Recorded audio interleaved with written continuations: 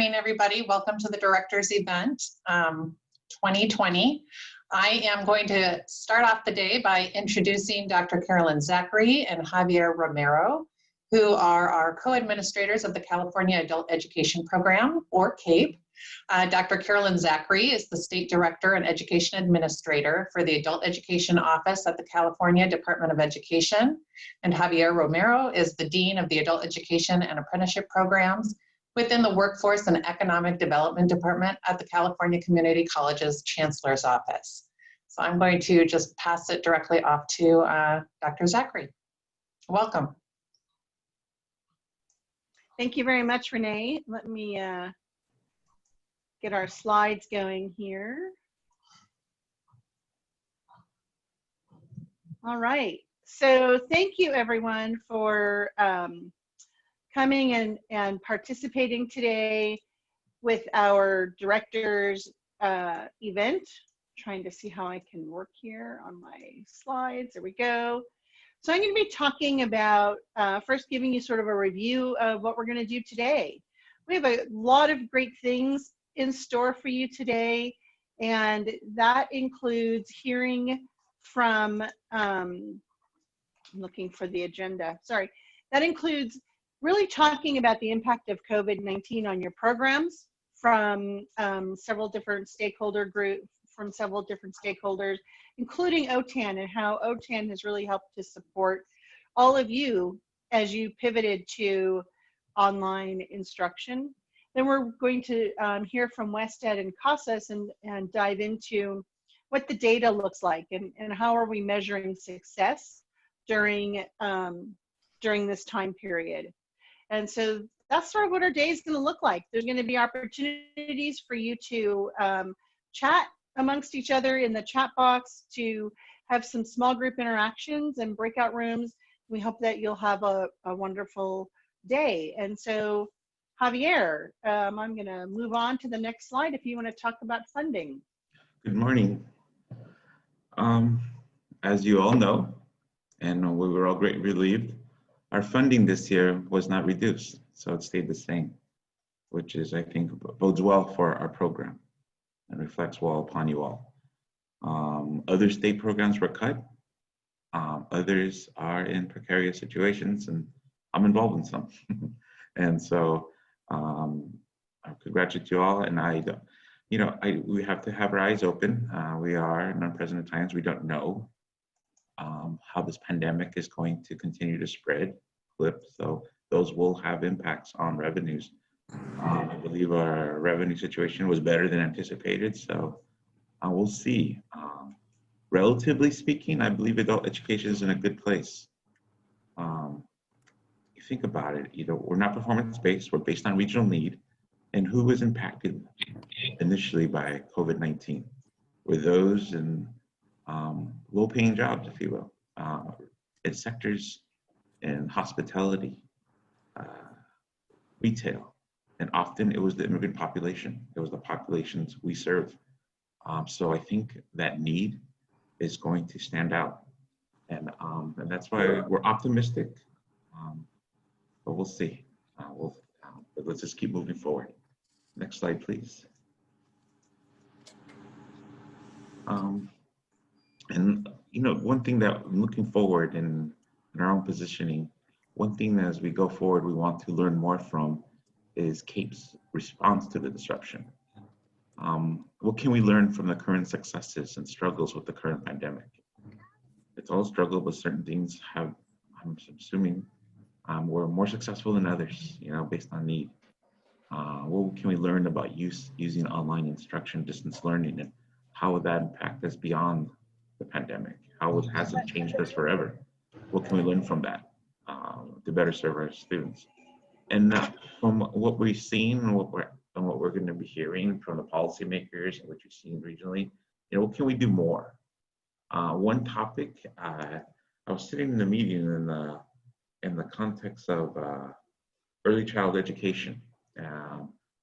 CDE actually received a preliminary grant, and now that the grant moving forward is Health and Human Services. And one of the topics was early child education working with parents. And our program came to mind. You know, one of our program areas is for adults, helping students succeed academically in elementary and what have you. So that's something that we're going to continue to watch and see what's happening in our program. So these are things that we're looking forward to, and Carolyn actually has some data about the response thus far. Yeah, thanks, Javier.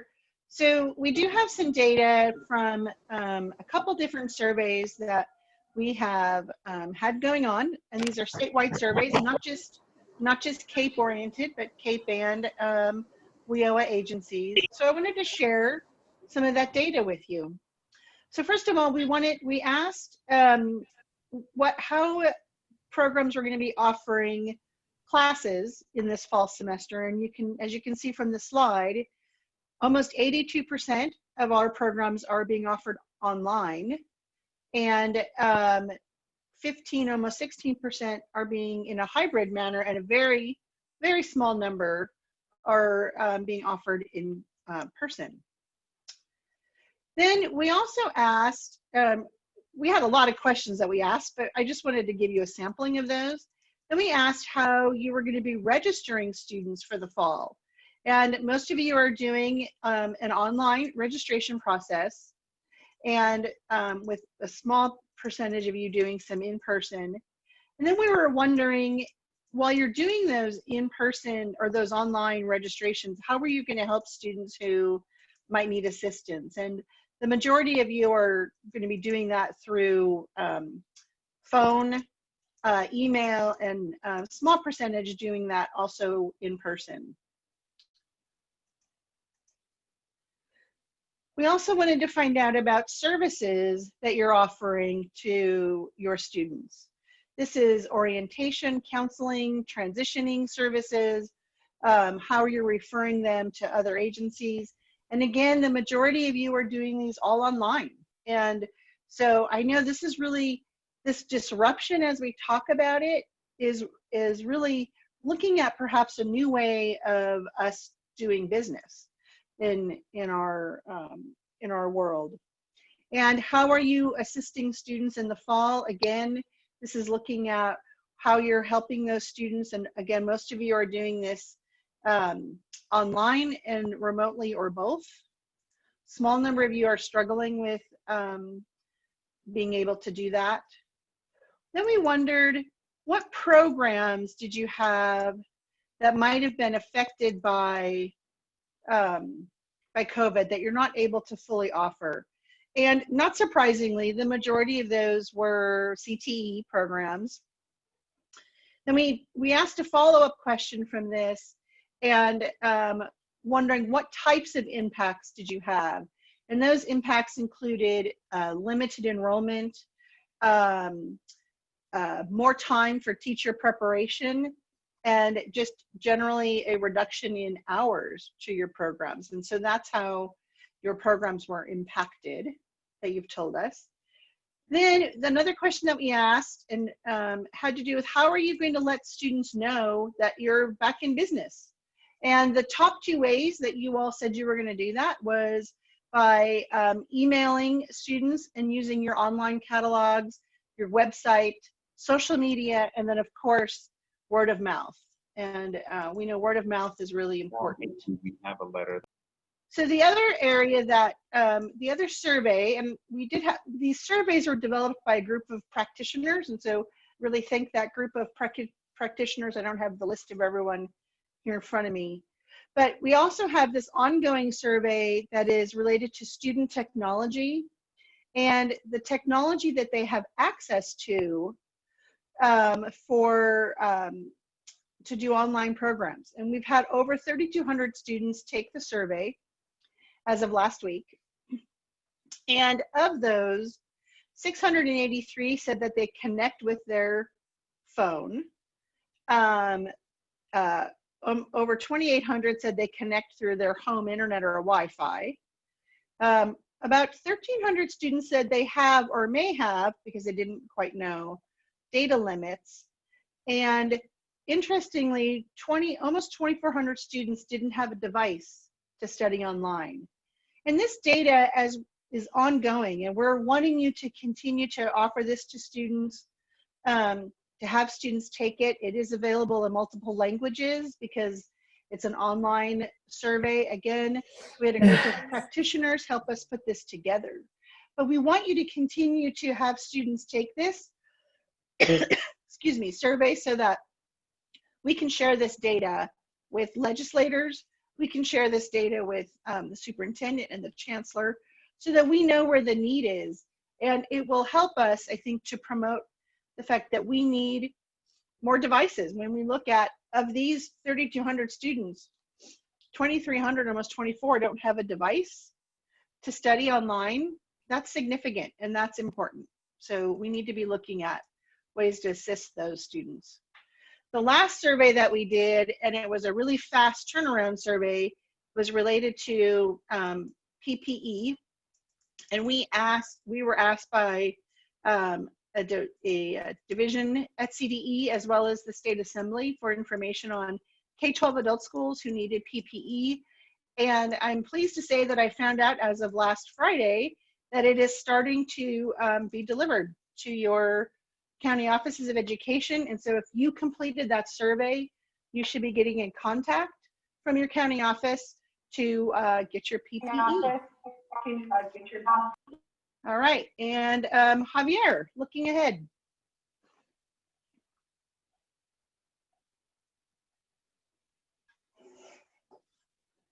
Javier?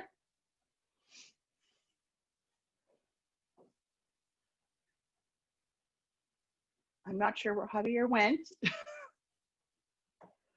So I'll go till he jumps in. So Javier, just talk over me when you come back in. So now we're going to start looking ahead, start looking at the next 3-year planning cycle, and looking at what that's going to entail, and perhaps some potential policies such as looking at performance goals, better data collection and benchmarking, using the data that we have, and how do we improve what we're doing out in the field with collecting data and looking at what's working and what's not working. Also looking at our CTE industry sectors and clusters, and how are all of you partnering at your local level to ensure that your students are involved in career pathways that are leading to jobs, and then also looking at some co-enrollment strategies.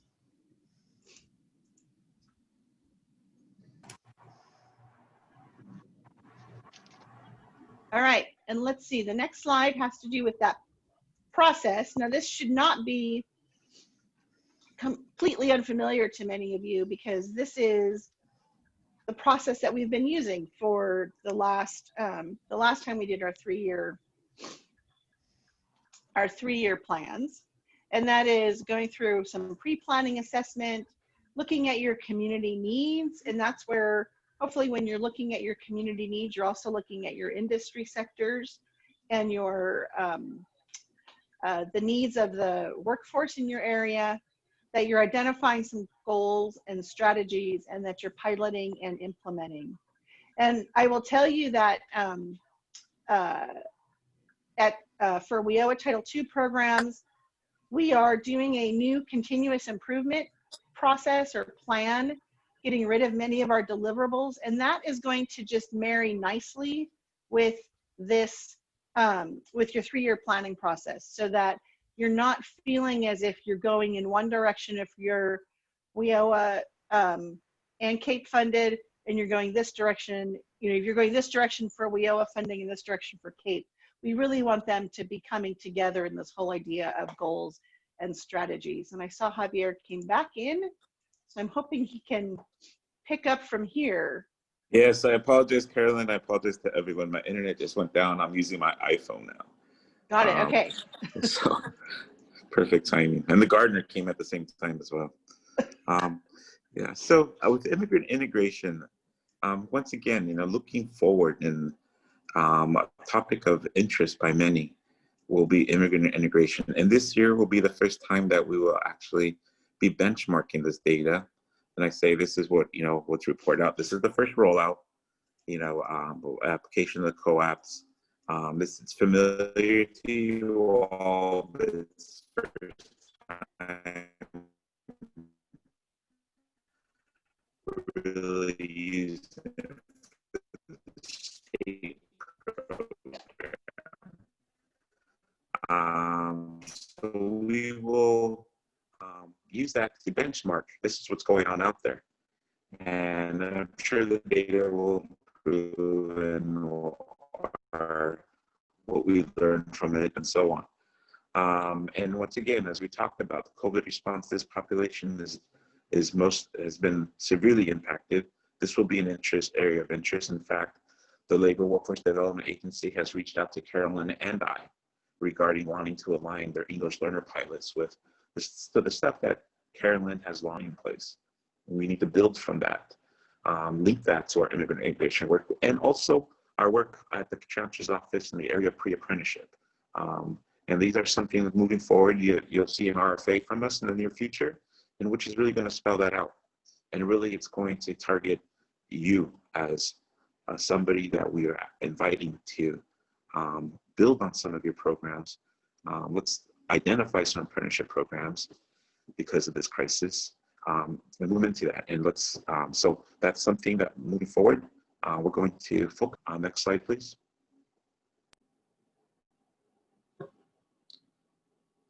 Next slide, Carolyn. I don't see. I don't know what happened to my screen.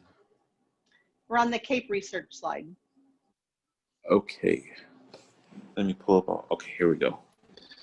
And to do this, and this is something really, Neil's been leading the way as identifying individuals that could help us and really identify the emerging topics. And one of the things, as always, we believe the innovation is already occurring. We just need to identify it and what are already some of these points. So we'll be attempting to identify models of practices and experts in those areas to try to create a situation in which we're learning from your peers and we're learning from what works. When the topic comes up, we could actually identify case and points.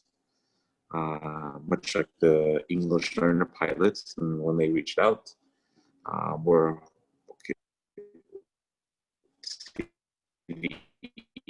ourselves, and we're both compiling information for them to see.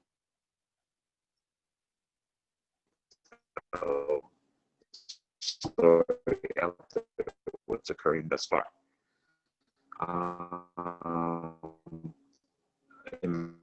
Good integration, we're going to look at that further, what's working out there. Like I said, we'll have data for the first time, and then also we'll look at what works. And there's already been done some research out there.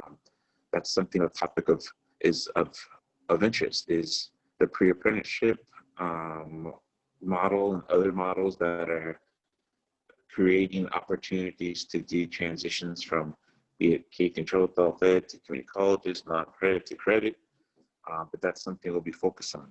And what we've learned from IET so far, contextualized instructions, dual enrollment, and new policy. So these are some of the areas we will be delving into and learning and seeing what are some of the things that we should put emphasis on. Next slide. And it sounds like I'm breaking up. So this is the CAEP community of practice? With the research, yes, the CAEP community of practice. This is something that we'll be looking to become more intentional about and cultivating peer-to-peer learning, leverage the expertise you all have, identify those out, when we have an issue occur in one region, let them know about another region that's handled it and how do they handle it. Basically, it's going to be based on available resources, regional idiosyncrasies. However, there's principles and lessons to be learned that could be shared. We'll include regional experts, use TAP to connect field needs as they have been, but now hopefully create a network of experts in which become part of the discussion. And Carolyn and team have already started moving towards seeing how we could better align WIOA 2 with CAEP. You guys are already doing it in the field, yeah, but also, like we said, be more intentional about it.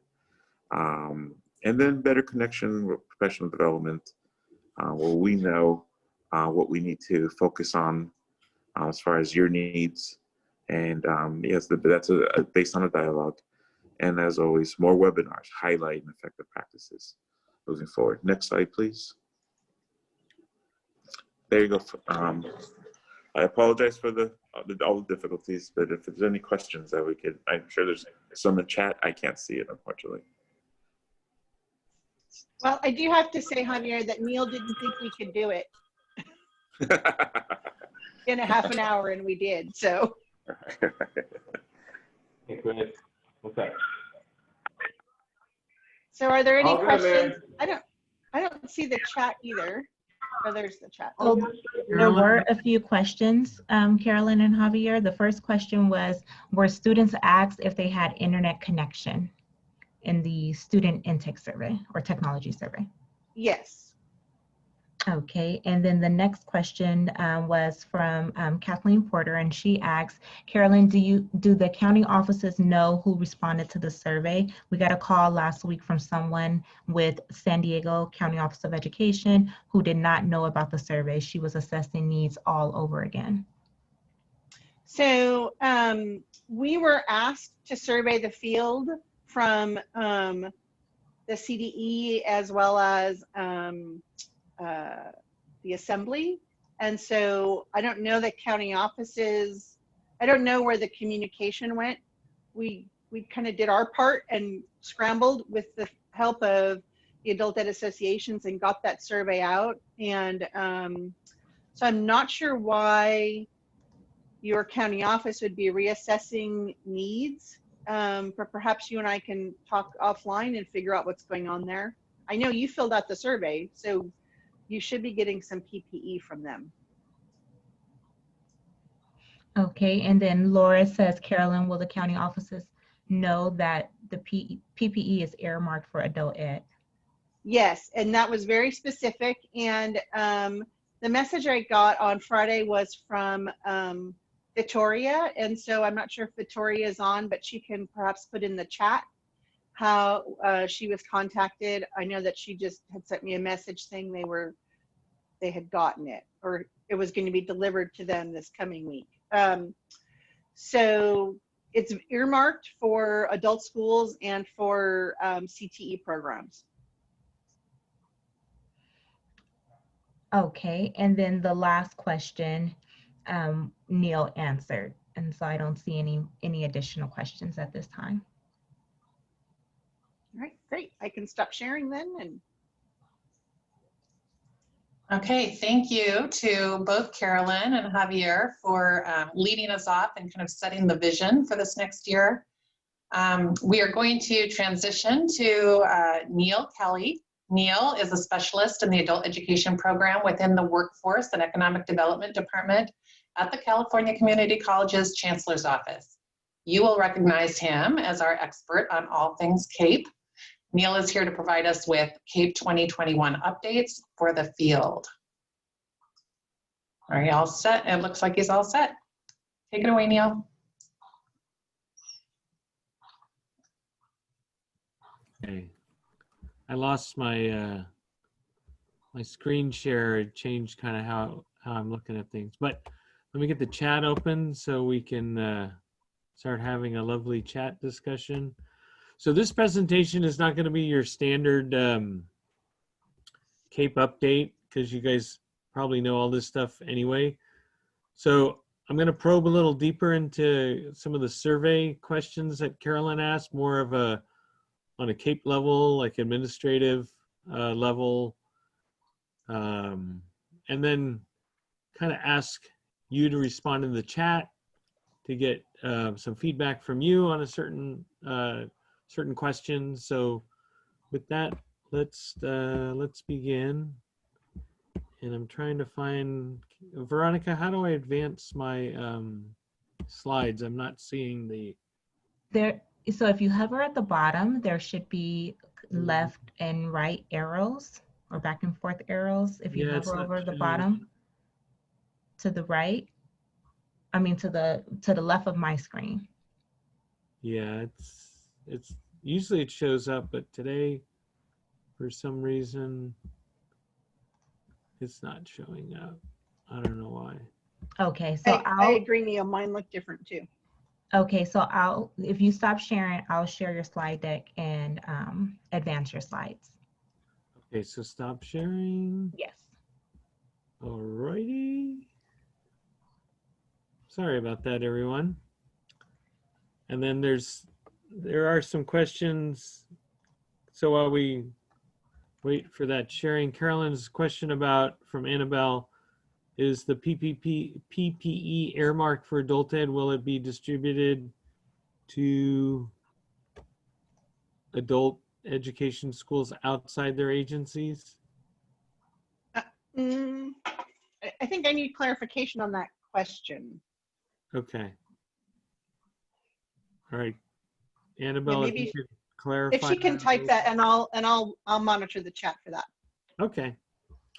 All right. So we're going to talk about today. We're going to talk about enrollments, funding, deliverables or requirements, student needs. We'll talk about the data, professional development, planning, model practices. But this is all going to be getting feedback from you.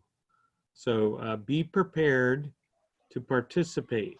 So if you've been multitasking while Carolyn and Javier have been talking, if you're washing the car or taking the dog for a walk, get prepared for, we need your feedback. So stop doing all those things if you were. All right, next slide, please. All right, first participating poll here.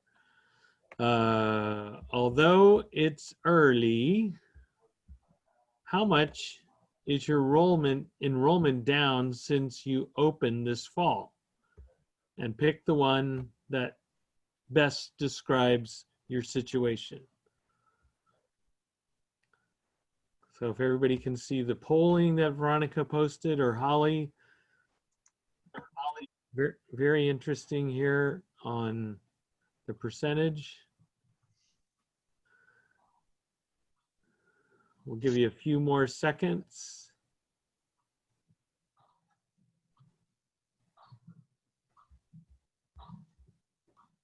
And if you're in between the percentages, just pick the closest one, rounding up or down, whatever floats your boat. Okay. So looking at the data, I think the majority, over 80% are 25% down, 25% or more, 35% are down 50% or more, which is kind of what we've been hearing, but it is still a big blow to our program. But we understand that, it wasn't going to be easy. So the data that we had from last year, we were down about, 10 to 15% in the preliminary data that we saw for 1920. So we expected it to be down the beginning of 2021. So, all right. So Veronica or Holly are going to share the results. Everybody get a look at that. And can everybody see the poll there? So we're going to move on to the next question. All right, and then I'm gonna, so this is a chat question. So if students are staying away, type in the chat, why are they staying away?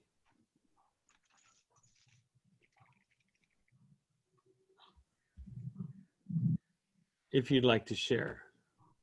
So feel free to type in the chat.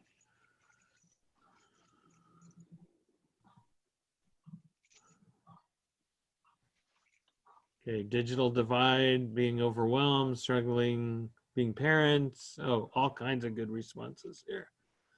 Probably not going to go through all of them, but we are going to capture and review these. This is really good feedback. And as usual, you can always save the chat in the bottom right-hand corner, clicking on the 3 dots there. It'll save the chat to your own computer files. I plan to do that at the end of my presentation so I can capture all your input there. Okay. We'll wait for just a couple of more responses. I think we got tons of responses. This will really inform the state level of what people are going through at the regional and district level. Okay. Thank you so much for sharing. And if you want to, you can read through those responses on your own time. So here's another poll. So pencils down. In your program, which CAEP program is most affected by the current pandemic? So I'm thinking I know the answer, but I want to ask you, we've heard anecdotally a certain program, people aren't showing up. And then we've heard anecdotally another program is difficult to offer online because it's hands-on. So let's see what we get.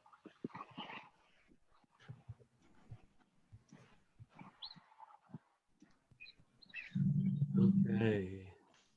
So far, ESL is way out in front. Initially, we thought CTE, but we've been hearing our ESL students are not showing up. So that's interesting. And it's kind of being confirmed by what you're telling us right now.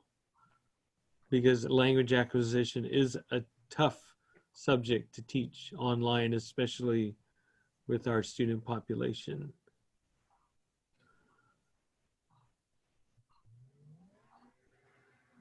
Okay. We've got 74% of the votes in. We'll give you just a couple of minutes. Maybe not even a minute, maybe 10 seconds to vote. All right. We've pretty much got a good idea. Okay, do we want to publish these results? All right. So ESL 55%, CTE 32%, and then to a lesser extent, ABE, ASE, and adults with disabilities. So thank you for sharing once again. And we will go to the next slide. So here's the chat response. So get ready. You're going to have to think. So with the funding, it's based on need. Those need categories you're very familiar with. Unemployment, which is now pretty much double You're wrong. the census data that we used. Limited English proficient, low literacy, no high school diploma, high school equivalency, poverty. We don't require payment points. So it's all based on need. You're getting this funding because we know there's a need in your region. So what keeps you up at night in regards to funding? You can put that in the chat. What are your issues with the funding? You can say not enough, but we all know that. But if there's other things that are problematic with the funding related to CAEP,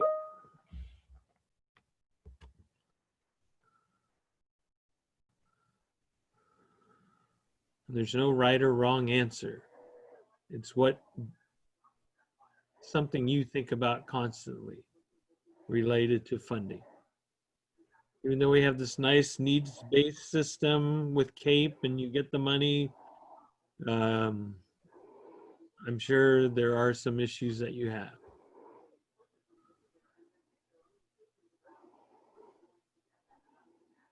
Okay, people are talking about cuts, unknown impact, effectiveness of district level oversight, return on investment, a lot of things that people worry about. Able to use funding to help students, housing, food, and childcare, drop in enrollment, short term, wanting to do the best for the students. A lot of good responses here.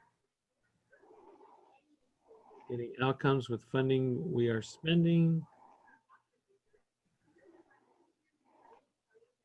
All right. This is going to be the most in-depth chat that I'm going to read through, I think, in all our webinars. A lot of good information being shared here. And you all have access to this as well. Okay, just maybe 10 more seconds on that. If you have any last thoughts, jot them in the chat. Pressure in districts giving challenge with future fiscal situations, spending restrictions.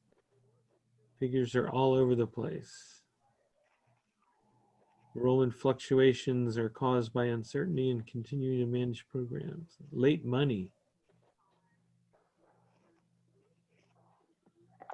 Make it look like we are not spending. Need for additional programs. Okay. Let's move on to, let's wrap up there. Pencils up. Next slide, please. Okay, here's a poll. What are the most critical support services, ranking 1 being the most important? And I don't know if, Veronica, were you able to make this a ranking one? Or is this No, just pick the most? Zoom does not allow ranking. Okay. So it's just the most critical. So pick the most critical. So you can't rank them. You have to choose between one of the 6. Because I know in the survey, a lot of these were listed, but we didn't know which one was the most critical.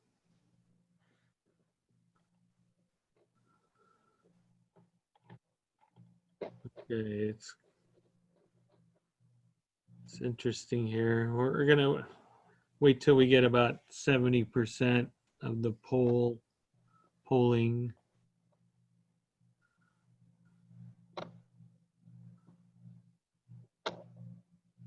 And somebody said, which wasn't listed, actually access to technology would be number 1.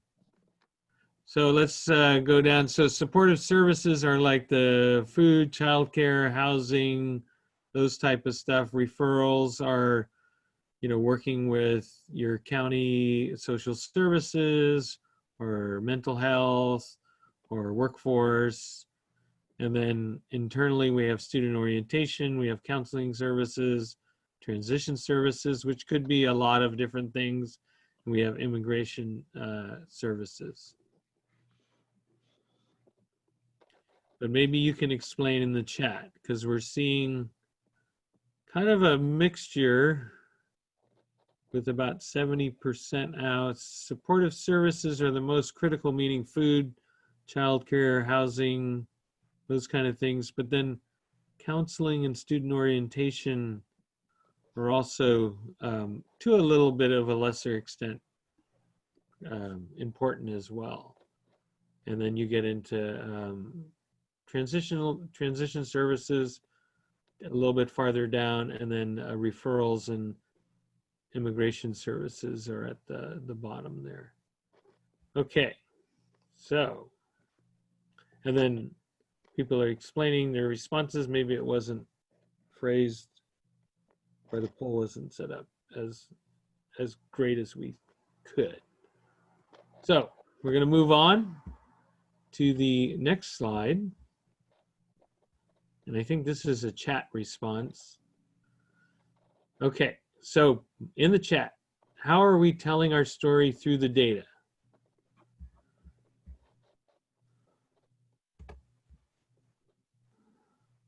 Got to switch gears here. We're going to talk about data. So Greg says through retention. That's how we're telling our story. How else are you telling your story? I like the one-word answers.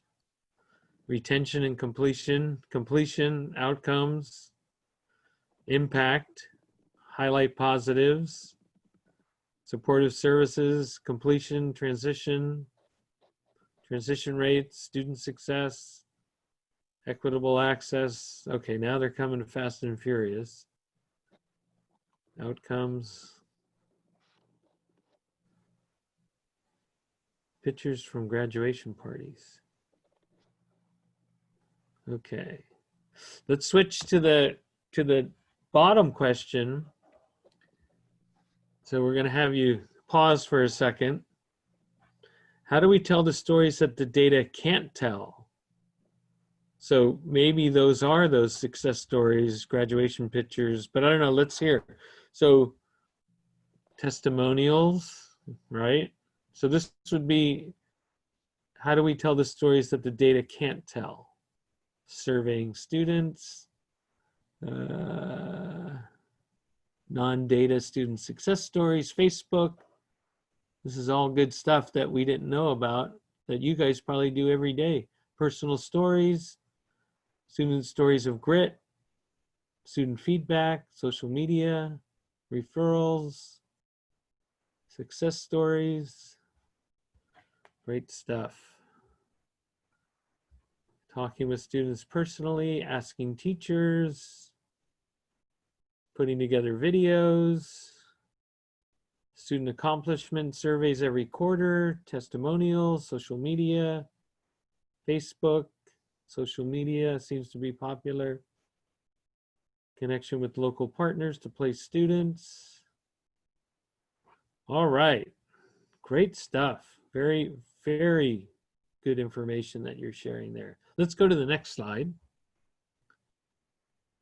And professional development. This is a chat response again. What PD or technical assistance is working well right now? So you're gonna have to switch gears here. OTAN, J. So that's like Elvis, right? J is our Elvis. First name only. Webinars are great. Okay, OTAN and J, local PD. Okay. Great. Okay, so switching gears, what are your continuing PD or technical assistance needs? So we know, things are working well from your responses, but what do you need going forward? What are some things that you could use? Okay, online teaching, online course design, social emotional training, online teaching, equity in online teaching, virtual learning, virtual student engagement, tech training for students, more resources for online course design, best practices, online teaching cert, state-aligned and industry-recognized platform, devices, co-enrollment strategies, social emotional for teachers, staff, troubleshooting tech, video models, better internet, self-student care, updated tech, ongoing tech support. All right. Online courses, time to develop our stories, student engagement, adult-ed credential training, best practices on finding out why students leave programs.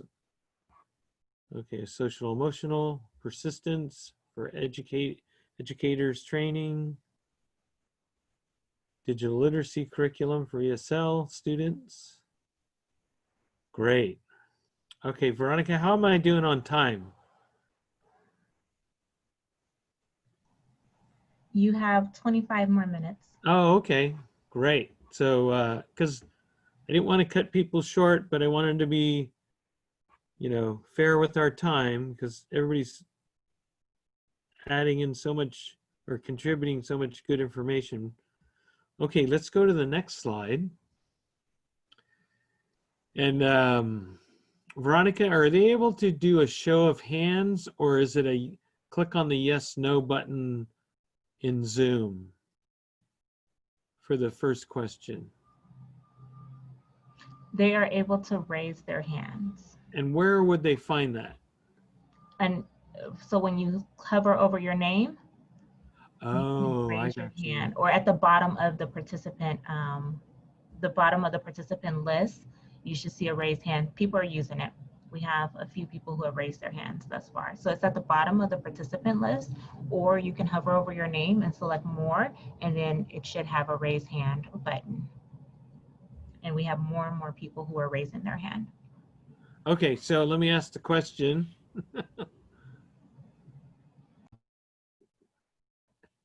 Are you ready to start working on a new 3-year plan? So raise your hands if you're ready. Let's see. So we got like 152 people here, and we're seeing we're seeing some hands. Carolyn, are you ready? Just kidding. Am I ready for what? To raise your hand for the 3-year plan. Oh, sure, I can do that. Okay, let's see. Some people are not ready. I don't know, Veronica, is there a way we can quantify these numbers, or is it difficult? No, you can't quantify unless I count individually, but I would say if I have to estimate, I would say probably maybe 10 to 15% may have raised their hands, and then we have quite a few no's or not quite in the chat. Uh-huh. So, but a majority of people have not responded. Okay, so you're either indifferent or you haven't figured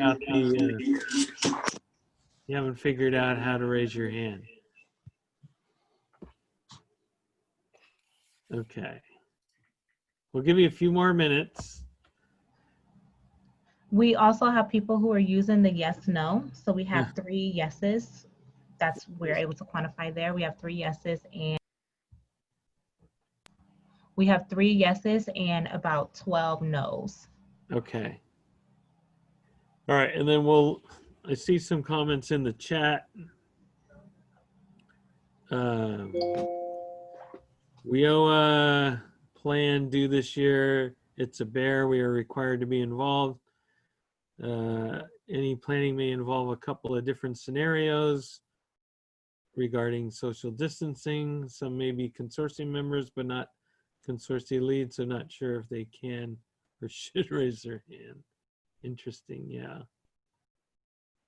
I'd like to see the 21-22 budget before planning again. Nice suggestion there, Crystal. Stumbling block to planning. Unclear about actual effects. Okay, let's move into the next question. If we ask consortium and their members to set goals and targets for the next 3-year plan, where do you foresee some stumbling blocks in goal setting and target setting? Okay, we're barely into our first year of current planning and our future is unclear. So if we did roll out guidance, it wouldn't be until next year, but you would need at least a year to start the planning process, because the 3-year plans are going to be due in June of 2022. So if we roll out guidance in the spring of 2021 to give you a year head start, June 2022 will be on you before you know it. So I know you're just starting into year 2 of your 3-year plan, but before you know it, you'll be into year 3, and you've got to give yourself a year's head start, to get going on that. So let's see. So a lot of people with the uncertainties, it's tough to plan when things are happening, but people are saying, yes, roll out guidelines in the spring. A new version of the self-assessment toolkit could be good. Let's see. There's more response. I missed some of the responses above, sorry. I agree, planning. Oh, I was reading some. I'll wait till you guys go through it. So let's see. Spring of 2021 to start. Oh, let's see. I was trying to get Beth's comment in there. Okay. All right. So if we roll out the guidance in the spring, at least we'll have the governor's proposed budget in January, which is just about 3 months away.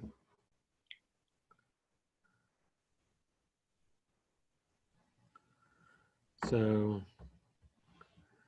pandemic amendment. That's interesting.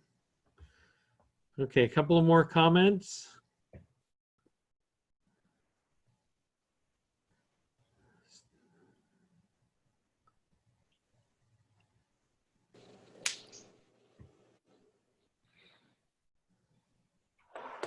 Well, I see a pandemic addendum to the current 3-year plan.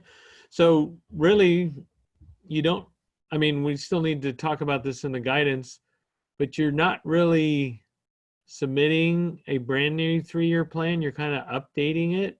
What you're submitting will be the goals and targets. So you won't have to do a 200-page 3-year plan. I mean, you can do that if you want to, but that's at the local level. What we'll be asking for at the state, and we still need to talk about this, is, what are your goals? What are your targets in the next 3-year phase cycle?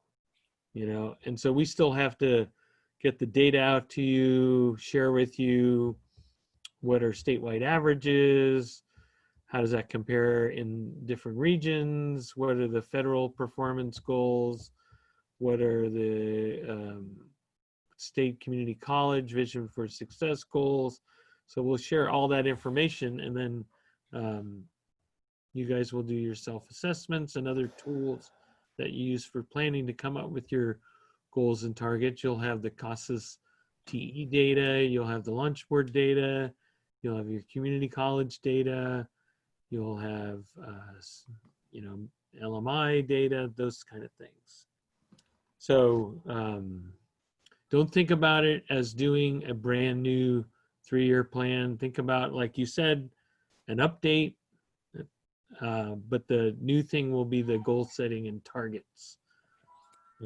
Targets will depend if students are able to come back. Okay. So that's the kind of thing we're going to have to use that planning year to figure out. What does the landscape look like? What are we gearing up for? There's no right or wrong answer in goal setting and targets. We're not going to say, oh, your targets are bad, or we will give you whatever data we have, whether it's survey data, whether it's the last 3 years data. I know it's difficult in a pandemic to kind of plan based on that last 3 years. Our 1920 data should be kind of an indicator, because we did take a close to a 15% drop. And so we can speculate on what that means, but your region and your district as far as your school or your programs. So we'll begin talking about this now, figuring out how do we provide the technical assistance to discuss goal setting, where do we display that information about goal setting and the data, what does that look like?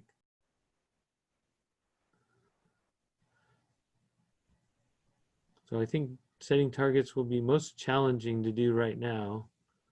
Okay. So moving on to the next question, I have just about 15 minutes, so I don't want to leave any of the slides out. So next slide, please.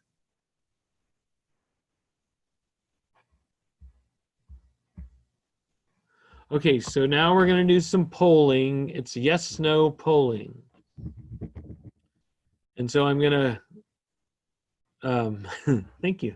I'm going to run through a series of innovative practices, and you're going to tell me yes or no if you're using that currently.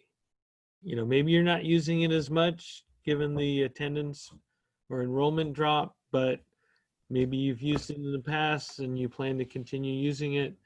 But we just want to see kind of in the field which innovative practices are percolating more than others. So next slide, please. The first one is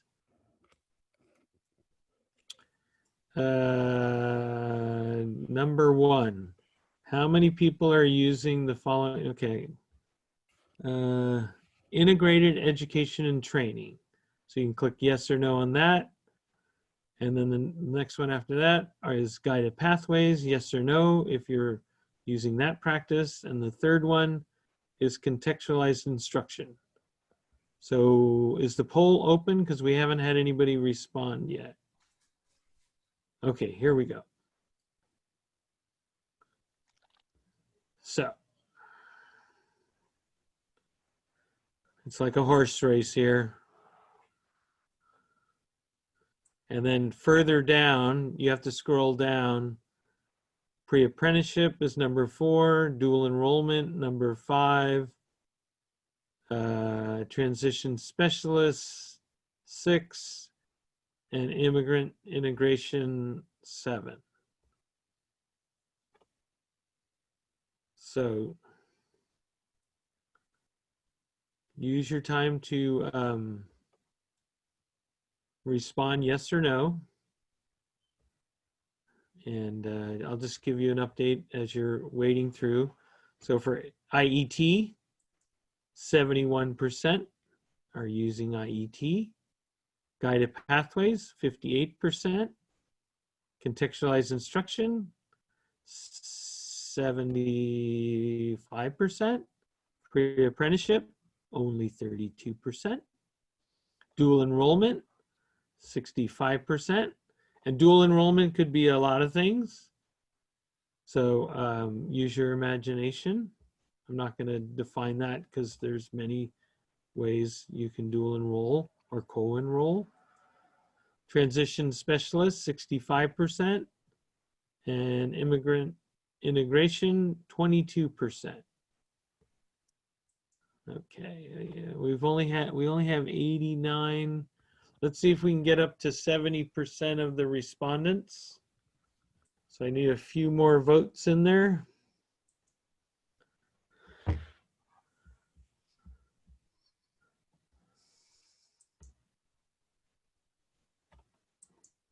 All right.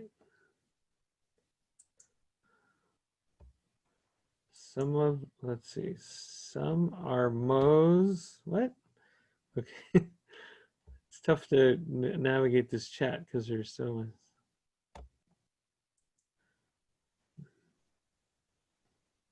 No's, not Mo's. I like Mo's. Okay. That's funny. All right, what are we at? 64%. Let's see if we can reach our target.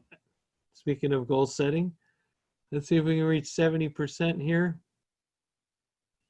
And then you won't have to hear me that much anymore. So that's a good incentive.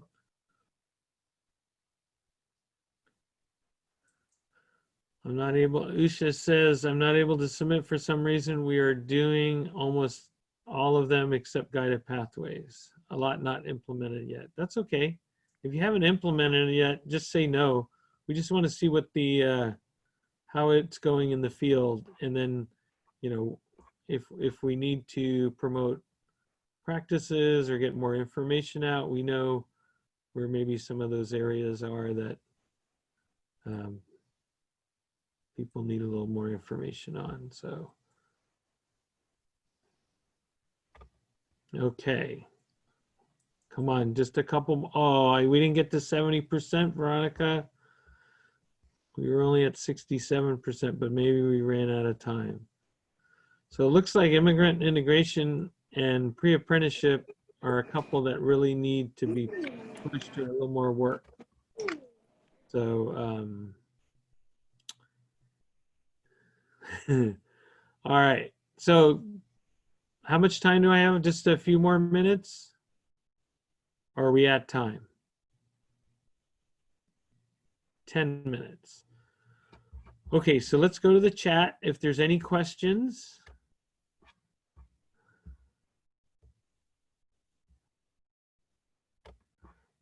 We have the wrap up here. I'll monitor the chat now to see. Okay. If you have any questions or follow up, I'm going to actually click on the 3 dots in the bottom right-hand corner and save my chat. So if you want to do that, you can do that now as well, because a lot of good information to go through. Alan says, are there incentives for pre-apprenticeship? Well, if you got one of the pre-apprenticeship or the apprenticeship grants, there's really no pre-apprenticeship incentives right now. I don't know if Javier's still on the line, if he wants to talk about kind of the future of pre-apprenticeship and how we're planning or trying to incentivize it. If Javier is available. Hear me? Yeah, Can you're you hear good. me, Neil? Yeah. Okay. Yeah, so basically for pre-apprenticeship, we provide seed funding for grants. I mean, we hope to see that the incentive is the outcome. So we believe it's a good strategy. Granted, there's a lot of things that have to be in place for it to work. But should you have those, the partnerships, the employer, the apprenticeship program to link to, then the outcome's there. So yeah, there is no set aside for to maintain it thereafter. It would be something we'd seed, it would work. Hopefully there'd be leverage funding that sustains it thereafter. I mean, that is the model. Thank you so much, Javier. Let's see, another question. Frank says, make sure you are keeping tabs on the California Apprenticeship Initiative through the Chancellor's Office. And then Alan asks, what is seed funding? So seed funding is, I think Javier would describe it. I don't know, Javier, are you still on the phone? Yeah, basically it's funding to get it started. Yeah. So maybe, you know, to do an application, you would have some preliminary agreements and some need that you can identify. The partnerships are there and said, with this funding, we could get this going. So it's startup. Okay. And let's see, the Rethink Adult Ed Challenge is a $750,000 grant. Let's see, my chat. Oh, shoot. Okay, lost my chat there. Let me get back to it.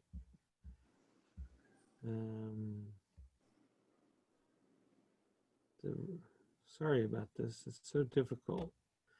The U.S. Department of Education invites adult ed programs to design programs that better learners for apprenticeship and beyond. So that was in the newsletter. Thank you, Angela. That was in the newsletter last week. So we advertised that. So that's another opportunity that you can apply for that grant. Greg adds $750,000 challenge, advanced pre-apprenticeship, open to adult ed funded agencies. Well, AFLA, is it only WIOA 2? I would imagine. If anybody has any information on that.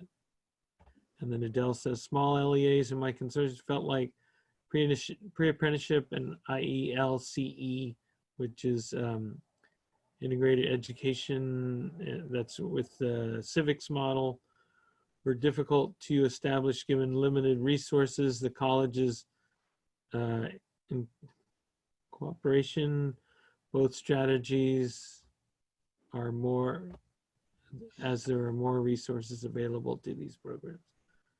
Okay, and Frank adds, we received a $500,000 grant 3 years ago to start his pre-apprenticeship and apprenticeship program. How can an agency apply for the seed funding? Is it only community colleges or K-12 can apply for the seed funding? All right, Javier, seed funding, is the application process going to change, or is it the same application process when that The process will be the same. There'll be an RFA that goes out, and yes, the K-12 adult eggs would be eligible. It's $98, so LEAs and districts can apply. And hopefully we get the RFA out probably sometime in November. But I must admit, it's difficult getting RFAs out the door.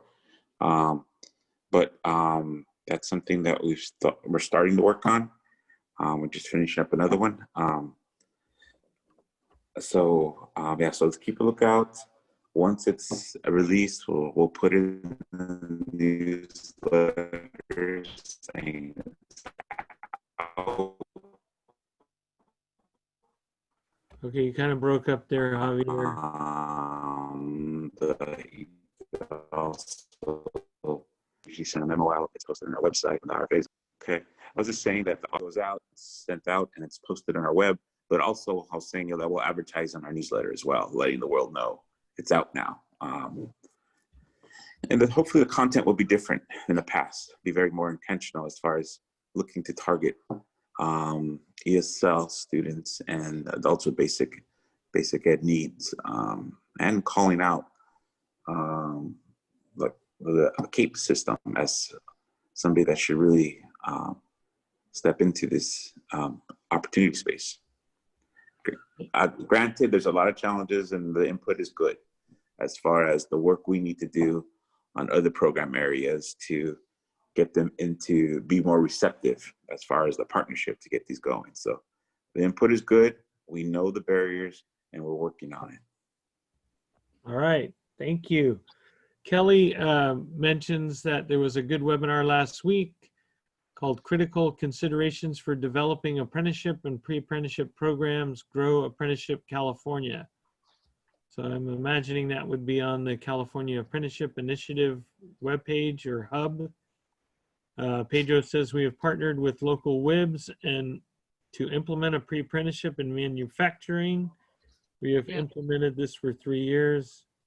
It's labor intensive. Post-metric fold into apprentice entry-level jobs. And then, let's see. Serena says part of the way we were able to focus on students first is determining the most important deliverables for our staff in order to shift systems and be successful. Are there any deliverables at the state or federal level that will be delayed, postponed, or canceled to ensure we all have sustained capacity to meet the current needs?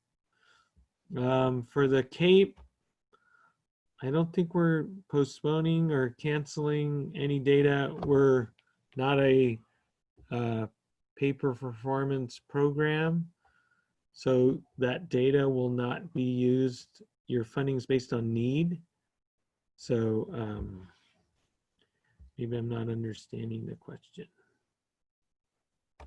Okay, and let's see, we're wrapping up here. Sophia posted something. Maybe that was the webinar. 2 minutes. Okay, so thank you, Sophia. And with that, I'm gonna relinquish my time back to Veronica. I appreciate all the information. I'm gonna save the chat one more time just because there was so much good information shared. So thanks again, and I'll turn it over to Veronica. Actually, I'm going to jump in. This is Renee Collins again, and I'm going. Thank you, Neil, so much for really soliciting all of that discussion from the field. You kept us engaged. You kept us working on a Monday morning. And it's good to be able to have those interactions with one another. We don't get them often enough. So we're going to transition next into some discussion about COVID-19 and its impact. And to lead us is OTAN, our Outreach and Technical Assistance Network. Presenting today are Netta Anasari, our Coordinator of Technology Projects, and Penny Pearson, our Distance Learning Projects Coordinator. So Penny or Netta, are you? I am ready to go. Ready to go? Okay. I am indeed. Good morning, everyone. As was just mentioned, I am a coordinator with Outreach and Technical Assistance Network, and also working with me today is Netta Anasari. She is also on the line. And we're just going to have a discussion here for the next 45 minutes and really looking to provide you and the field and an opportunity to talk about your successes. And I know all of you have already shared quite a bit, and it's fascinating to see the chat. I'm like Neil, I'm saving the chat because there's such great stuff in there. But this next 45 minutes is really meant to be a time for us to really talk about how we have found some of those, what I'm calling silver linings. And I know this has been a very rough time, and we have lots of concerns, but we're really looking at trying to find out what has proven successful. So there's a couple of things I want to do in the beginning here. And first is kind of this high view. I call it the big high world view. And there's a couple of links here in the presentation, and I know that Veronica has posted in the chat the folder where these presentations can be found. So there are some very high-level research projects about the impact of COVID on adult education in particular. And there are the links here from these different organizations, Open Door Collective, EdTech Center, Pro Literacy. They all group together to create a very detailed report. There's slide decks available if you want to look at how they were presenting this online. We'll be hearing more about those as we move along today. And then there's also another report here for the whole response to emergency remote teaching and learning. And I know I've heard from several practitioners about, really having to, 1 week we had to turn things around. And I admire that about all of us, is that adult education is very flexible. So I'm going to move on to some of the same data pieces that Carolyn had looked at.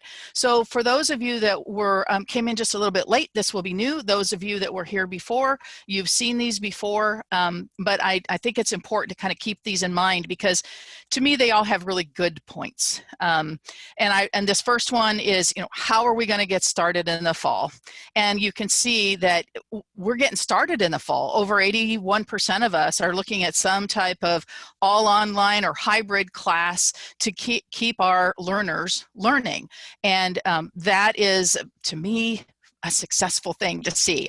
I see a very small sliver of no classes at all, and even some traditional classes where we're still offering them in person. So the registration piece, this is something too that has been a challenge, and it's very heartening to see that there are those in our agencies that are already working on providing a way and a mechanism to provide online capabilities for registering, but also still providing that face-to-face option. And I'm sure we can hear more about those as we move forward here, because I'm going to introduce a couple of folks here in a few minutes that will tell their stories about some of their successful practices, both in this way and in some of the others that we're looking at.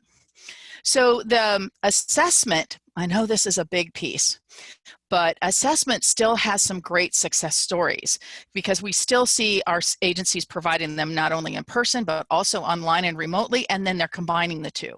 We've seen some wonderful pieces out of CASAS about agencies finding creative ways to do these types of assessments in order to keep their students in a persistence mode, coming back into the classroom, into the remote learning space in order to keep working. And that's what we want, because we want to see our students meet their goals, no matter if we have a pandemic or not.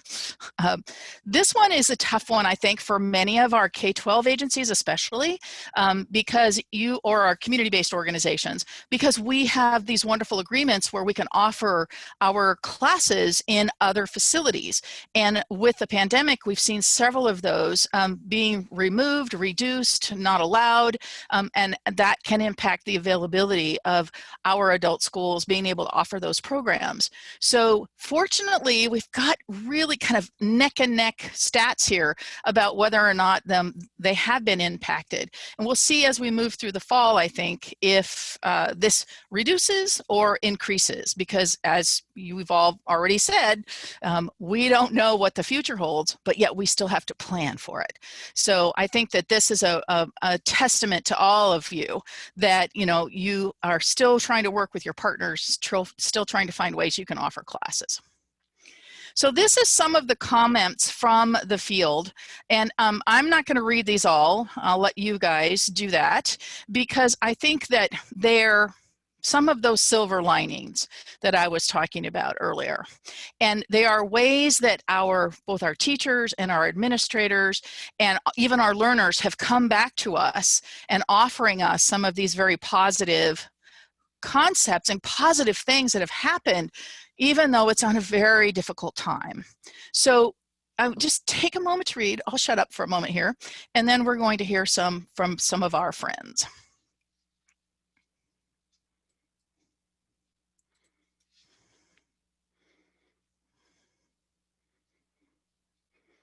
And I hope that you recognize yourselves in some of these comments. Okay. So now I was able to ask, both Ned and I were out soliciting some of our adult ed partners out here, and I'm going to ask Paige Endo from Mount Diablo to talk a little bit about some of her successes in the field at her agency. So I see Paige is online. Paige, I will navigate the slides for you. So whenever you're ready to go, you may begin. All right, thanks, and hello everyone. Not surprisingly, our first response was, what, no in-person classes? And so we really appreciated and feel like a success that we benefited from was actually the state success with OTAN being quick to jump on and offer lots of resources. And of course, our teachers were accessing resources on the internet right and left and connecting with other folks. Some of our teachers work with other agencies as well. So there was a lot of resourcefulness going on right away. And a couple of our programs were already using Canvas. So for them, for example, our CTE program and our high school program, they just made a smooth transition and took everything online through Canvas. So for them, that was a fairly smooth success. And then we had some programs that were like, oh, no, you know, adults with disabilities, no, we can't do that online. Preschool, AKA school readiness classes, no, we don't want to do that. Court-ordered parenting classes, no. Low-level ESL classes, no. And yet, very quickly, we went from no way to over 40 classes a week online for our adults with disabilities. And we've got 3 programs in our adults with disabilities department. We have an acquired brain injury program, a developmental disability program called Life Skills, and then we have a high functioning autism or Asperger's program. That group was very happy to go online, and we quickly learned too that we had to create norms for the classrooms because they were very comfortable, too comfortable online. So I can say that so that was how we responded in the spring, and then we planned for in the fall. So we have all of these classes running now. We've got our school readiness classes going via Zoom for our 3 to 5-year-olds and their parents, and this is in 2 programs. We have our ESL Family Literacy Program, which is partially funded by our First 5 Contra Costa grant, and then we also have our Parent Education Co-op program, which is funded by LCFF. And we moved all of our face-to-face registration process to all online for all of our ESL students. And so we have all levels in classes going on right now. We also increased our numbers in our early childhood education and intro to healthcare careers class, which was exciting for us. We still don't have huge numbers, but we have more than we did before. And we really believe that is a result of the changes that we implemented in registering students. So some of those things that we had to do during COVID are things we actually want to keep going forward. And all of our departments have found little nuggets and things that are really working well for students, including that reduction of barriers that was mentioned, you know, not worrying about childcare so much or transportation. It was a good reminder for me anyway, and I think for some of our coordinators too, of how important our teachers are, how much heart they have, and how they really rise to the occasion in support of their students. They just cared so much about their students and continuing to serve them, and they just really rose up to the challenge. And something that was very helpful for me personally was the messaging that we got from our school district. We've been increasingly been getting closer and closer with our K-12 school district over the last few years. And while we were all waiting for answers and for what to do and how to go forward, we got this clear message consistently over and over: connect and engage and support your students. And so I was able to pass that on to our coordinators, who then passed that on to their staff. We weren't behind, we were doing just fine, and we were doing the best that we could to connect, engage, and support. And I think that's all I've got. I'm sure there are many, many more successes. We have them too, but those are a few of our highlights. Thank you, Paige. I'm not sure if you can see the chat, but there's some comments there that I'd like you to be able to review. And if anyone has a particular question for Paige, we can ask them quickly, but we're going to be also moving on to some other, excuse me, some other successes. And then I'm going to break you guys out into different groups so you can also have an opportunity to talk amongst yourselves, because I think that we have a lot of successes that we need to celebrate. So it looks like we're ready to go on, I think. Paige, thank you so much for your time. And I'm sure you'll have more to contribute in the breakout rooms as well. So coming up next, I had talked to Corona Norco and Toibi Rudabayes, and I hope I did not butcher your name too badly, Toibi, but hopefully you're online and you can give us your perspective on some of the successes that you and your team have been able to enjoy throughout this terrible time of our pandemic. Toibi, are you online? Thank you. Yes, I am. There you go. Yes, I'd like to piggyback on what Paige just said, which is about connect, engage, and support. And our district and the very many fortunate events that happened for our district, which is, first of all, we were very fortunate to have a group of team leads who went to DLAC last year. So thank you, OTAN. And the year before, for 2 years, they've been preparing for technology distance learning. And so this came in very handy when COVID happened. And the second part is how our district has been very open and willing to support us and help us connect with our students and with the district. So to begin with, our district in July started talking about school opening and a safety plan. So the link that I have on the slide, if we click, we would see the school opening plan for adult ed.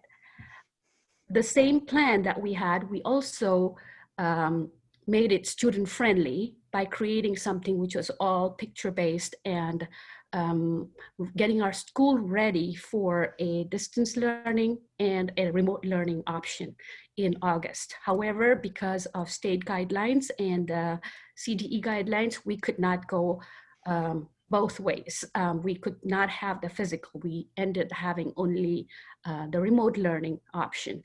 However, we made sure that we used that plan to test students on campus. So on the slides, you would see the steps we took to bring students on campus, setting up a temperature checking station, the ingress and the exit separated, all classrooms prepared for having students on board. And so we used that option to create testing centers on campus, bringing just 8 students in a classroom at a time. So when we started in August, we planned to have pre-test on campus. Next, click please. So this is the kind of setup we had planned for students. All our existing students were sent this little message with these so that they get comfortable to come to campus. Next click, please. One more. So the 3 things that really were big successes were we were able to also distribute devices to our students. And like Paige said, connecting was the most important. Just handing out a device was not enough. So what we did is we brought students on campus by scheduling appointments for students, and our tech team, the team that was trained by OTAN, made sure that these students learned how to use the devices and to connect to the districts and the school systems and the classrooms that were Google Classrooms or the Canvas classrooms that we already had. Next click, please.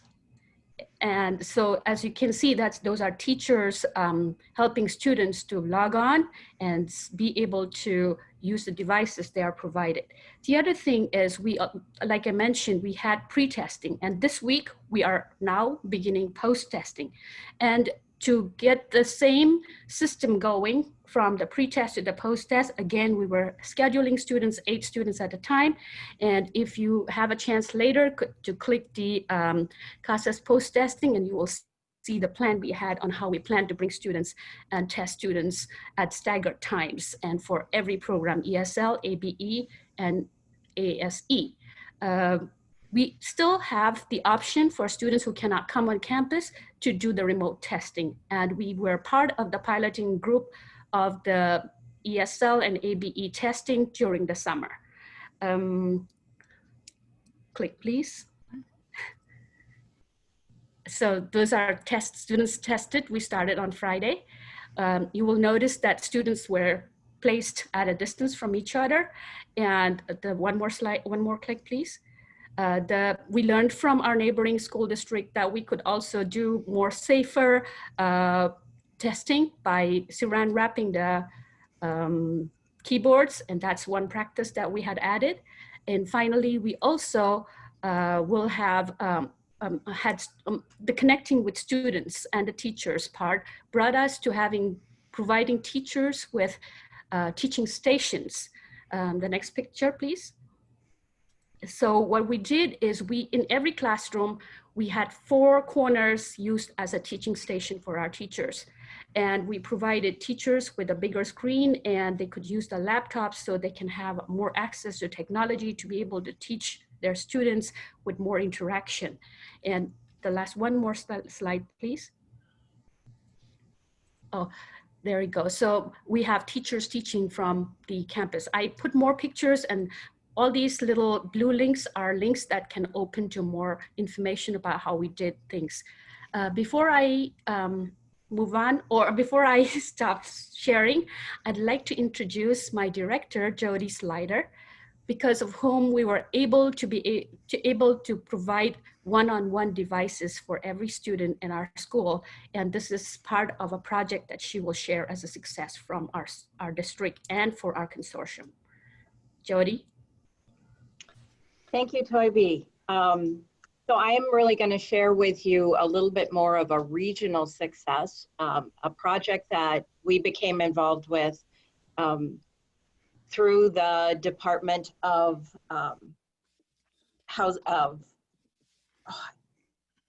Housing, Homeless Prevention, and Workforce Solutions, which is part of the Riverside Workforce Development Board in Riverside. So we were able to leverage $1 million of CARES Act funds that were released to the Riverside County adult schools that includes 3 of our consortium, not just the About Students Consortium, which I'm the director of, but also with the Southwest Consortium and Desert Consortium.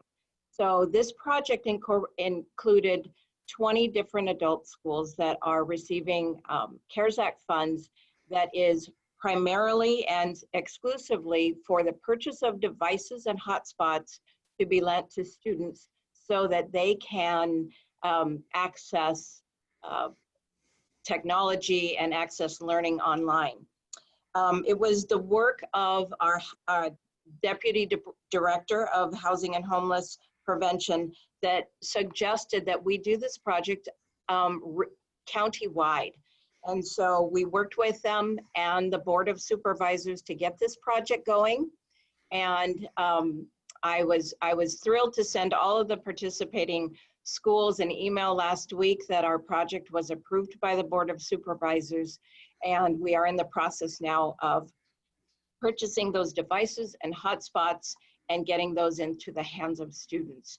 We know that this success isn't just a short-term success, but this is something that our students will be able to use even during the process of coming back to in-person learning and being able to utilize those devices during hybrid type learning environments, et cetera. So it was through the relationships that we were able to establish with the Workforce Development Board in Riverside and the Board of Supervisors that really helped us to leverage these funds for students and for these devices. We were able to come together, and it looks like we'll be purchasing over 2,700 devices and hotspots that will be distributed in the Riverside County to adult education students that that are enrolled in our adult schools. Wow. Thank you, Jody. Thank you, Toybi, Paige, everyone. Just a moment or two, if someone has a specific question for Paige, Toybi, or Jody about some of these successes that they've done, we can take a couple of minutes to do that. Otherwise, we can move on to some specific questions I have for the entire group. So I have one, Jody, if I don't see one that pops up here real quick, that I would like to ask you, and that's in regard to your device distribution program. Have you yet, or are you working on a means or way that those devices will be tracked or loaned, or how is that going to work, if you know yet? Well, basically a little bit. So let me answer the question by saying that the funds are being distributed to each participating school district that has the adult schools, and they will then implement their own processes for the loaning of the devices. So the funding doesn't come from, or doesn't purchase the devices and then distribute the devices, but it really distributes the funding that can be used for those purchases. Each participating school district will own those devices, of course, and they will implement their own processes and their own policies for distributing and lending those devices to adult education students. That is awesome. Thank you, Jody.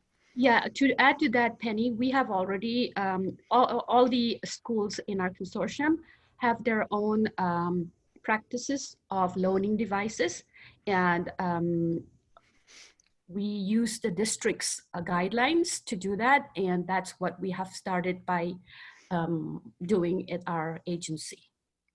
Gotcha.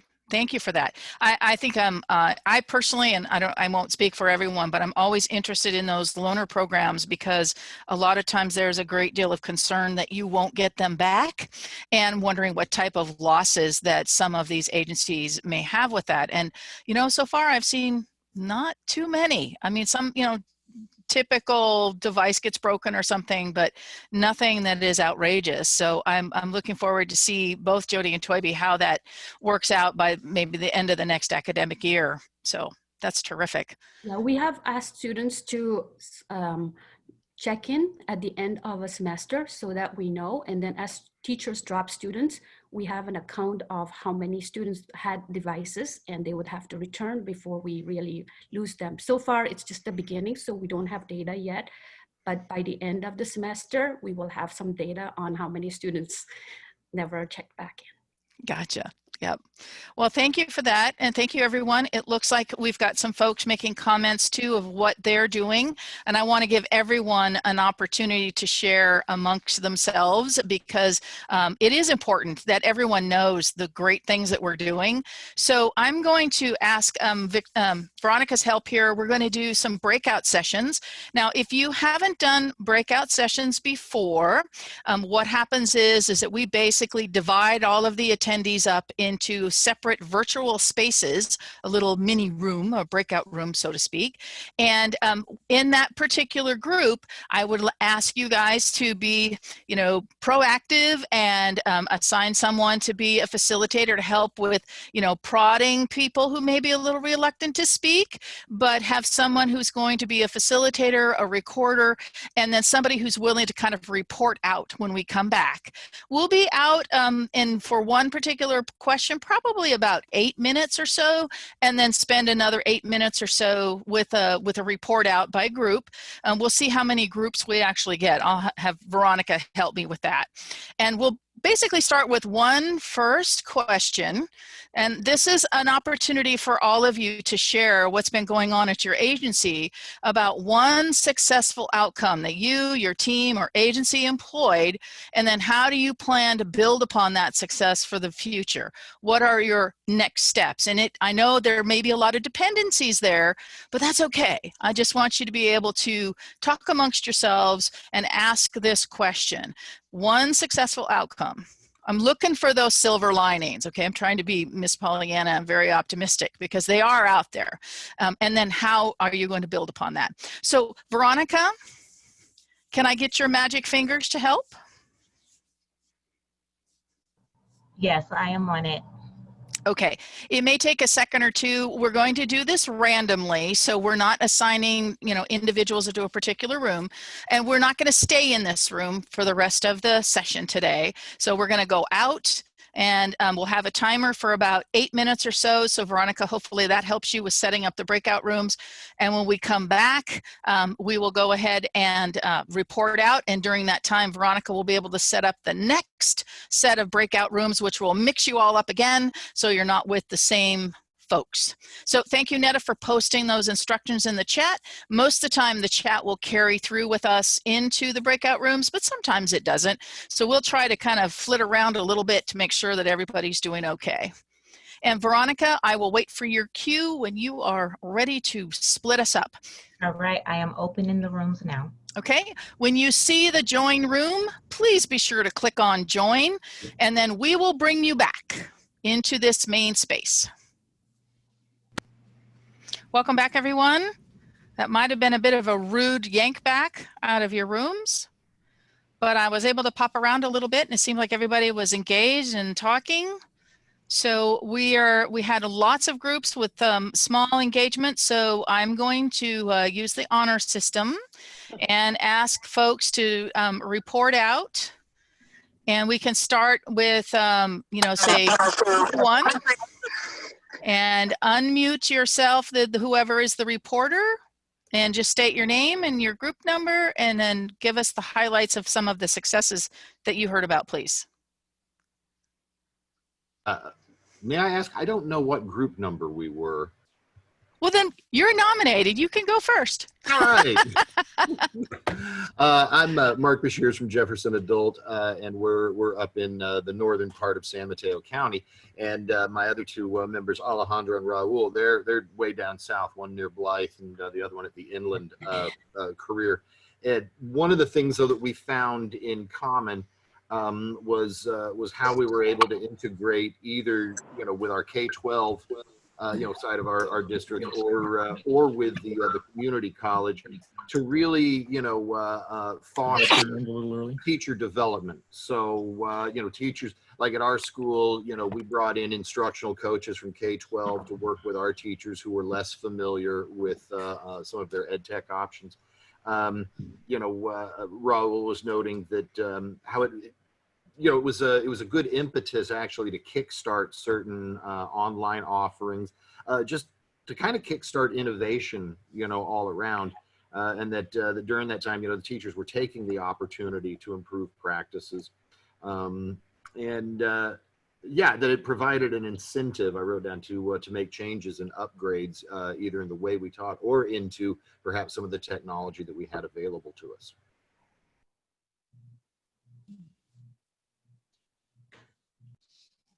I got muted there. Mark, thank you very much for the time. And Mark started off first because he didn't catch which room he was in. So do I have a representative from room 1 that can unmute and tell me about what their successes were talked about?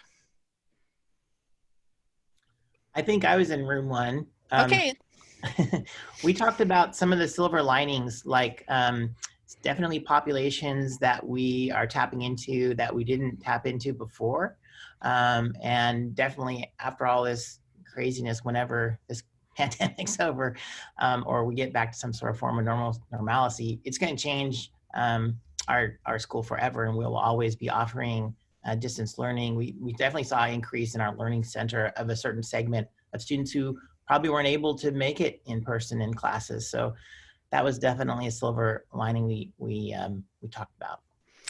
Thank you very much, Todd. How about group 2? This is Wendy. We forgot to designate a reporter. Thank you for volunteering. So I was with Uta from San Diego and Maria from Salinas. And we talked about the sort of Chromebook or laptop purchasing and loaning to students, as well as Wi-Fi hotspots, and sort of both the successes that was in terms of leveraging funds and getting things into the hands of students, and also some of the challenges around it in terms of resistance. And I would say for me, just from the 3 of us, the biggest success was the lovely Maria de Leon from Salinas started her job in March, and she is still doing it. Great. Thank you, Wendy. How about group number 3? This is Pauline from ABC Adult School PACE Consortium. I think I'm in group number 3. In our group, we really are very excited with the online learning, because most of the programs are pushing the not only just classify staff to support the teachers, but also provide more and a lot, almost a week-long training to all the instructors in order for them to get ready for the online teaching at the beginning of this school year. So we definitely, all the consortium, all adult schools see the online learning will continue as another track for the future adult education. So once we return in person, we definitely will offer the opportunities for the students to choose from the online learning. So that's the one thing that we share and most agree upon. It's a professional development is very important, and we will continue providing more for the teachers. And definitely we will offer online tracking and online learning for the students, and also continue with the remote assessment. Great. Thank you, Pauline. How about group number 4? Group number 4, somebody? Not sure. I didn't look at our group number, but I'll report out at this time. Okay, Ryan. Thank you. For Sweetwater, one of the big, I think, for what I've shared was the evolution of our tech usage, and how it probably would have taken 20 years to get people to develop the skills that they've developed in a few months, if we had to go through the traditional way of evolutionary change. So I think the evolution, it just accelerated dramatically, and we can leverage that forever now, which is a very real positive that has come out of so much negativity. And in Pacific Grove, they talked about the increases in access for friends and family, like throwing the classes online. You can get people together that could never be together, and the barriers have been removed. And the fee-based program is actually one that has kind of taken off as people are pursuing, interests in their own personal development. So more positives that have come out, and plus access with the through the CARES Act. And I did not, again, I was cutting in and out on the last part, so I didn't hear where the share was from, but implementation and access through the CARES Act was cited as being a positive. Ryan, it's Barbara. I just wanted to dovetail on that, everybody. We're really excited to be able to help support our families at home. We recognize that parents are home distance learning with their children, and not just one grade level, but many homes have multiple grade levels at home. And with the language barrier at best, and also technology being maybe limited within the household, kids sharing technology. So we were able to help utilize our K-12 Success Program to help support families at home with the digital divide, as well as with support for technology and distance learning. That's awesome, Barbara. Thank you for sharing that. How about group number 5? So we're group number 5, and in our mix of team people, we had myself as a director, 1 county office of ed individual, and 2 K-12. So we had a little bit of a mix there. But what we saw, the overarching themes were, we don't have a lot of data yet to go on if we have been successful in the sense of how we're building capacity, doing drive-throughs, parking lot sessions, all of that. We really don't know if this is working yet. So we don't have the data yet to look on to be able to build on more success. But we are in the process of building capacity, looking at how different ESL students are reacting to what we're doing, CTE programs, so forth. We shared out some good practices on how to address getting materials to students with them having drive-throughs and getting materials that way for CTE courses and ESL, how to do an orientation in a parking lot. So those were all about building capacity. We talked about how do we deliver? How do we deliver today? And do those courses remain an entire semester? Do they become mini courses? Do they become hybrid? So those were the overarching themes, which was we don't have enough data yet. We're in the process of building that capacity, and we're in the process of figuring out how to deliver those materials. Thank you, Emma. That sounds great. I like that idea of the parking lot orientations and the drive-throughs to distribute materials. That's a great idea. Okay, how about group 6? Group 6 would be us. My name is Lionel Wiggins, representing Tri-City Adult Education Consortium.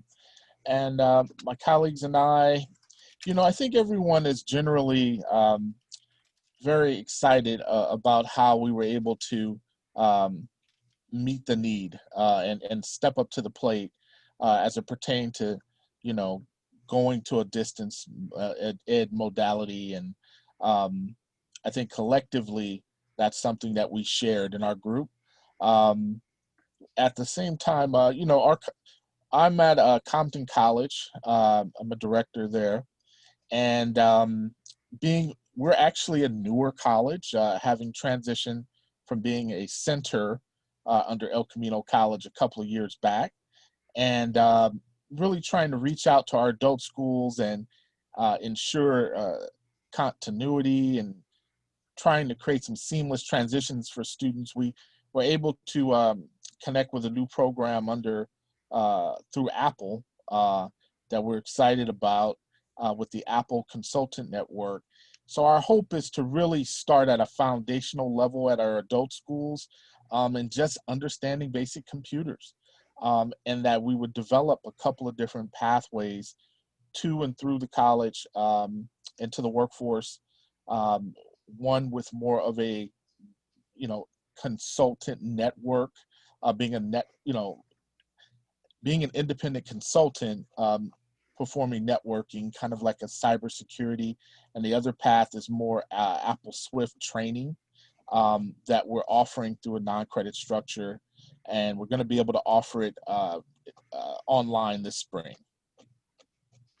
Thank you very much for that, Lionel. I appreciate that. I'm just looking at the time, gang, and we have just under 15 minutes left. And I do have a second question. So I want everybody to vote using the participants list. Would you prefer that we continue with report outs from the rest of the groups? Because we had a lot of them. We're only 7 out of 25. or do you want to go to the second question? So number one, the question is, do you want to continue with our report outs of all of the groups? Yes or no? Find your participant list. And you can check the little green box that says yes, or the red X that says no. And Veronica might need your help just kind of getting a little ascertain here of they're finding it. Yes, they are finding it. We have 36 no's and 12 yeses. And we have people in the chat saying yes to report out. Okay, so it looks like we should move on to the next question. And I think some of you, I've already heard some of them, so this may be a bit of a repeat, but we're going to make the groups a little larger this time, and we're going to stay in them for about, oh gosh, I guess we can only stay in them about 8 minutes, 7 minutes to give a little bit of time to get some report outs. So I don't think I'm sharing my screen, which would be helpful. Oh, it's disabled, Veronica. So here, I can type it into the chat. Our next question that we will do for everyone is, what innovative solutions did you employ at your agencies that resulted in a successful solution or resolution? So it could be anything. Don't limit yourself in any way. It might be something extremely simple, but I'm really looking at, I've heard it a couple of times already about innovation and doing something different outside of the box. So I want those types of innovative solutions, and what did it result in? Okay, what kind of successful resolution or solution did it give you? So Netta had posted that question in the chat. Thank you, Netta, for doing that for me. And Veronica, let's go ahead and push everybody out into the groups. All right, here we go. Thank you. If everyone go ahead, and if you can notice on your screen whether you're muted or not, if you'd go ahead and mute yourself, I'd appreciate it. And I'm looking at the clock as our participants are coming back. So we're going to work through this pretty quickly. So remember, please, to go ahead and mute your microphones. And Veronica, if you can confirm for me when we've got everybody back in. It looks like everyone's back in. Cool, very much. So in the interest of time, I'm going to go ahead and call upon group 8 to report. Now, I know it's a random number because you were in different groups, but what I would like in the interest of time is to please have every group lead type a summary in the chat pod while group 8 is reporting. So who's going to be my group 8 volunteer? I'm hearing crickets. Group 8? No one? How about group 9? There we go. That's where I was headed. Group 9, somebody be willing. Step forward, share with your peers. Go ahead, Lori. No, you go ahead. Room 9 rocks. We're all willing participants. So we talked about, oh my gosh, what did we talk about? We talked about a number of things, but learning management systems the first time with regard to successes, and the second time around, I didn't take as good of notes, but I would say we were talking about remote testing and some of the innovations that our staff members have done with regard to testing and giving out Chromebooks. And I apologize because I didn't take good notes on that last part. Not a problem, Lori. Thank you for sharing. Yeah, let me add one more thing to that. Go ahead. If I could. Yeah, it's always good to listen to ideas because, they mentioned, like, for instance, parking lot testing. And I know I went around calling other directors to get ideas for our consortium. And whereas that might sound really great for you, out here in the desert, it's 110, 115, sometimes 120. It's not a hot, excuse the pun, it's not a hot idea to go and do something like that. So, we use like a hybrid for all of our members. And then we were also dealing with a malware issue that hit College of the Desert. And then come to realize, and talking to Lori and Yuling, is that that's happened to some of their members as well. So we weren't alone in that. Awesome. Thank you for sharing that, Guillermo. Yep. How about our next group? And I see there's folks that are typing. We have a whole 1 minute left. So can I get somebody that can be very succinct in 30 seconds? Jump in. This is Dana Galloway from the Chaffey College Consortium. And we just had a really neat idea in our group. And that was in Tahoe for their graduation. They sent the graduates to the top of the ski area on the lift to receive their diplomas. So that was kind of cool and exciting. And then some of the other schools had drive-through open houses for ESL students and a drive-through hiring fair for their security and their healthcare graduates. Wow, that sounds awesome. Yeah, lots of fun. Thank you for sharing that, Dana. So everybody, I'm getting the hook from Veronica here. So we all need a little break. Please, Veronica, tell me if I'm wrong. We do not want people to sign out. Is that correct? That is correct. Okay, so we want everybody to sign out, but we want you to turn off the video on your cameras, make sure your audio is muted, and then you must walk away. I would take a break from the screen and go get yourself a little sustenance and some water, and we'll be back in 15 minutes. Thank you all. Great conversations. Okay. Welcome back. I hope you all enjoyed your break. It's been a morning that's certainly going by quickly, and before you know it, we'll be at our lunch break. I did want to mention that we have an agenda change. So our presenter at 3:15 by West Ed is unable to make it today. So we are going to bump up our day a little bit. We will have Jay Wright speaking on behalf of CASAS from 2:15 to 3:15. And then from 3:15 to 3:30, we will have closing remarks and announcements for the summit. But we will not be having the 3:15 to 4:15 presentation by West Ed. Unfortunately, they were unable to make it today. But I want to take us back to the agenda and to the second half of OTAN's presentation. So I also want to extend a huge thank you for all the positive remarks from Paige and from Toybi and from Jody. And congratulations to your programs for all the wonderful things that they're doing. And also thank you for participating in the breakout sessions and writing in the highlights and successes that each of you have been experiencing in your own agencies and consortium. So, so I'm going to pass it back at this time to Penny Pearson and Netta Anasari, and they are going to take us into the second half of their presentation. So Penny and Netta, you want to take it away? Absolutely. Thank you, Renee, and thanks for the updates.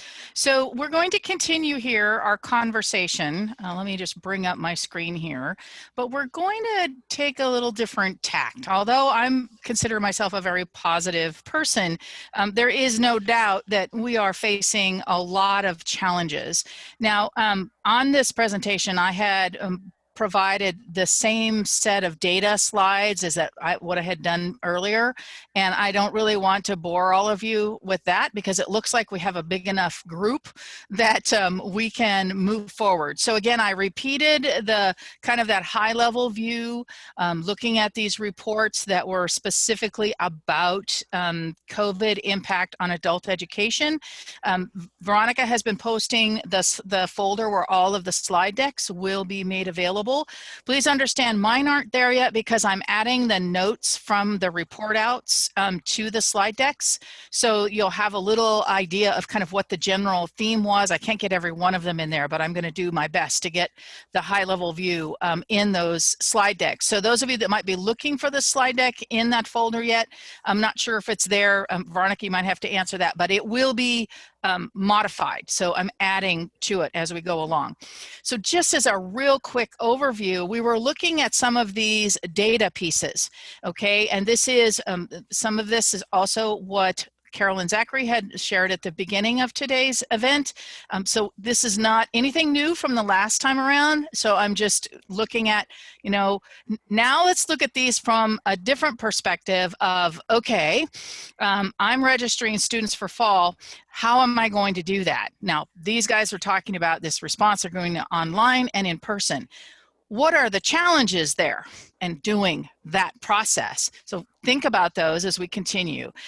When we look at assessment, this is always a big issue with many of you of how are we going to do that and what are the underlying challenges to doing that successfully.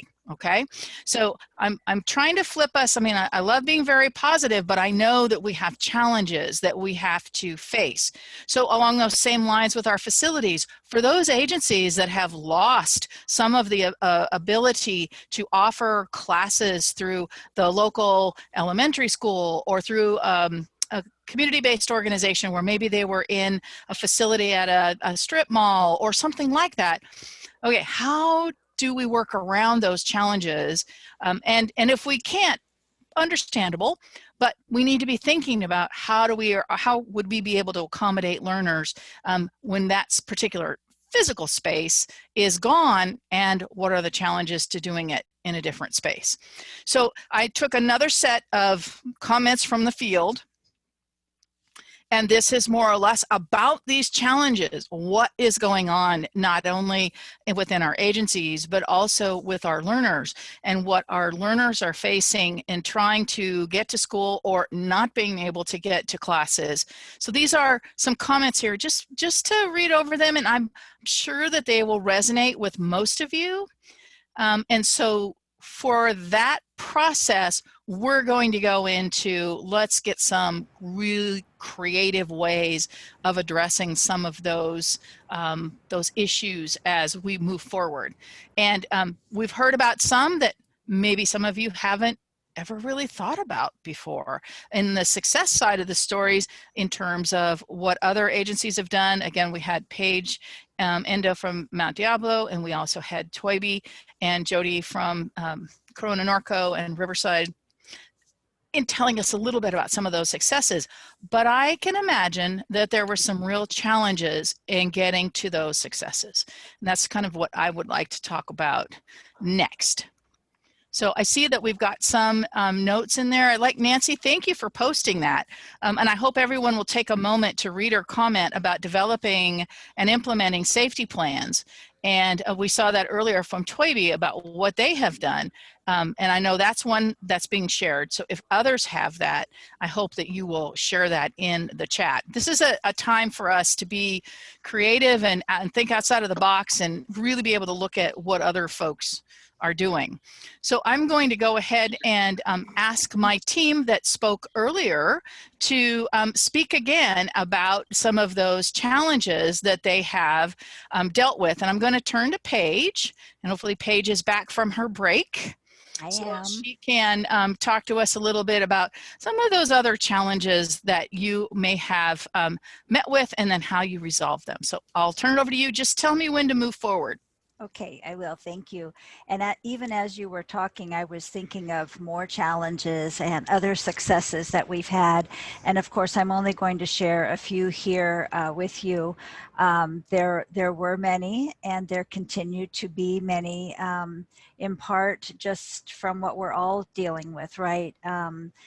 Temperatures and smoke and all kinds of things that are, and disease that are affecting all of us. One of the challenges that we had, and it was just mentioned in some of those comments, were student lack of devices and connectivity, and that we kind of assumed would be true for some students. I think what was more surprising was that we had staff. I guess we just made some assumptions, but we had quite a few staff members that did not have Wi-Fi at home, that did not have a laptop at home. And so as we were trying to move forward, we were trying to move quickly to figure out how to help everyone. And so we did some interdepartmental sharing of equipment. Not all departments had laptops with cameras, for example. We shared Chromebooks, we shared a variety of things, primarily with staff, so that they could get on and start getting trained and get training. And then we had students and staff having trouble with usernames and passwords. These are simple challenges, but they're kind of fundamental, and without the devices and without a username and password, we had some trouble.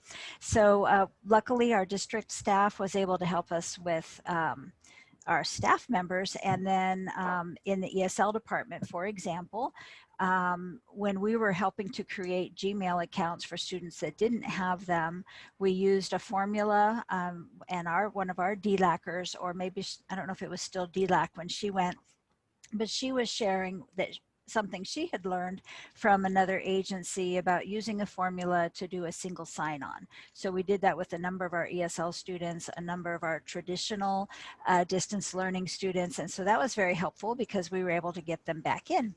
Penny, next slide, please. Thanks. Our CTEC program, as I mentioned, they had this smooth transition because they were in Canvas, but then there were a lot of skills that need to be practiced. We have EMT, we have medical assistants, we have dental assistants, and we've got a lot of equipment. And without being able to come in person, they were not able to practice their skills. Some externships, I think one group's externship was canceled.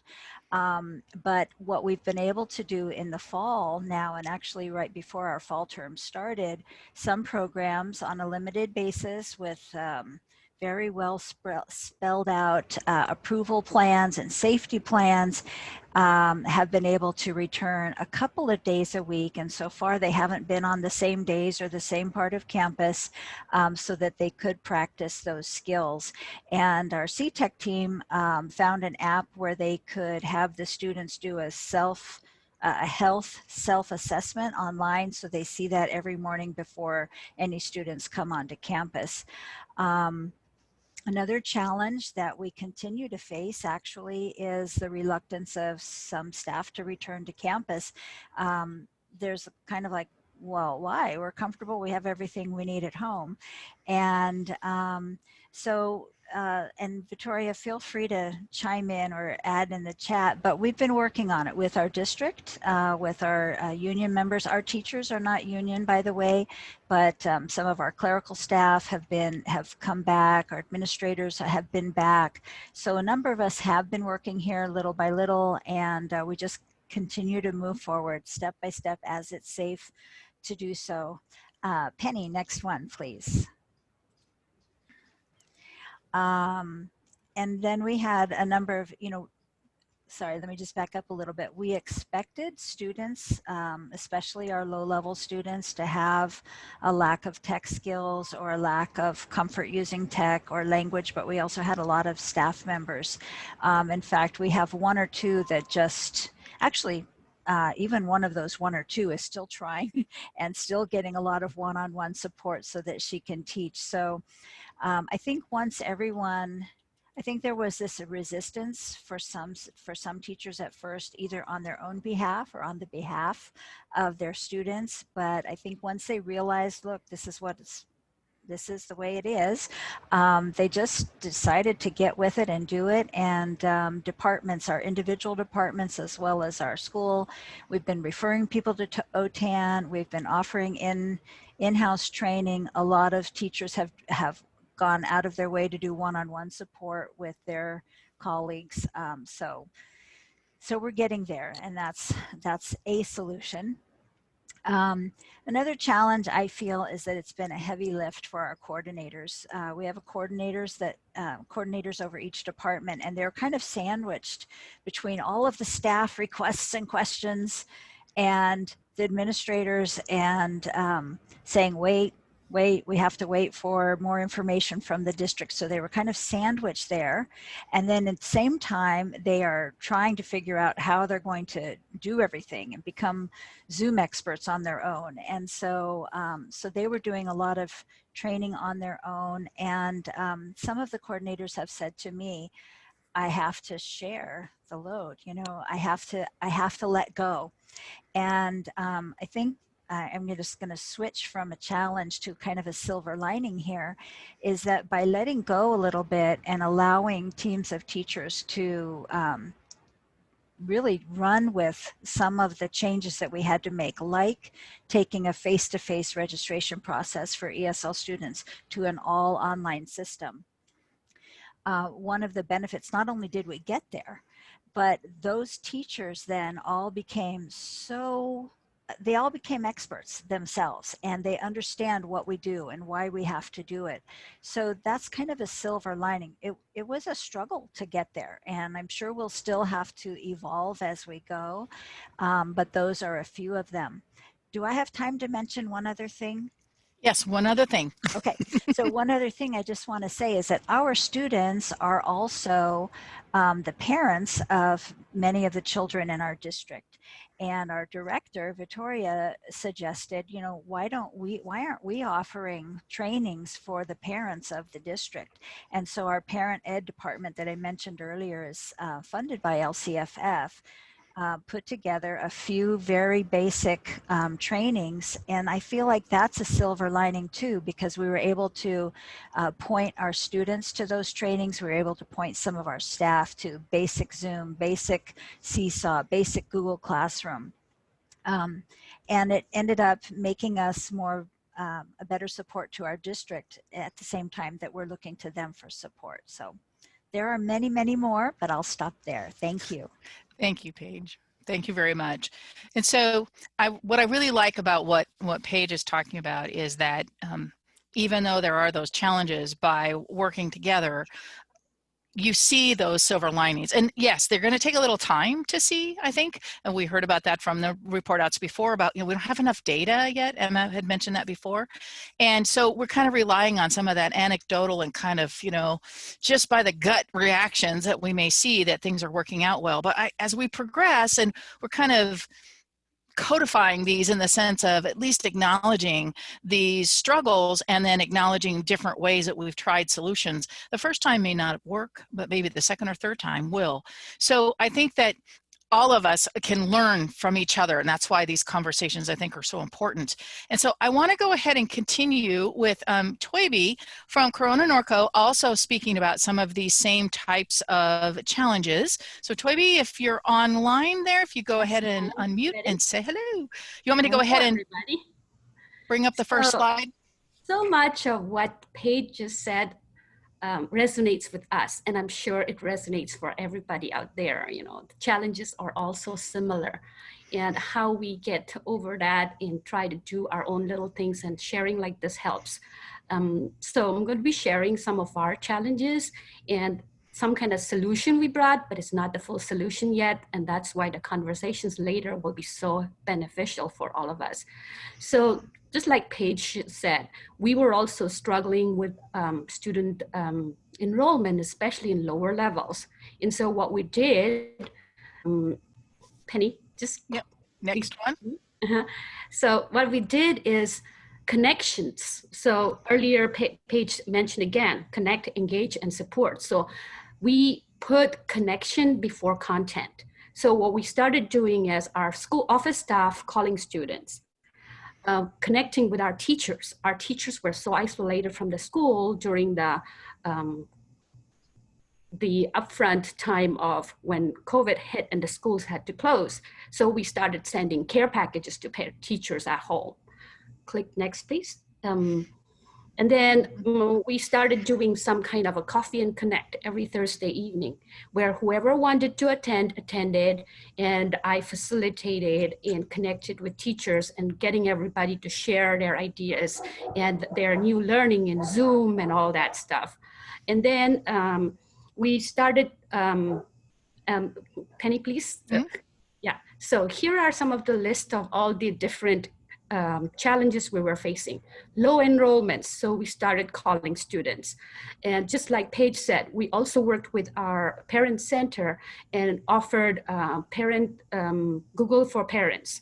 And we are running classes on unusual times. Like in the past, we did not have classes on Saturday mornings. So now we have a class on Saturday mornings helping the parents, one on Thursday night. We have started putting student resources, as most of you might have also heard, and we saw in one of the sessions that Neil did, where what was the highest need, and that was support for our students. And so part of the support was like how to get food, how to get support for paying their rent, etc. So our teachers put together a Padlet where if you click the, later when you have this slide deck, you could click the student resources and see the Padlets that we have created. There are 3 sets. One is for the emergency right at the beginning. Another one was during just on a daily basis, wherever food bank is happening or food distribution is happening, where there is support from TODAC, where students can get support for immigration and extending their, documentation, etc. So more support was provided all in one place on our website. And this little link will take us straight to our website that has a page dedicated specifically for students' resources. Boy, do you want me to show that? Do you want me to show the student resources? If you don't mind. Not at all. That's why we have multiple tabs in a browser. So it goes straight to that. Needs support for technology, all kinds of support. And so here's your survey. Survey for technology, and everything is in there. I think it's linked to something else. Resources. Yeah, there are resources for adult students. It's a Padlet, so it's got food resources, housing resources, mental health, and it's updated on a regular basis. And then whatever the city is providing, et cetera, et cetera. Very nice. Okay, back to the presentation. Yes, please. Thank you. And then another thing that was very, very needed was the social emotional support, both for teachers and students. So our district counselors put together something called a calming room. Again, that was another link that took people to all kinds of social emotional meditation, music, and anything that can help people with emotional support. So that was provided. And then, like I shared in the picture earlier, we sent care packages for teachers. In fact, administrators on the Teachers' Day went and delivered one in every teacher's homes.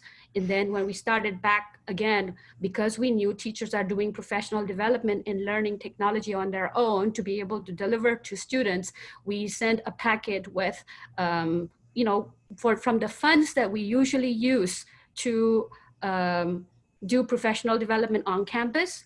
We use those funds to put little care packets with little sticky notes and all kind of things that teachers can use to be able to work at home and do their professional development. Then I shared about the coffee and connections. Another important challenge we had was communications. Teachers were all beginning to worry about what do I do next and how do I do next. So I started putting a newsletter. It was 2 times a month during the earlier days, and now it's once a month. So the newsletter goes out to all the staff members, and we share in the newsletter, we share good and happy news most of the time, helping people to think of the positive things and sharing what's happening in the school and how we're preparing to bring everybody back. And how, when they come back, what do we do? What is required of them? And little survey, little happy stories. And this here is a little video of it's a very short little video of our graduation in the open, right in front of the City Hall. These are little things that uplift teachers and the staff. And so those are the things we focused on. So there are 2 links in this. We can go back to this slides. And so there are 2 of them. I've shared at least 2 of our newsletters, not all of them. So every month I still continue to share newsletters with the teachers. The other thing our leadership team just recently decided is let's do this for our students also. So coming this month, we're going to do a newsletter for students as well. Now, finally, the other big challenge we had was the information overload. All the teachers are getting too much information, too many emails from the coordinators, from me, from the district. So what we decided to do is put everything in a hub. And this is all thanks to OTAN. OTAN, our DLAC team in OTAN learned a lot that they brought back, and everything was being put together at our schools. So if we click the centralized hubs. Oops, sorry. I missed it. Sorry, my fault. There we go. It takes us straight to our, oh, sorry, no access for everybody because this is only directly to our teachers. Gotcha. But anyway, it goes to our school website, and our teachers get a link that opens and has everything in one place. So whenever they need, it's all centralized. And those are some of the challenges and solutions I share. But of course, like Paige said, there's so much more and we're still learning and growing. And before I wind up, I will introduce Jody again to share a little bit on the challenges of getting the devices from our Rivers County.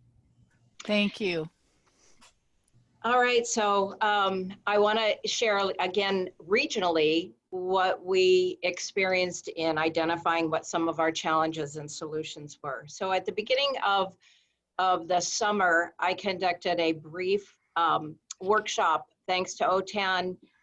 In my region, we had folks that had not experienced distance learning and really needed some guidance. So thanks to OTAN, they shared with me the ideal handbook on distance learning, and we had a 2-day workshop that really kind of helped some of our agencies get started. Since then, we've come miles and miles, and it was just a few short months ago. And then from that came a weekly office hours that our consortium decided to implement to have everybody in adult education kind of come together and talk about their challenges and solutions and what kinds of things they're doing. And so from that, we recognize that, and many of you have already shared this, that devices aren't accessible to our students often, or reliable internet access. And that surfaced with everyone's challenge. And so that's when we sought out additional funding, CARES Act funding for devices. I was attending a workforce development board meeting. I'm a member representing adult education on the Riverside Workforce Development Board, have been involved with them for many, many years.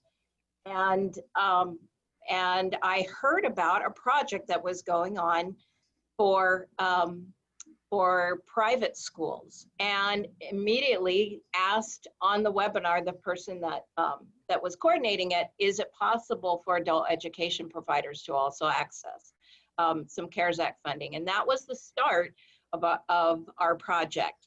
So we knew locally that devices and internet access was a real challenge, and that was specifically what the private school project was about.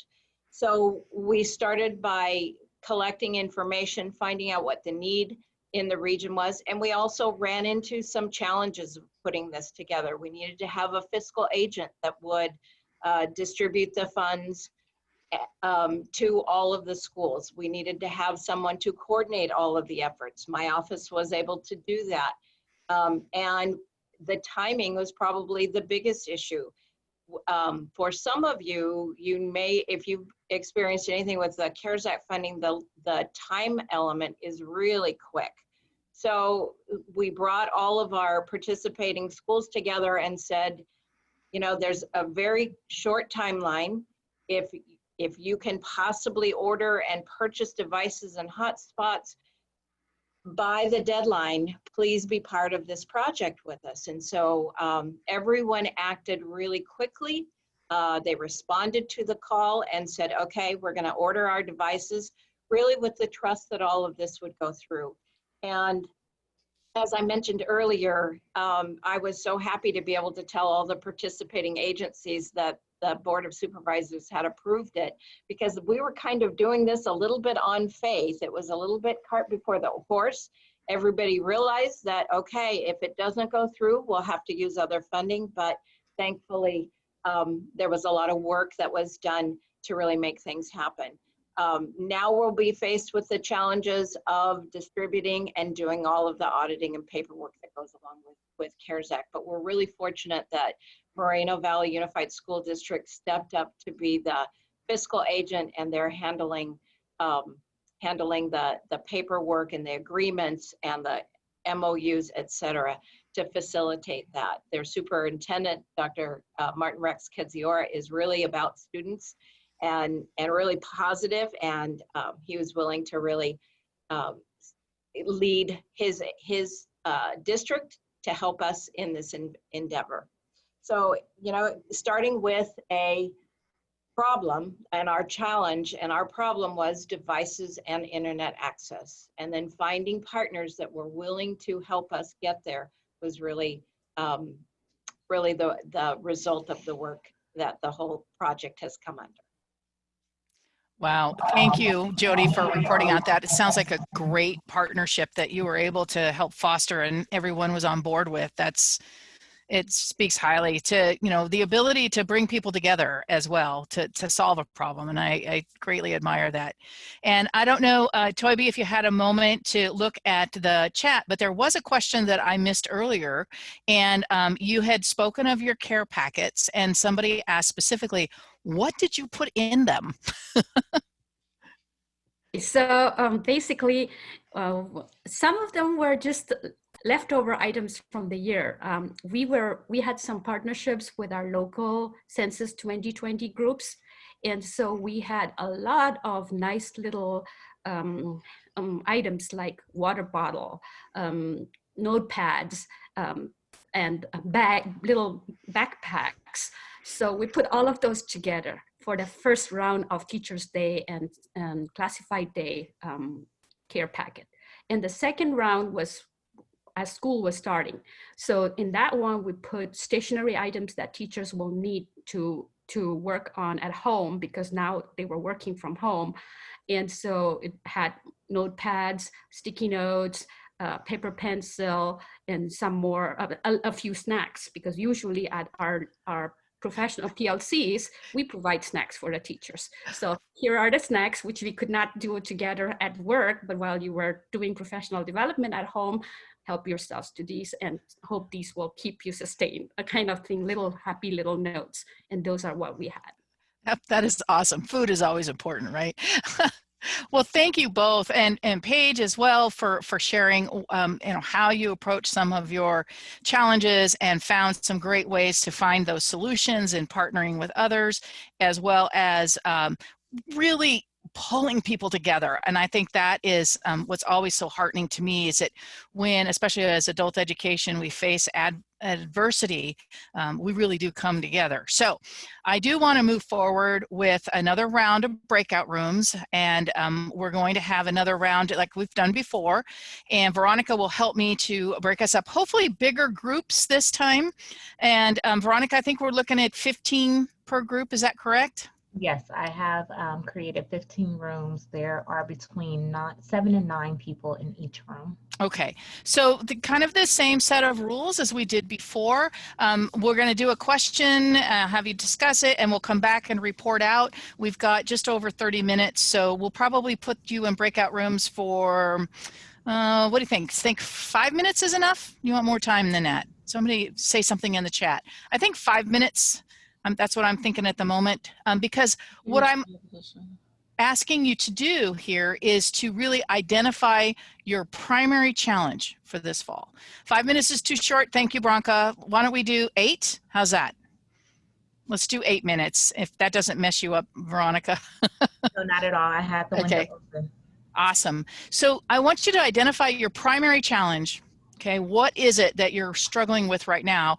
And, you know, as you talk amongst your group, kind of decide which is the most interesting, complex, vexing, however you want to define it, it doesn't matter. And then discuss some solutions. How can that particular agency solve that problem?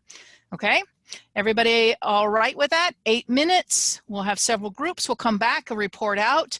I'll probably go from note your room numbers. Okay, and we'll go by room, all right? So Veronica, let's go ahead and send them out. Remember, you will see an invitation on your screen. Please choose join.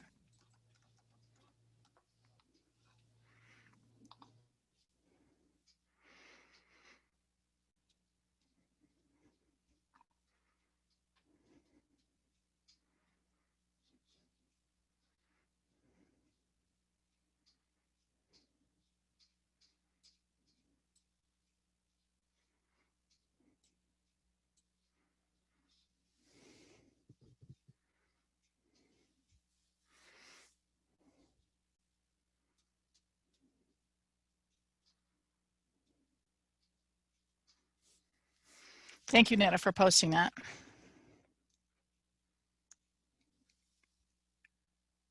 You're welcome.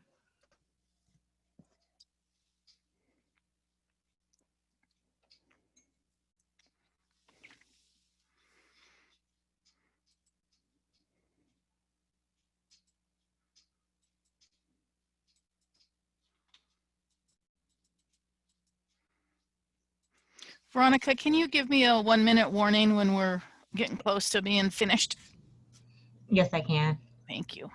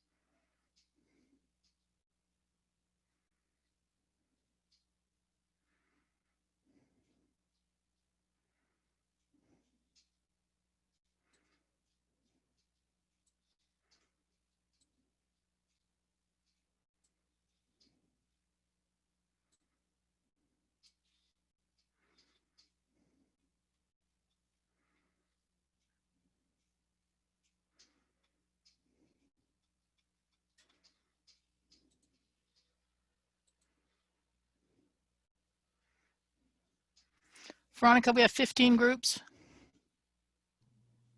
Yes.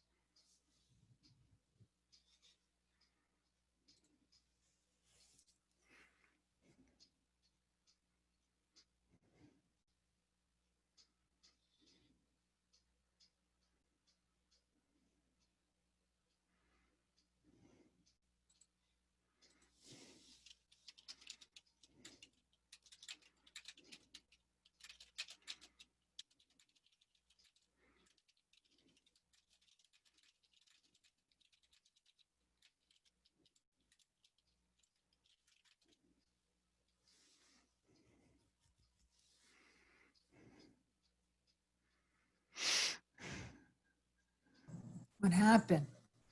That's the thing. Girl, we just pulled you right back into the room.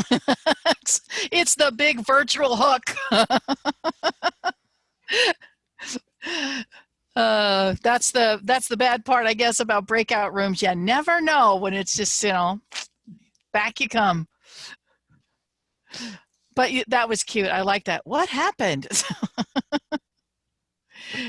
And yes, everyone, as you come in the room, please mute your microphones because you are allowed to use both your microphone and video in the breakout rooms. As we get everybody back in, we'll get started with our report outs.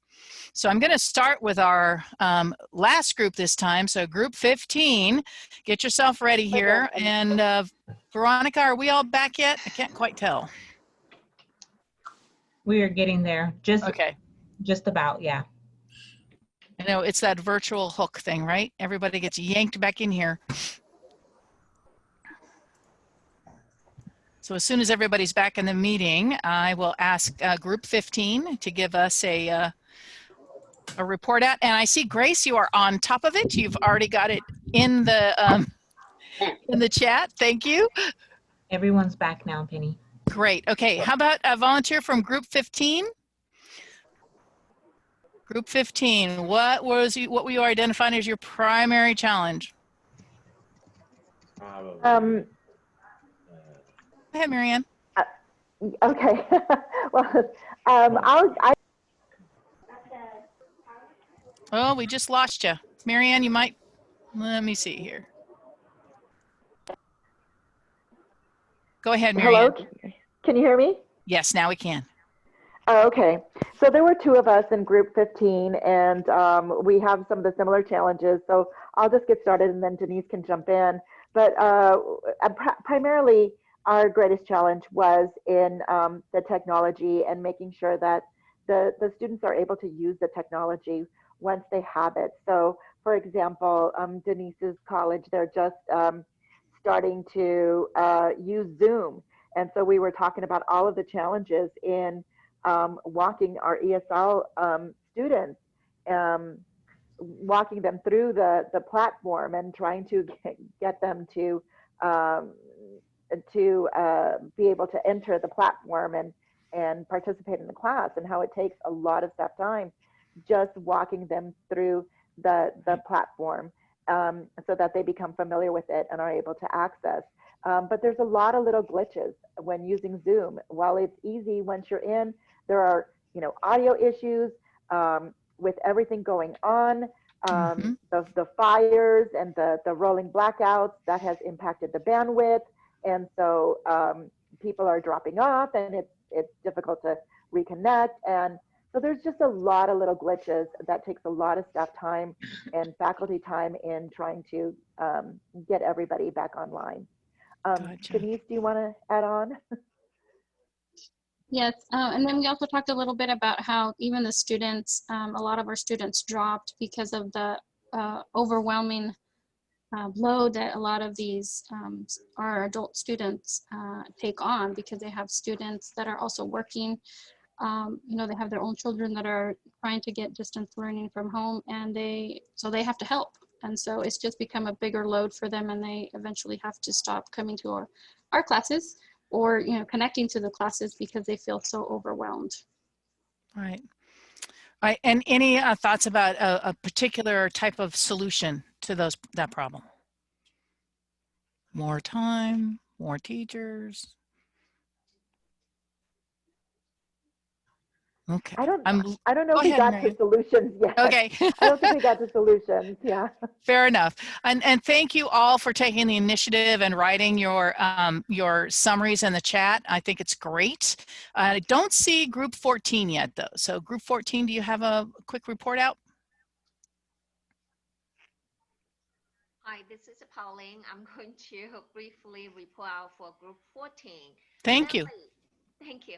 Mainly, we felt strongly assessment is the main issue and the CTE classes, because according to Mitch, 2 of his classes or his group, welding, construction, the whole entire school is closed. So we definitely understand the CTE is a lot of courses cannot do online, but some do, we have the packet for the students to take home, do the skill classes via Zoom one-on-one, so teachers are able to assess the students through this distance learning part for the skill, but the internship still the challenge.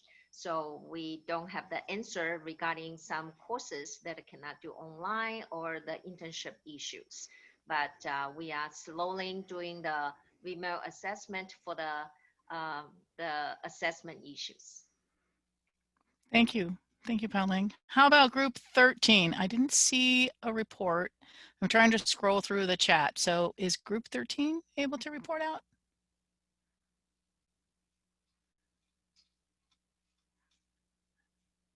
Maybe the one that has a question mark was group 13. It looks like we've got a lot of folks reporting in the chat, which is awesome. Thank you. It's a way for us to be able to gather that information and be able to share that with Carolyn and Neil and all the other leadership projects as well, so they understand some of your challenges too. We may have been group 13. I'm not 100% certain, but some of our challenges were access to technology, how to support students with using technology through a remote platform. If you are not allowed to bring students to campus.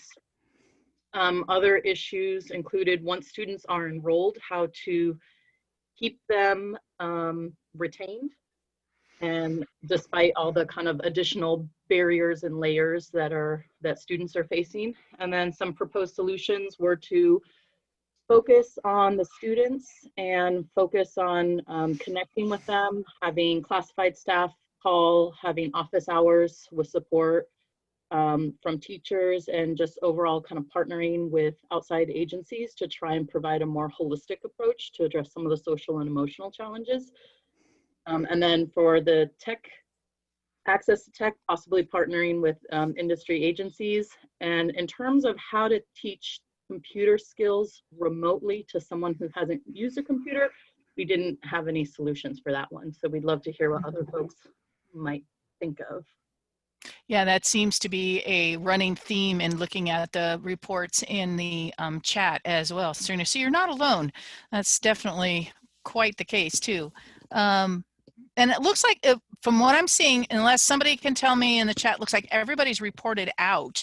So we will have time. We've got 10 minutes left to do a quick second question. We'll only do this, Veronica, can we do the next group for 5 minutes? I know it's short, but it's pretty simple and straightforward question. And let me know. And it's really all about, do you feel fully prepared? Okay. That's kind of the key question here about getting ready for fall, in working in the fall term of program development, staffing, reporting, or other administrative tasks. Are you able to get to what you need to get to in terms of, reporting? Do you have enough staff? Do you have, programs being developed the way you want? So let's just pop out 5 minutes into those groups and come back, and we'll do the same thing. I'll have you start in the chat reporting out. We'll try to get a few people to volunteer before we break for lunch. So go ahead, Veronica, break us out. Thank you.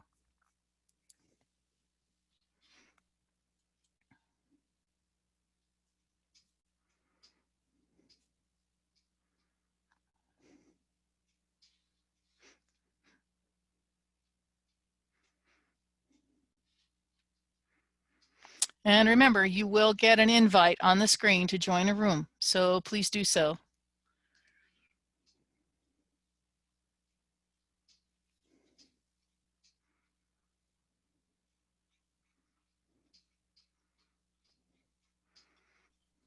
Veronica, can you send me to a room? I didn't get an invite yet. Okay, I will now. Thank you, Uta. Thank you. Mhm.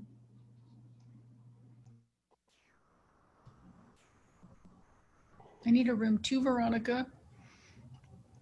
Thank you, Barbara. We'll send you to your room. Let me find you guys. 1 second. Uta, I found you. And then Barbara, let me find you.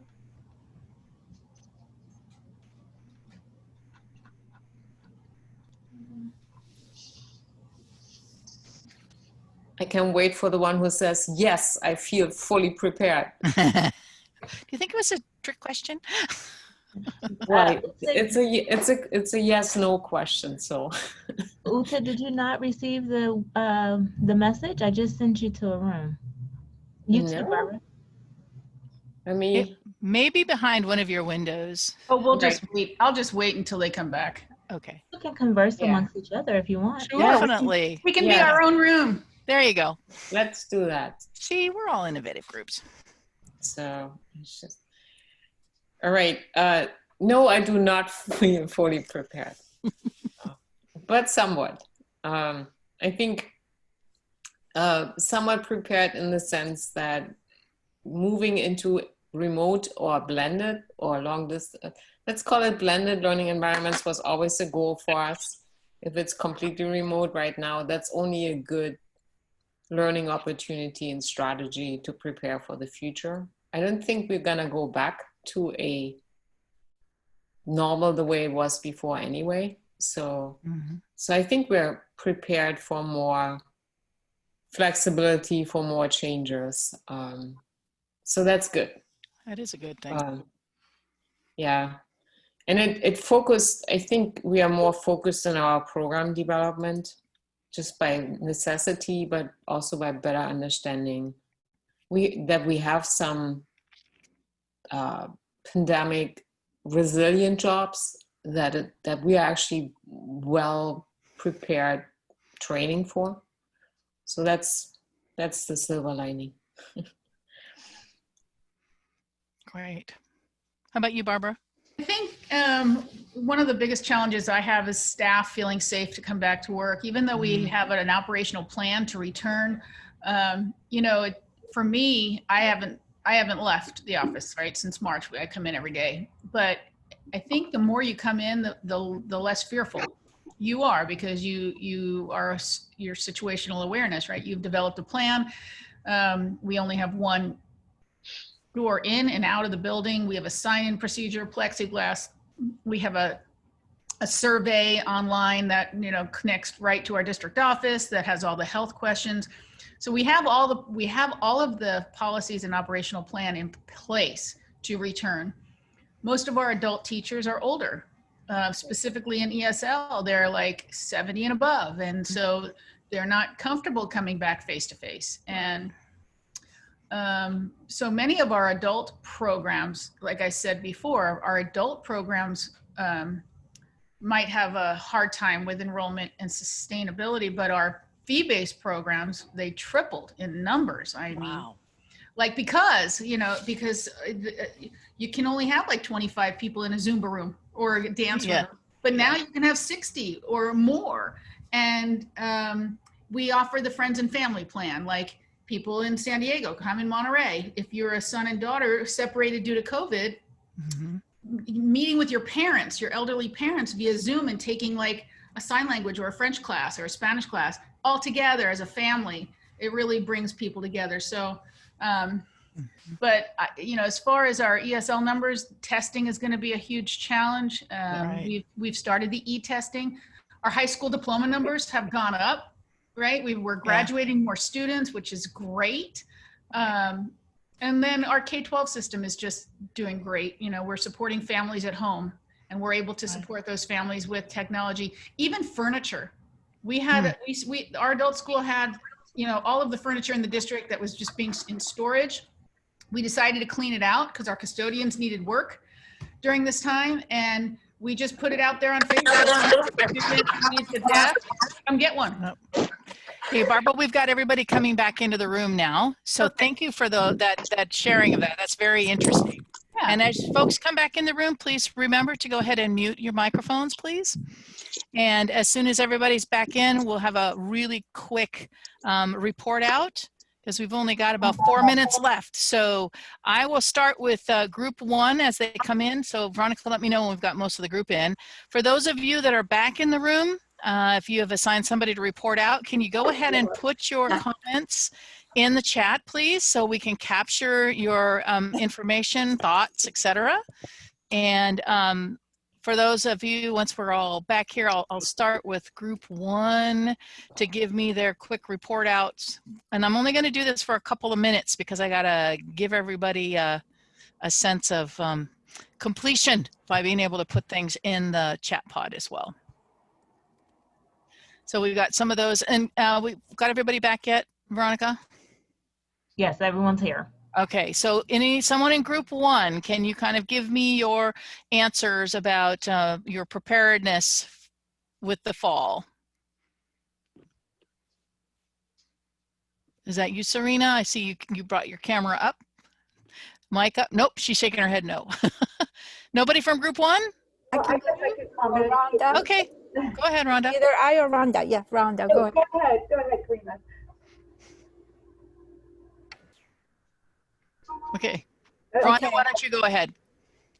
Well, we didn't really have very much time to chat, but we did.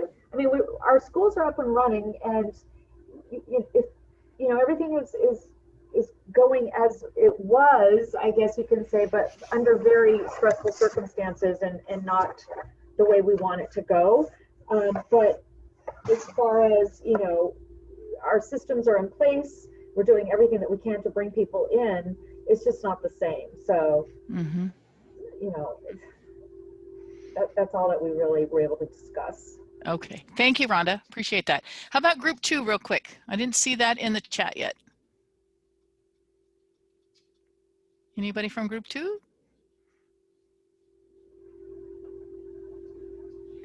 We talked about the fact that what we feel bad about is we don't know why in some of the instances our students are not showing up, because it's the unknown that we're struggling with. Right. Gotcha. I'm loving that everybody's posting. So I'm going to leave with one question that we didn't have time for, and this is a very speculative question. I want you to think and ponder on it. We're not going to break you out into groups, but as we break for lunch, it might be something to think about, and just give us an idea in the chat when you come back about what do you see that that will be the impacts for a future of education? What are you going to see education in 1 year, maybe in 5 years? What is it going to look like? And with that, we are not going to go into breakout rooms, but I am going to give the floor back to Renee Collins, Director of Adult Education at Sacramento County Office of Ed, to send us out for our lunch break. Renee? All right, thank you, Penny. Yes, thank you for joining us this morning, everybody. It's been an engaging 3.5 hours, so I'm excited to see what the afternoon will bring us. We are going to have a 1-hour lunch, and then we will return promptly at 1 o'clock, and we will engage with Judy Mortrude and her panelists to talk about equity and a leadership's role in equity in adult education. So I'm excited to hear her at 1 o'clock, and then following Judy, we will have Jay Wright talking about measuring the impact of COVID-19, and then we'll do a wrap up of our day because remember that our 3:15 session was canceled, so we will finish the day out by 3:30. So I'm feeling like we can hit the finish line together. Thank you so much. I know I was motivated this morning by all of the successes and the solutions to some of the challenges and all of the engagement in the chat. So enjoy your lunch, and we will see you promptly at 1 o'clock.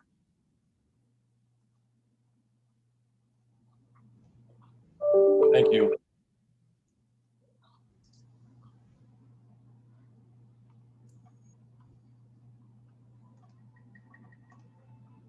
Good afternoon, everybody, and welcome back.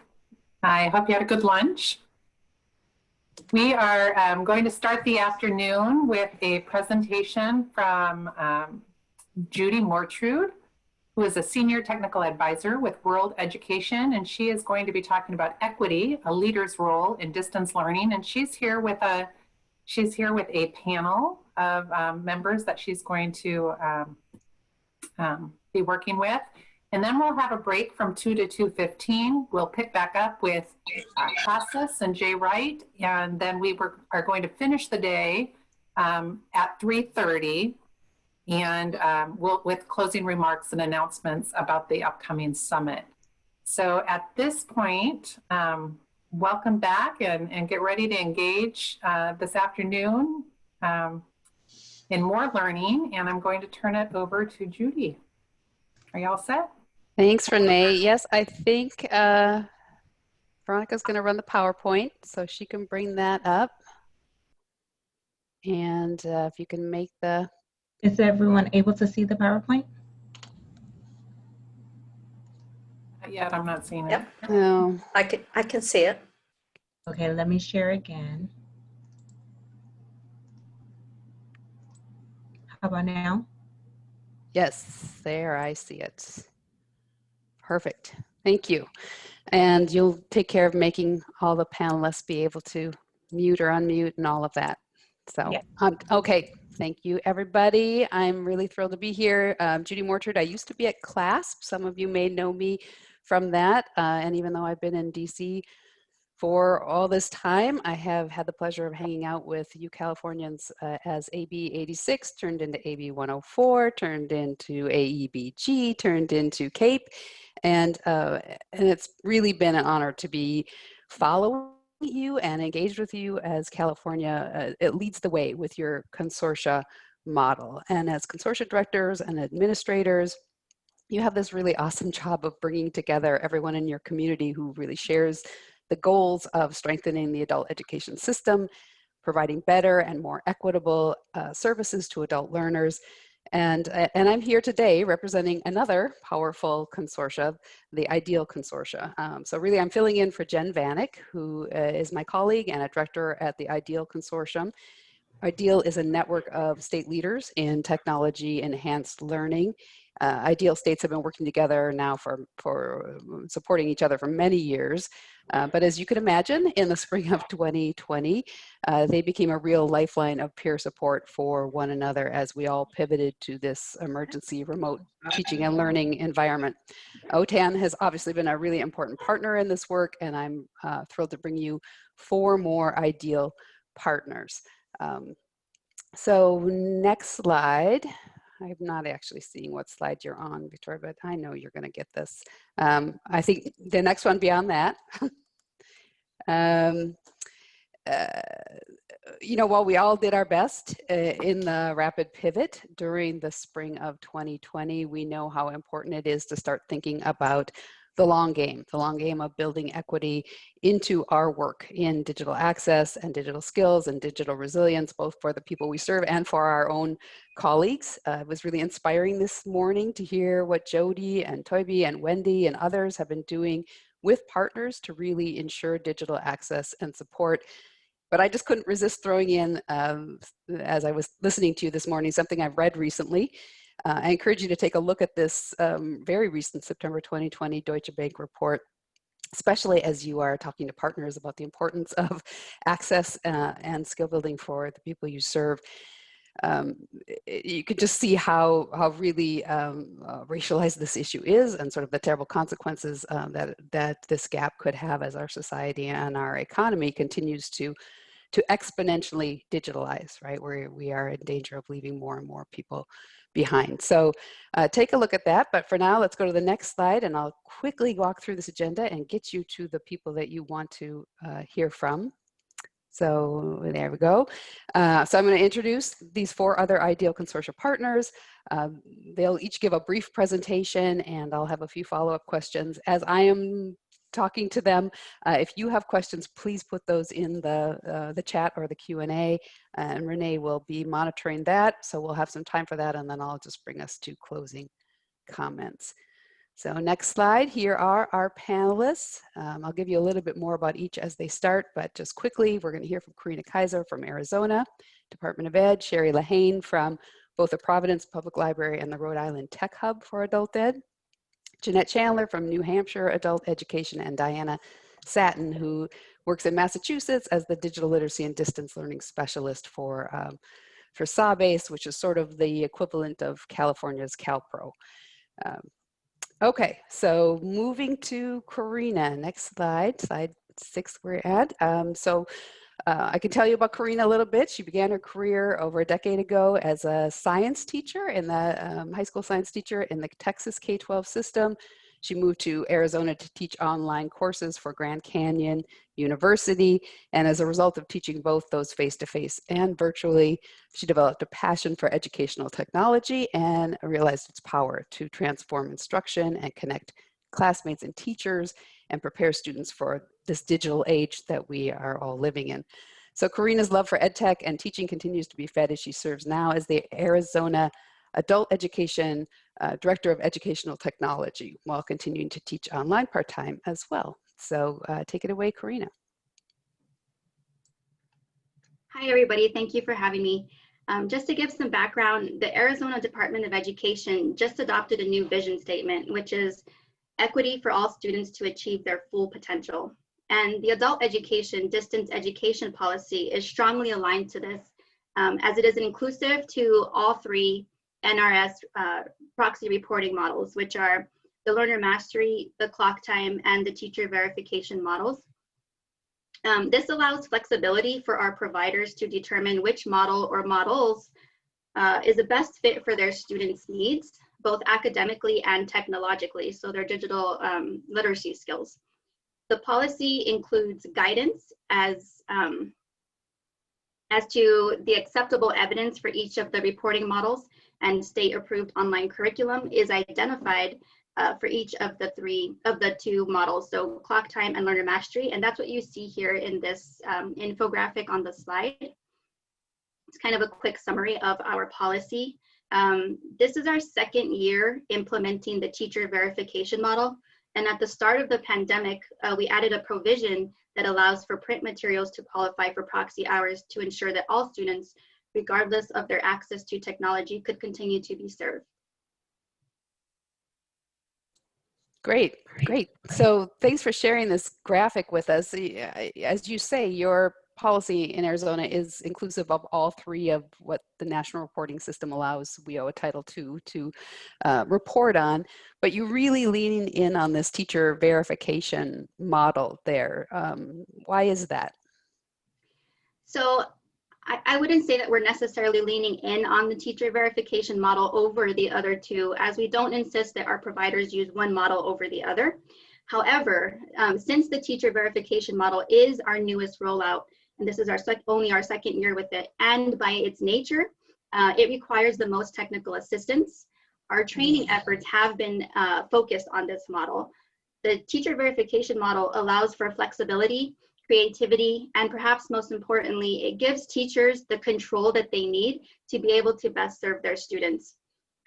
Prior to our implementation of the teacher verification model, teachers were already creating contextualized lessons, even entire courses in their learning management systems, and giving students choice in their learning assignments, but they were not reportable proxy hours because they didn't match, they didn't align to the clock time model or the learner mastery model and any of those approved curriculums. So now that we work, now that the work the teachers have put into creating these lessons and that students put into completing them with the teacher verification model, they're able to be accounted for in our federal tables. Great. And Karina, like who is your typical distance ed student, maybe pre-pandemic and then now? So, I mean, now everyone, of course, because we're all doing virtual, but pre-pandemic, it's actually written into our grant contract that all providers do blended learning. So all of our students do some type of distance education. Last program year, 2019-2020, we had a distance learning pilot where we targeted the opportunity youth population, which are ages 16 to 24. And and they were in rural cities. So we tried to see if distance education was best for that population. And that's another big reason why we implemented the teacher verification model, because we knew that this population would likely need something more than canned curriculum to remain engaged. As far as guidance, did you ask me about guidance? well, I mean, this is guidance, right? The fact that you have established this policy and then have extended and expanded on the policy as you've seen a need and even target populations. But I wonder about the policy you have about access. You know, have you seen, do you have a state policy about device access? Have you seen locals putting in place policies or guidance around access for the populations they serve? So at the state level, our only policy regarding access guidance is that all eligible students requesting services to be served need to be served, regardless of their technology situation. So it's up to the local providers to determine what that looks like. Our state library system has done an amazing job of mapping free Wi-Fi throughout the state and providing technical assistance to those who need it. So we provide that information for our programs so they can utilize it and partner with them. In addition, all of our local providers must submit a yearly technology plan. And in the plan, programs are to address how they are going to serve those with limited and or no access to technology. So while we don't mandate they do it a specific way, we do inquire as to how it's being done to ensure that equitable instruction. Interesting. Great. Well, I've seen some questions and we'll get back to those, but after we hear from our other panelists. But a real quick one is just on your graphic, the acronym AAEDMS. Is that your data system? That is. So that's the Arizona Adult Education Data Management System we call ADAMS. Okay, great. Great. Thank you so much, Karina. We'll be back to you. Okay, we're going to keep moving. And I'm going to introduce you to Sherry Lahane, who's worked in adult ed for over 20 years as an instructor and as a professional development specialist. For the past 4 years, Sherry has been the Rhode Island Tech Hub coordinator. The Rhode Island Tech Hub is a state and federally funded program for the development and delivery of professional development, technology PD for the field. She loves working hands-on with practitioners, and of course, in the last 6 months, she's had a lot of opportunity to do that, and has found it particularly rewarding to help the field really transition to blended and online learning. So take it away, Sherry. Thank you, Judy, and thank you everybody for having me today.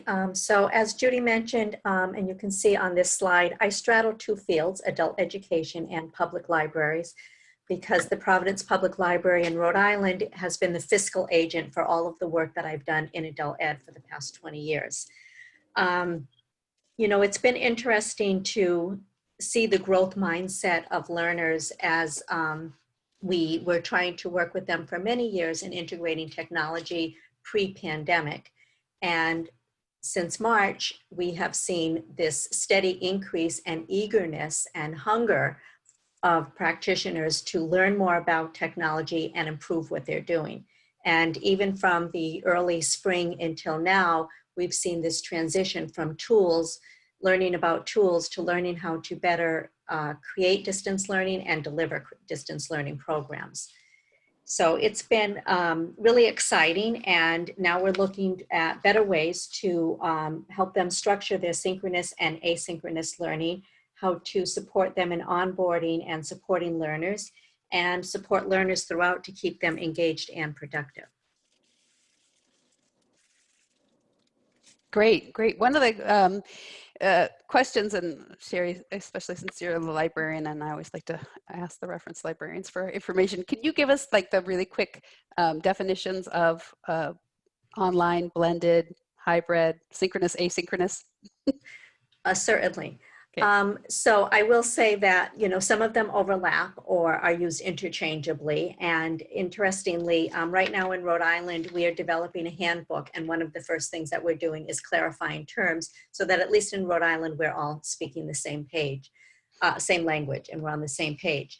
And one of the things that we've looked at is how these terms have changed just within the past 6 months. So synchronous now certainly is, you know, live. but live can be in person and it can be virtual.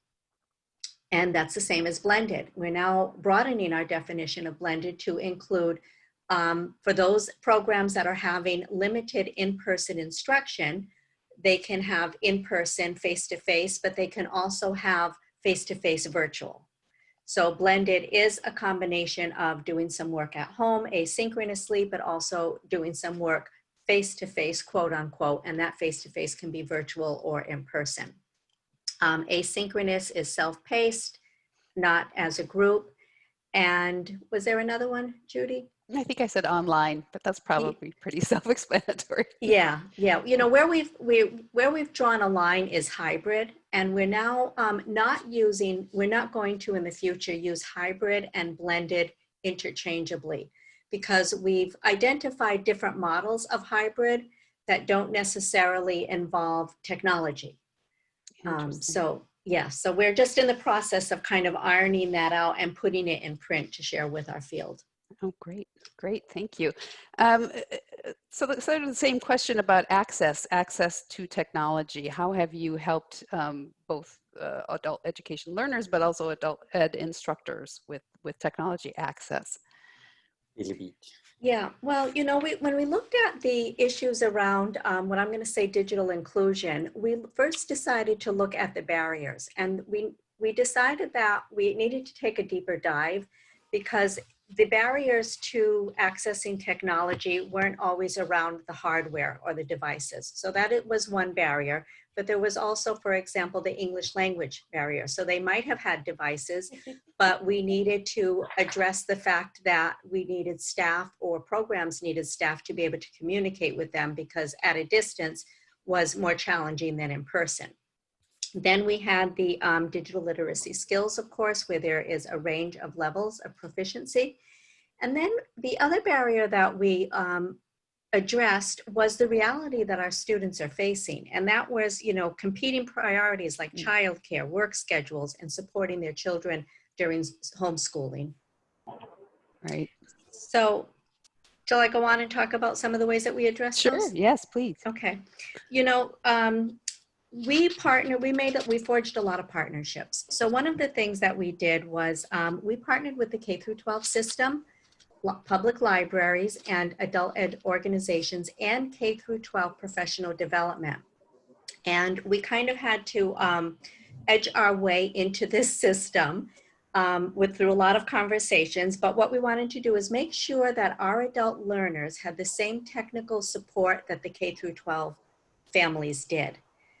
So we partnered with them by asking adult ed organizations to provide some of the services, as well as library staff, that enabled us to offer, with the K-12 system, a 24/7 helpline that was available in 60 different languages. So our adult learners, children, and their parents could access help for Google Classroom, problems with hardware, problems with Chromebooks, or any other software or hardware issues that they had.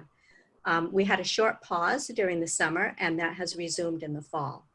So that was one of the partnerships that was really helpful. Another partnership that we formed, and I'll say that how we did it was the adult ed, the Tech Hub as a PD system, we did the legwork on behalf of all of our local programs, and then we shared the information out. Another partnership that we had was through workforce development. So we have partnered with our one-stop employment centers and some initiatives from the Governor's Workforce Board to help our learners access job training programs, write resumes, and navigate the unemployment system that they needed to.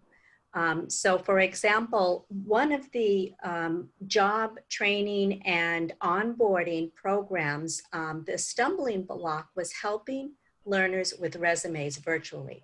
So we took on that task through a partnership with the Providence Public Library in a program called the Learning Lounge. And the Learning Lounge is an informal, just-in-time help, no appointment needed, free service that gives one-on-one help to individuals, adults, that need help with any academic skill, technology skill, or employment service.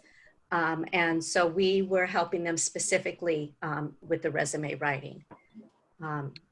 And I might add that with the libraries, another program that I'm concurrently working with, besides the Rhode Island Tech Hub for Adult Education, is a program that we're working on through a grant with 8 libraries across the nation to help them implement informal educational opportunities through mobile learning, what we call learning lounges, just-in-time help, and learning circles.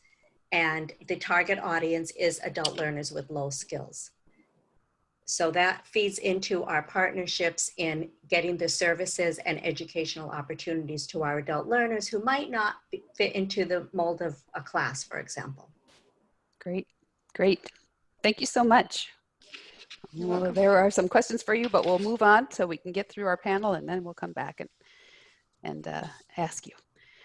Okay, so the next slide, we're going to move to Jeanette. Jeanette Chandler is the Director of Professional Development Services at the New Hampshire Adult Education Program. She coordinates all of the statewide professional development opportunities.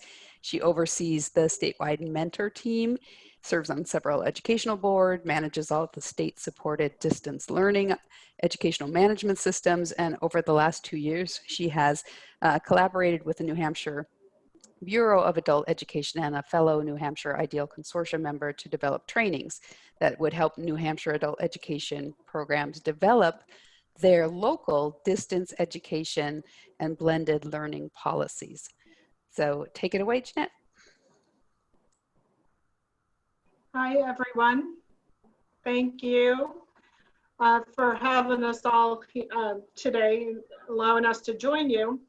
So New Hampshire is a local control state, which means our adult education programs have control over the use of curriculum, materials, resources, and including distance and remote instruction resources. So as was mentioned, we did spend the last couple of years helping our programs develop in local distance ed policies, and that was put into place because of the newest RFP that we went through required all programs to offer effective use of technology services and delivery systems that included distance education, and the wording was such that in a manner sufficient to increase the amount and quality of instruction provided, leading to increased learning and performance outcomes,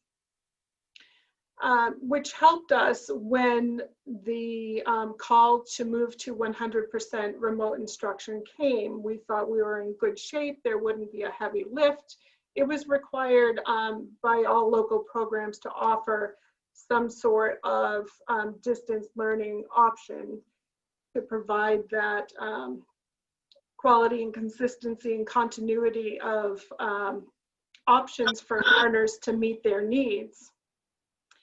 And then our Commissioner of Education at the same time provided an edict that essentially said he gave us all practitioners across the state permission to meet the learners' needs in whatever form that they were had available to them, which led to many realizations very quickly.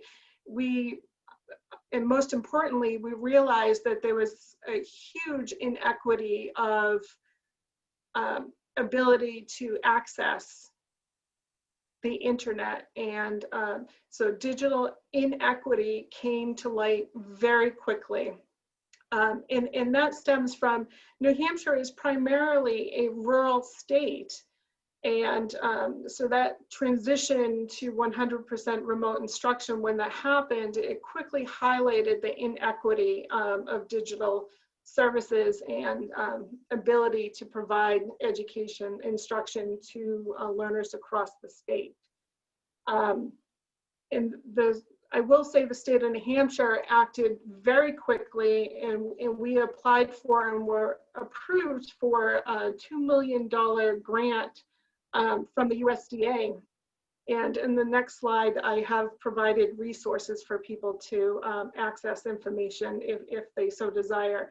But that $2 million grant would allow the state of New Hampshire to expand broadband services to unserved and underserved areas of the state. And it is probably more than 80%, closer to 84% of New Hampshire is considered rural. So this, they are in the process of expanding broadband services, and families are seeing an improvement, and they are able to access remote instruction, whereas they weren't able to just a few months ago. So this has been phenomenal. Additionally, the state of New Hampshire launched an I Learn New Hampshire initiative. And the whole goal there was to provide a standard learning management system. And then we have, so digital equity, I have spoken about that, digital inequity, which came to light very quickly during the pandemic. But as we're trying to diminish that inequity, at the same time, we are providing professional development opportunities to our adult ed practitioners, and by holding monthly PD water cooler sessions. We call them water cooler sessions, but really it's an opportunity for all their practitioners across the state to come together to share resources and to ask questions of colleagues, and to discuss the free, low cost, and open education resources that they've been able to use and share across the state. And from that, it was such a positive event that we have continued it, and into the fall, we are still continuing this monthly water cooler session so that practitioners can ask questions and share wonderful resources. Sure. With colleagues.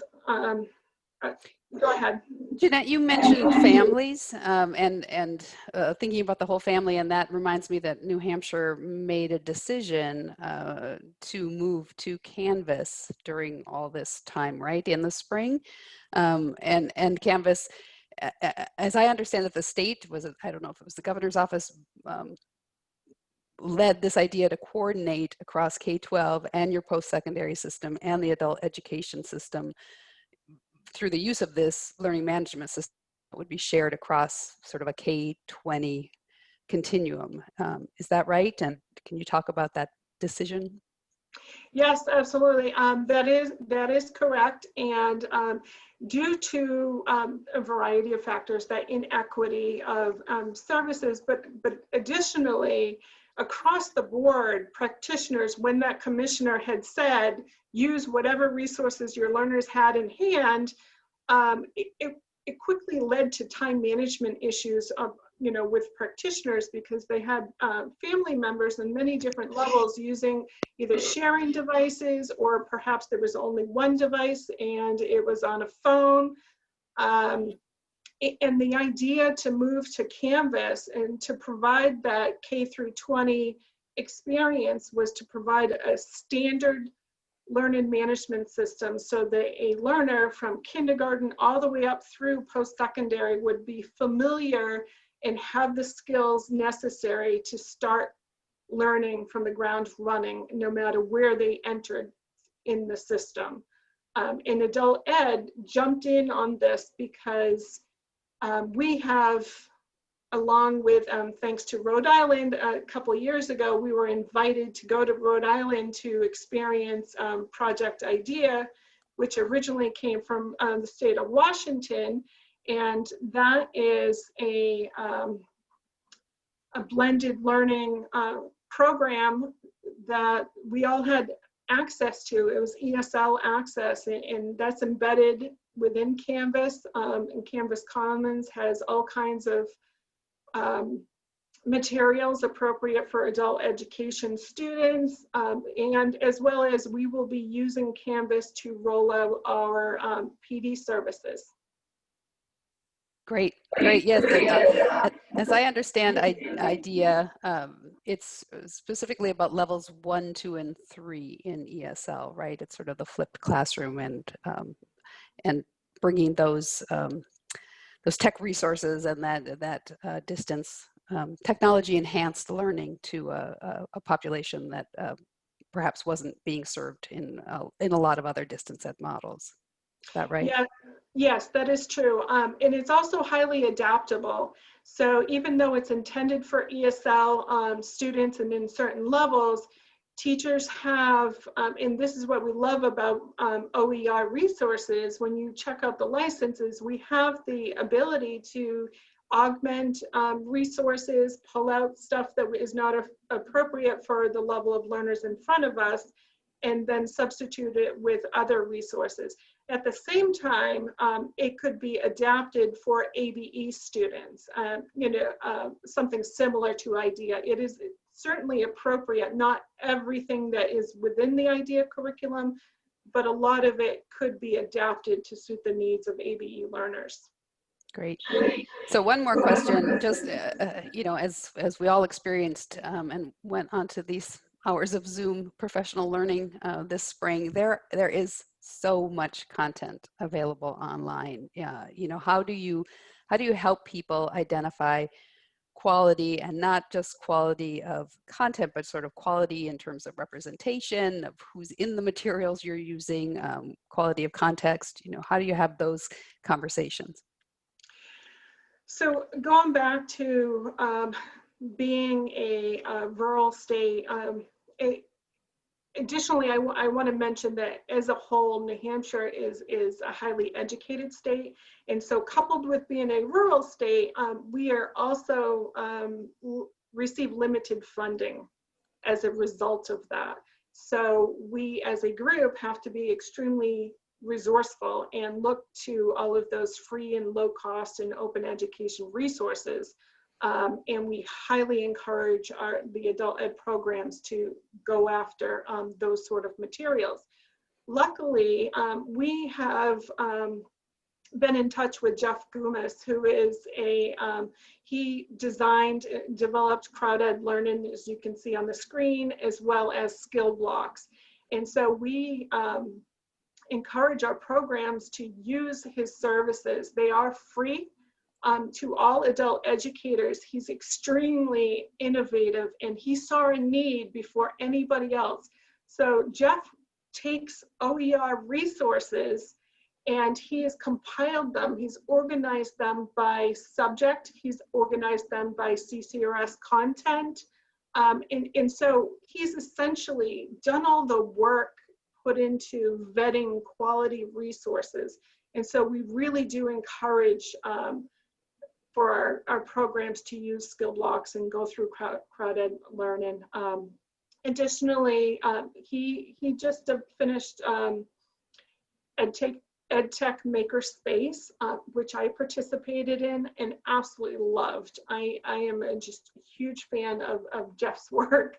And then additionally, World Ed offers micro classes, learning subjects separated by subjects. So you can find something on math and numeracy. You can find other micro lessons on digital literacy. It's phenomenal the amount of vetted resources that are out there now. It's true. It's true.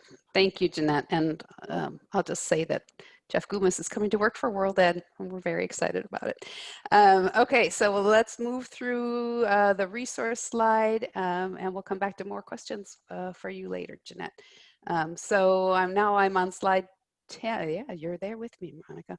And this is, oh shoot, I don't have your name on here. Diana Satin. This is Diana Satin. She has a master's degree in intercultural relations and is a specialist in ESOL, teaching ESOL.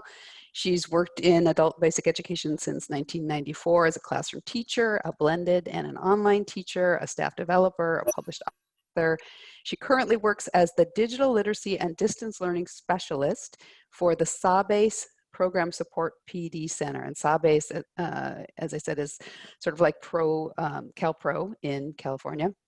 She's a links trainer. She's an educational consultant. So take it away, Diana. Hey, so glad to be here. Thank you very much for the opportunity. And I just want to say California, Massachusetts has gotten so much out of the PD materials that you've put out there. So thank you. Glad to return a little bit of what we've gotten from you. And then I'm going to be talking about how the Massachusetts system has collaborated to help on this.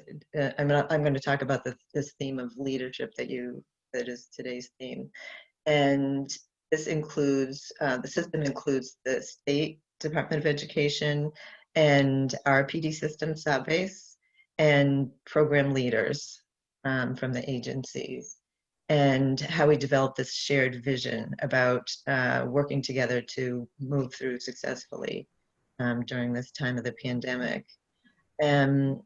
It started with there being a collaboration between the state and the programs and PD before the pandemic, and that's been to encourage digital literacy and just education to be developed and built up. And so SABASE has been providing support on that. I'm assuming they'll take a card. And then big part of how things have gone here now is the wonderful support that we've gotten from the state level. Yvonne Stevens Carter is the state director, and she, from the beginning, had state as partner meetings and giving direction for what the state's expectations are, and using it also for Q&A and getting to know what staff and programs challenges were and their needs, and being really responsive to that. She's a social worker, so I recommend social workers being being in leadership positions. And so the main focus being supporting students and staff with all the myriad problems that have resulted from COVID, job loss and health issues, family needs, and the like. And as far as adapting to teacher and learner needs, Yvonne gave programs permission to submit amendments to their budgets to try to cover the new needs, like paying staff for more PD, permission for them to buy devices and connectivity as loaners for students and for staff.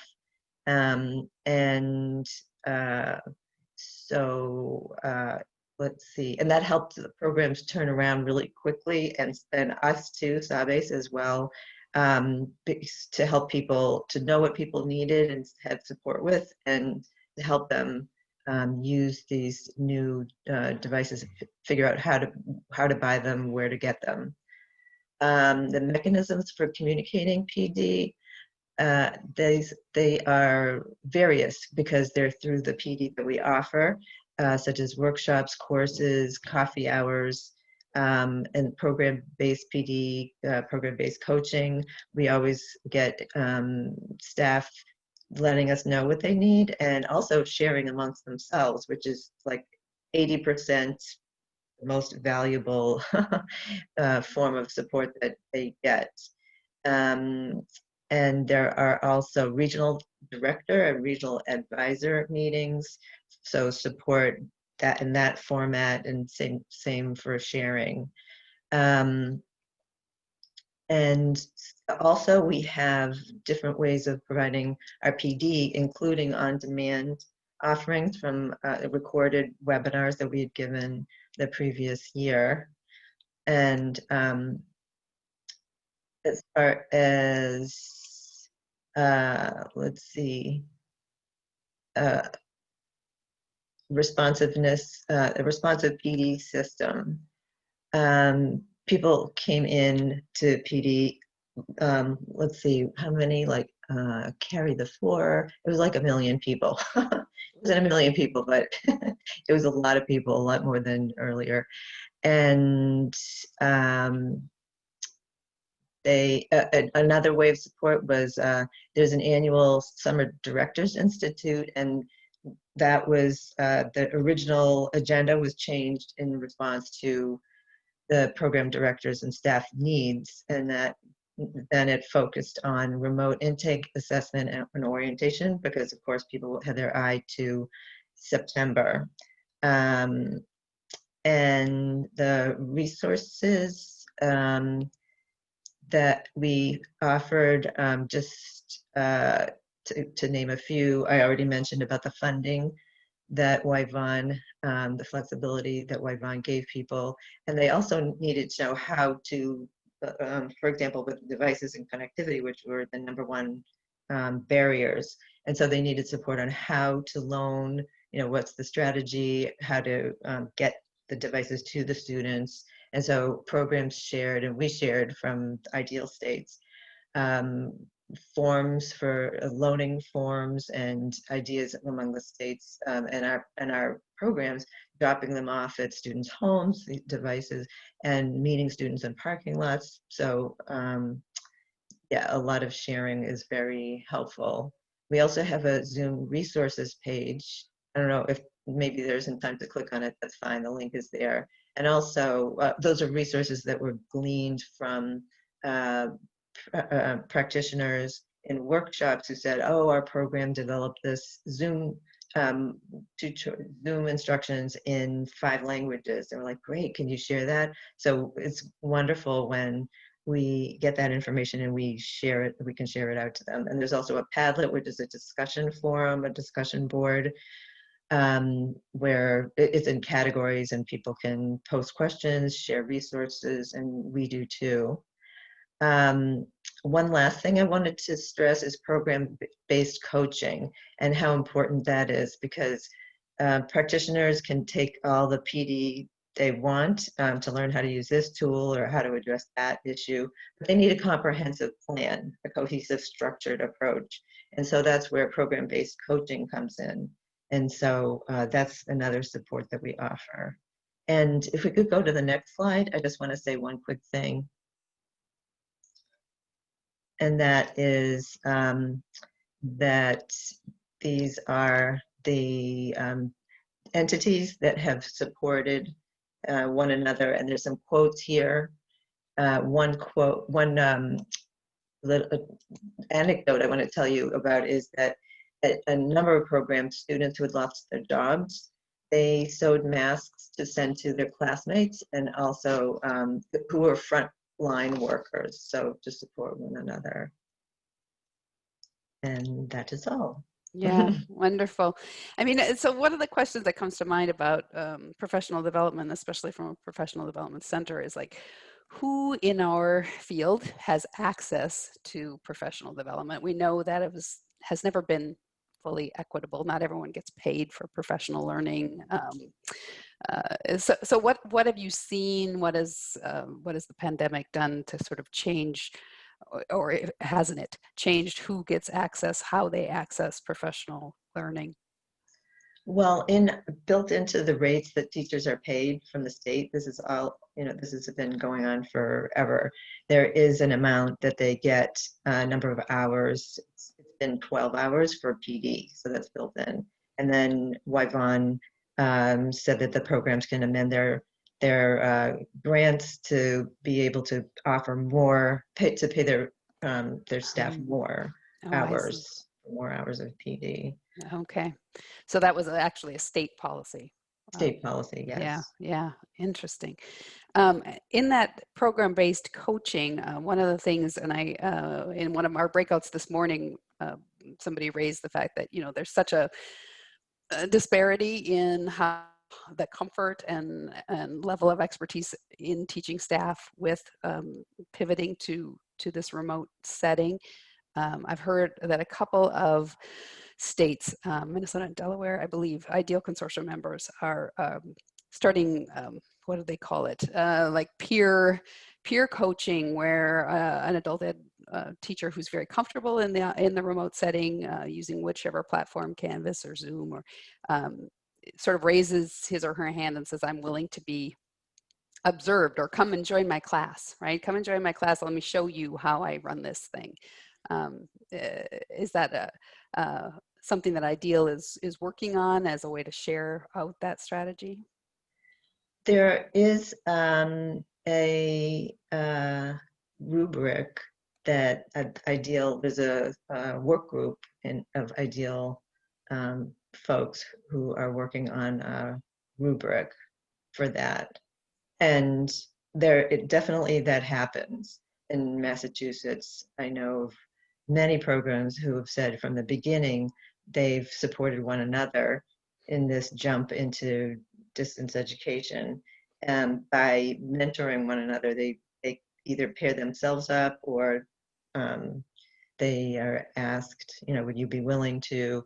That can happen naturally. And then so the person with the stronger skills can help the other person develop a lesson, develop a unit, and then that person can observe the one who's learning, and vice versa.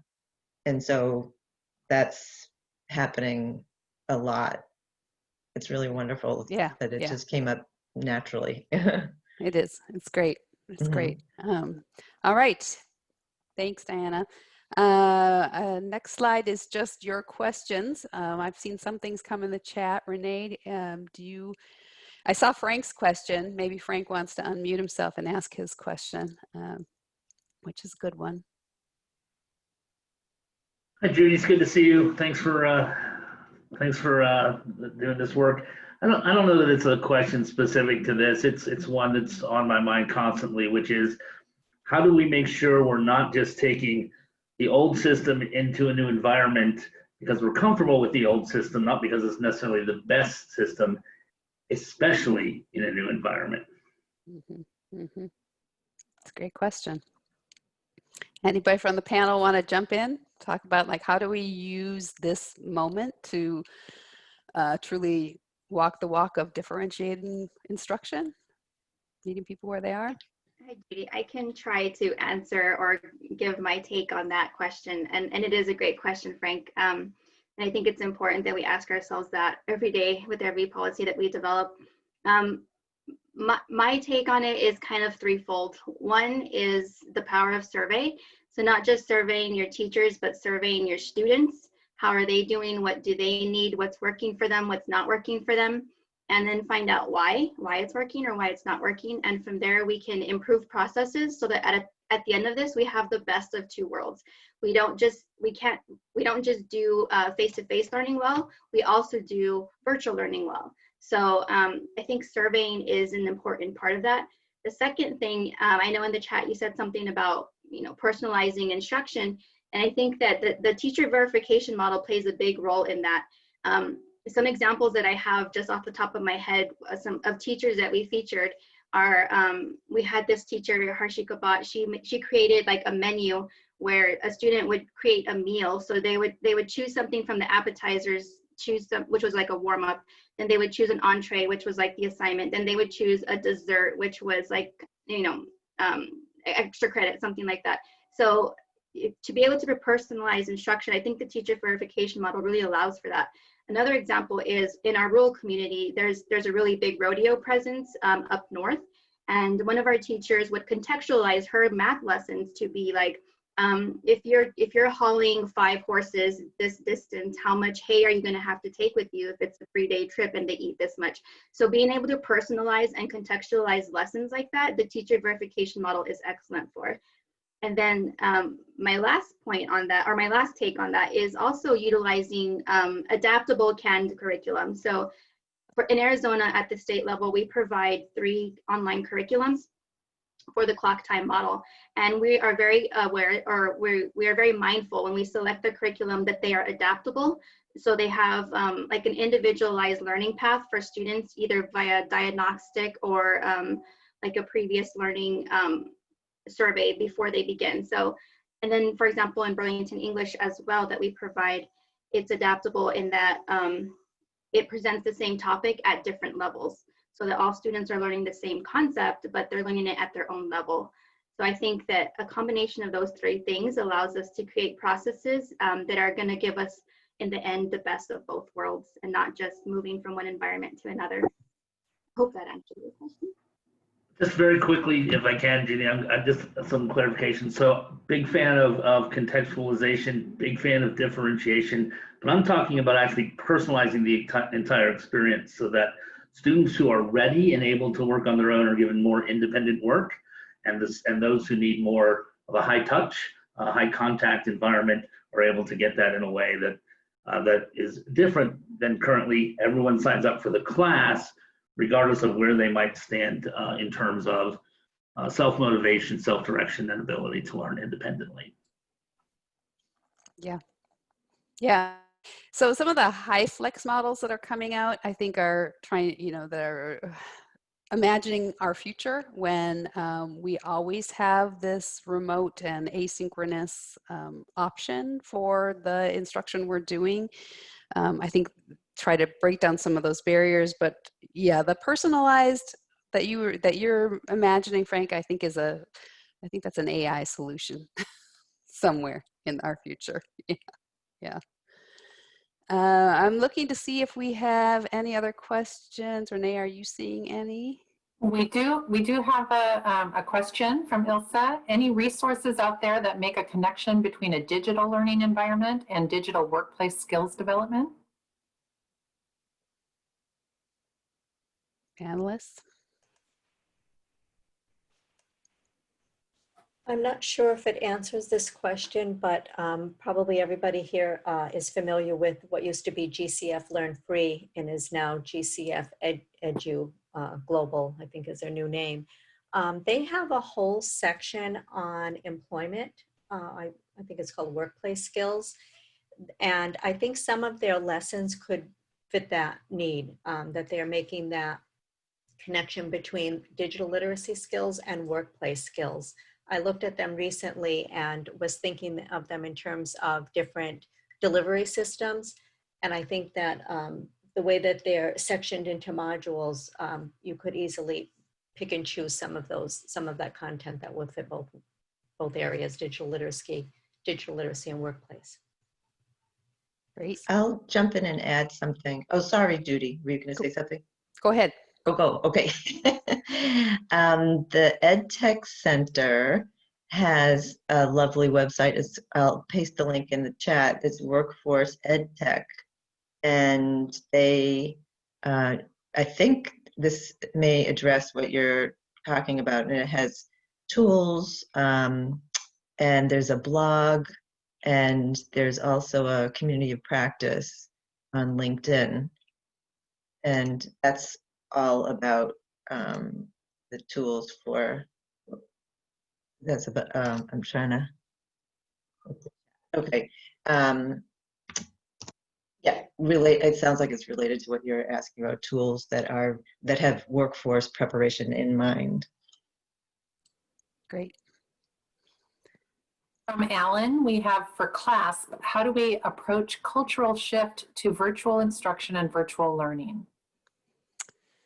Oh gosh, you're asking the, I'm not a class anymore, so I don't have to answer that, right? How do we approach the cultural shift to virtual instruction? I mean, so we did a sort of a synthesis. We pulled together a technical working group on all the different national organizations and big states like California and Texas that have been doing surveys of practitioners, surveys of learners, just trying to study everything that we've been learning since March.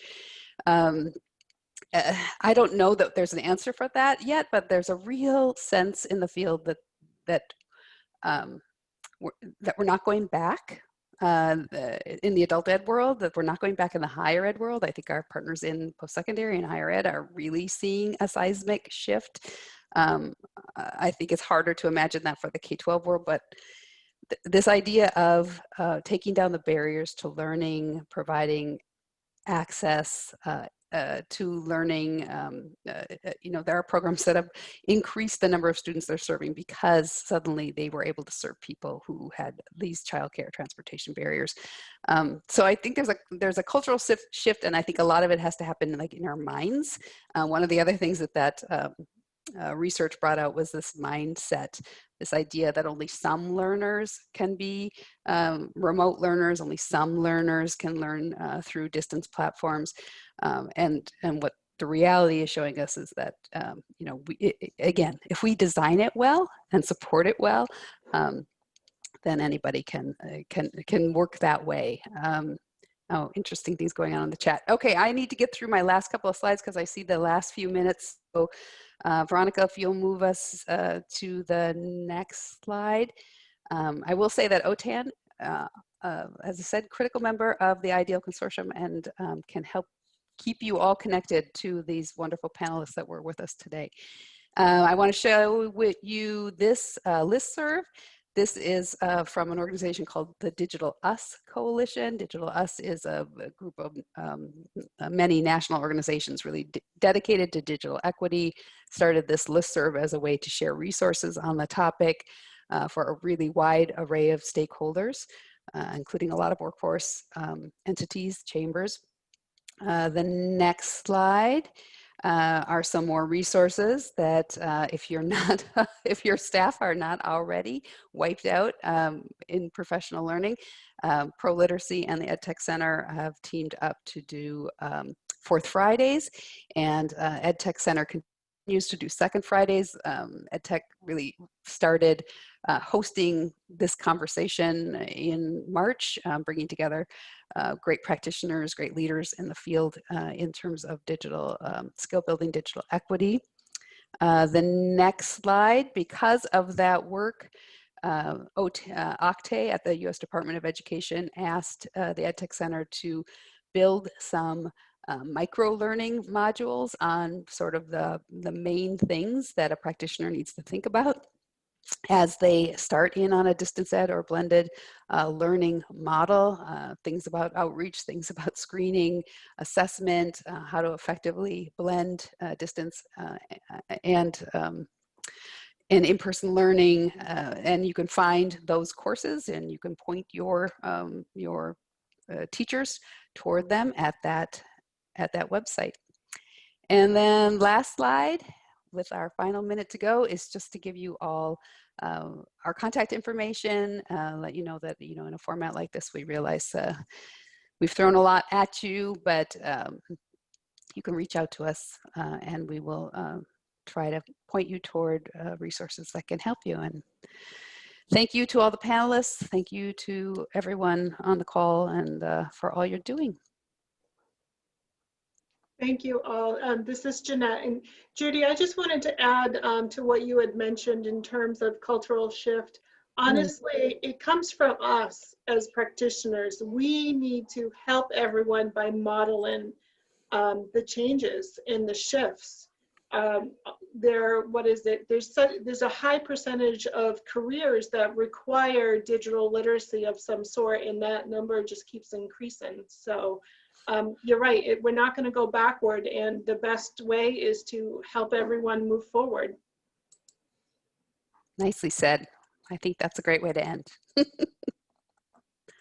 All right. Thank you so much, Judy, and thank you to all of our panelists. That was fascinating. I'm always amazed by how different adult education looks in different states, and yet also how much we do that crosses over and is very, very similar. So I find it inspiring and just great to kind of grow our adult ed window with our partners from other states. So thank you for being with us today. We are going to take a 15-minute break, and we will resume at 2:15 for learning about how CASAS has helped us measure impact during COVID-19. So we'll see you in 15 minutes.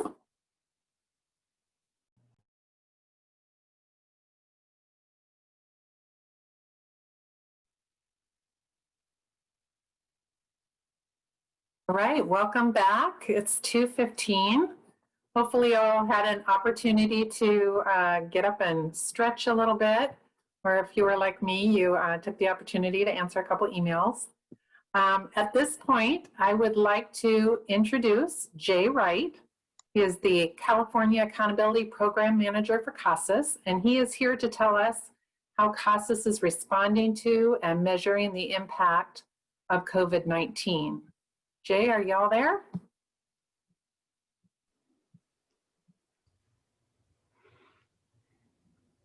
Jay? Sorry, had to unmute. Hopefully I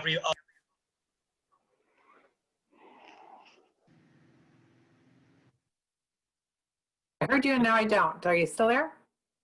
yes. Good, okay, all right. Everybody can hear me okay? Yes, we can, yep. Okay, Good. sorry about that. Okay, well, I did kind of work it out with the key folks. So it's not all about COVID-19, though there are definitely a lot of issues related to that here. That will be the first agenda item. A lot of what we'll talk about is probably, you know, kind of the more advanced or experienced users accountability that we did a few weeks ago.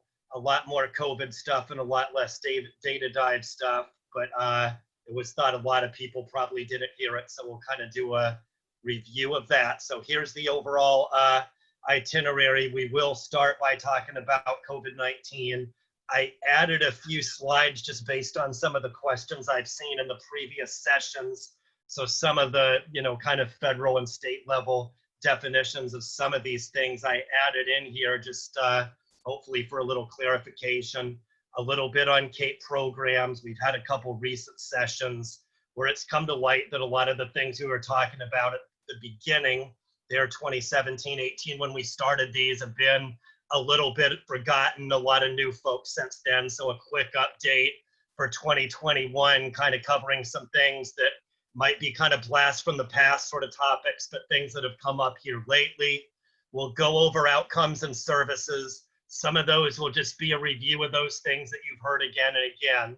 Some are going to be, we have a new immigrant integration indicator outcome, so I wanted to cover that. And then there's also some updates for COVID-19. We've touched on them a little bit for training.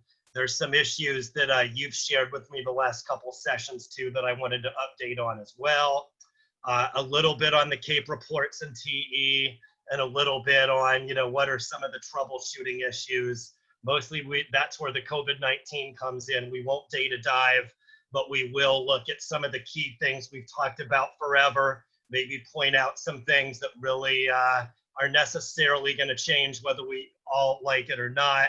Other things like demographics and so on that really shouldn't change. So there have been some questions like that related to, you know, what should change and what really shouldn't be any different. So a little bit, I'd be interested in the chat. Sorry, I didn't get it in. I kind of came in after I was announced, but these have been a couple things that we've talked about at a lot of my network meetings over the last month. We covered this in a session, I think it was September 22nd, but I'm not sure about the date, but we had an advanced users session on CAEP accountability. We were asking these kind of questions, you know, trying to see if anybody had any input. That is, there's an age-old issue where we have, you know, CAEP outcomes that we're doing, things that we really want to record, things that good accomplishments that we know students are doing, you know, but sometimes having trouble connecting the dots. Which category is that? Which outcome should we call that? So I'm interested in any sort of situations like that, whether it's a specific class, program, specific things students achieve that are causing trouble with recording. I'd really be interested in knowing that. If you've come up with any solutions, I'd be interested in that too. But we're going to develop a new workshop kind of covering that because that seems to be what's on everybody's mind here lately. So any scenarios or results that create uncertainty, you know, or confusion on how they're recorded, would really be interested in that. We can discuss it today, or I'll just keep it in the chat and take it for consideration. And then are there any things that have come up since COVID-19, you know, maybe special services you've provided for students, or maybe outcomes they're now achieving with now that it is COVID-19, you know, maybe more so than before. Anything that's come up as good achievements that you maybe didn't think of in quote unquote normal times, but it's come up a lot lately.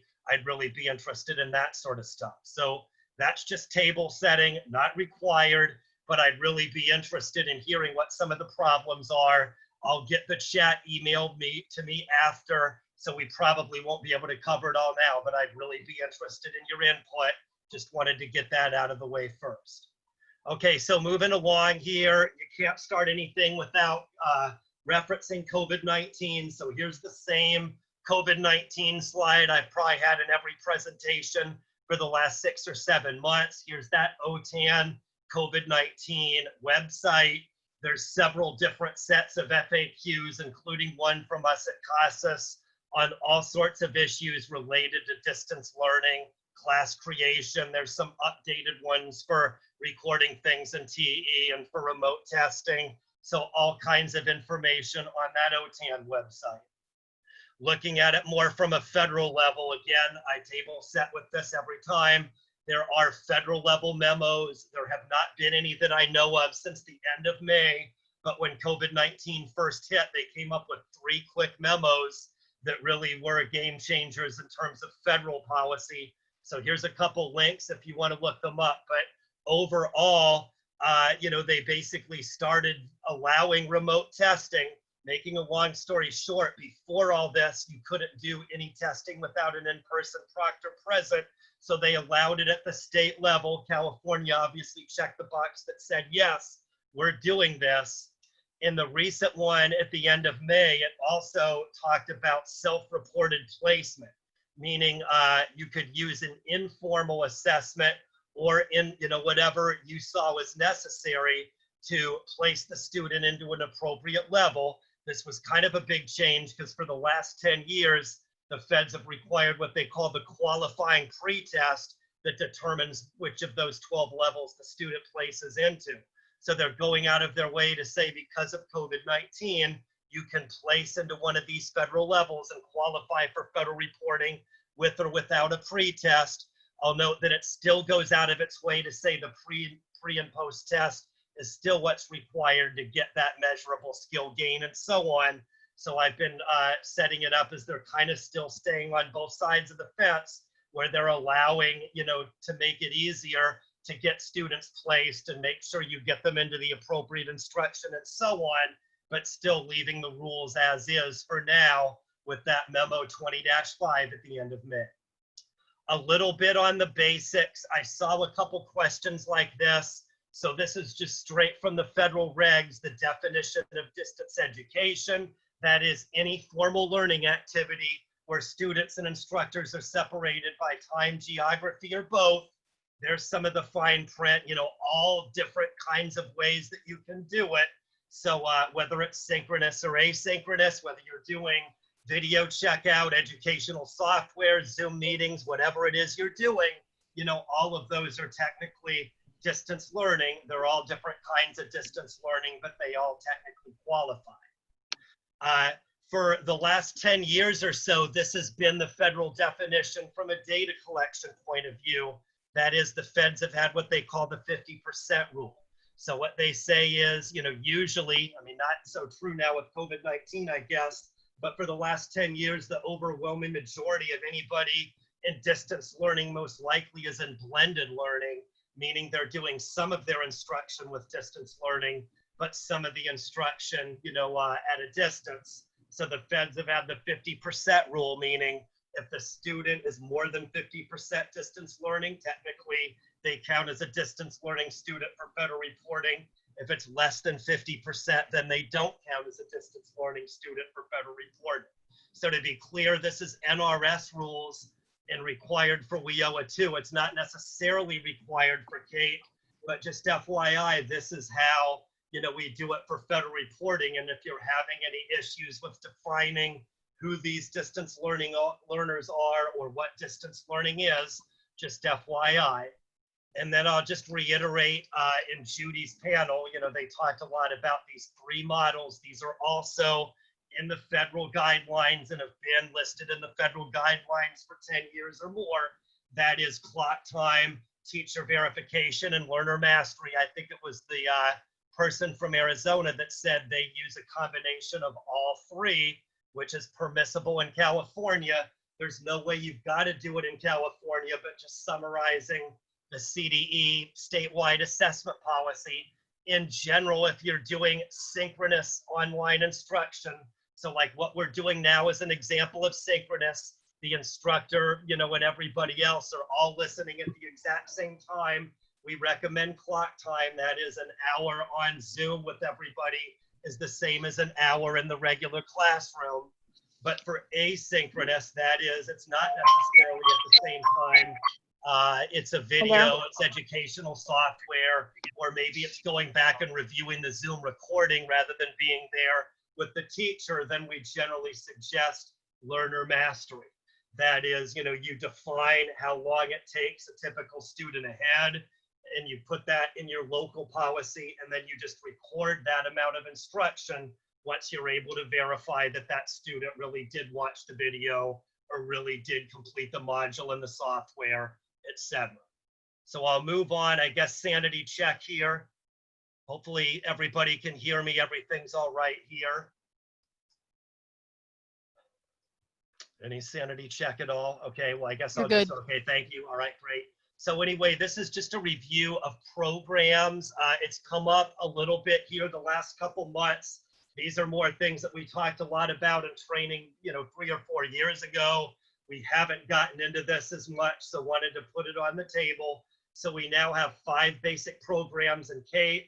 We have adult basic and secondary, ESL and CTE. We consider those the 3 primary programs. Adults with disabilities, parents supporting K-12 success are the 4th and 5th programs under CAEP. We have these 3 programs and we have other things folded in. So if you are new, sometimes it helps to know we consider ABE and ASE as one program. That's kind of different than what they do in federal reporting. That's different than what they do in most of the rest of the world, where ABE and ASE are separate.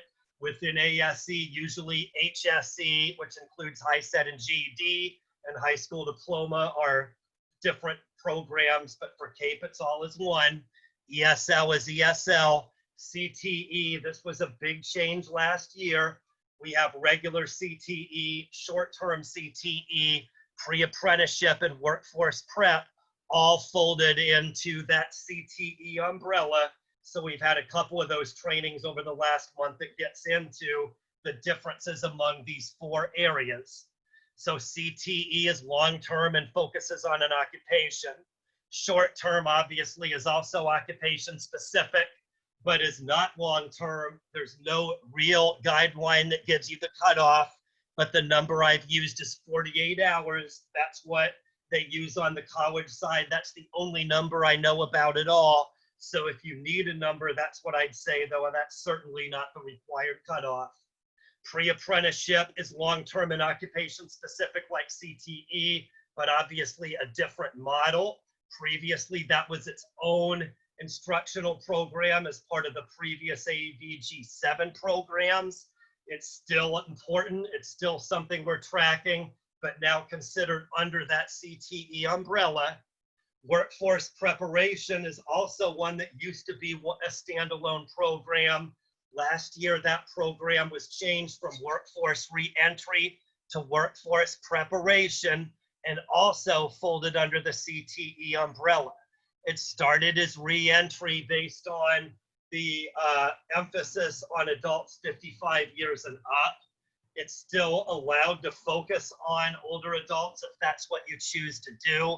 But a lot of people have brought up over the years that this is useful and appropriate for all students, not just older adults, not just individuals with barriers. So we've now renamed it to workforce prep, and now openly put this as a program for all students. So it's not occupation specific. It's something that can be more general in nature. Okay, so sorry, okay, so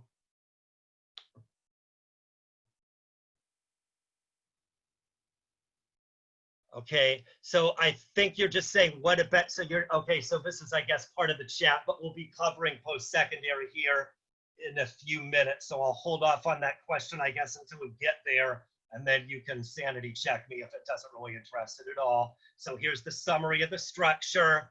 Workforce reentry is now workforce prep. Adult served, I'm not sure if that matters to a lot or not, but technically we will have an update to our CAEP summary. This will basically give us a third category of individuals from 1 to 11 hours. The way it's set up now is we just have the 12 or more, and we have those that have less than 12. That is, they qualify for outcomes, they qualify for federal reporting and so on, or they don't. So there'll be a new category that will look at those that don't necessarily have 12 hours, but do have something. We've got hours for learners in multiple programs. Again, that's also a year old, but just an update because a lot of people have been asking. We have, if you have students that are in more than one program, or perhaps a class that addresses more than one program, we have a way for you to designate that NTE where you can mark both programs to a class or whatever.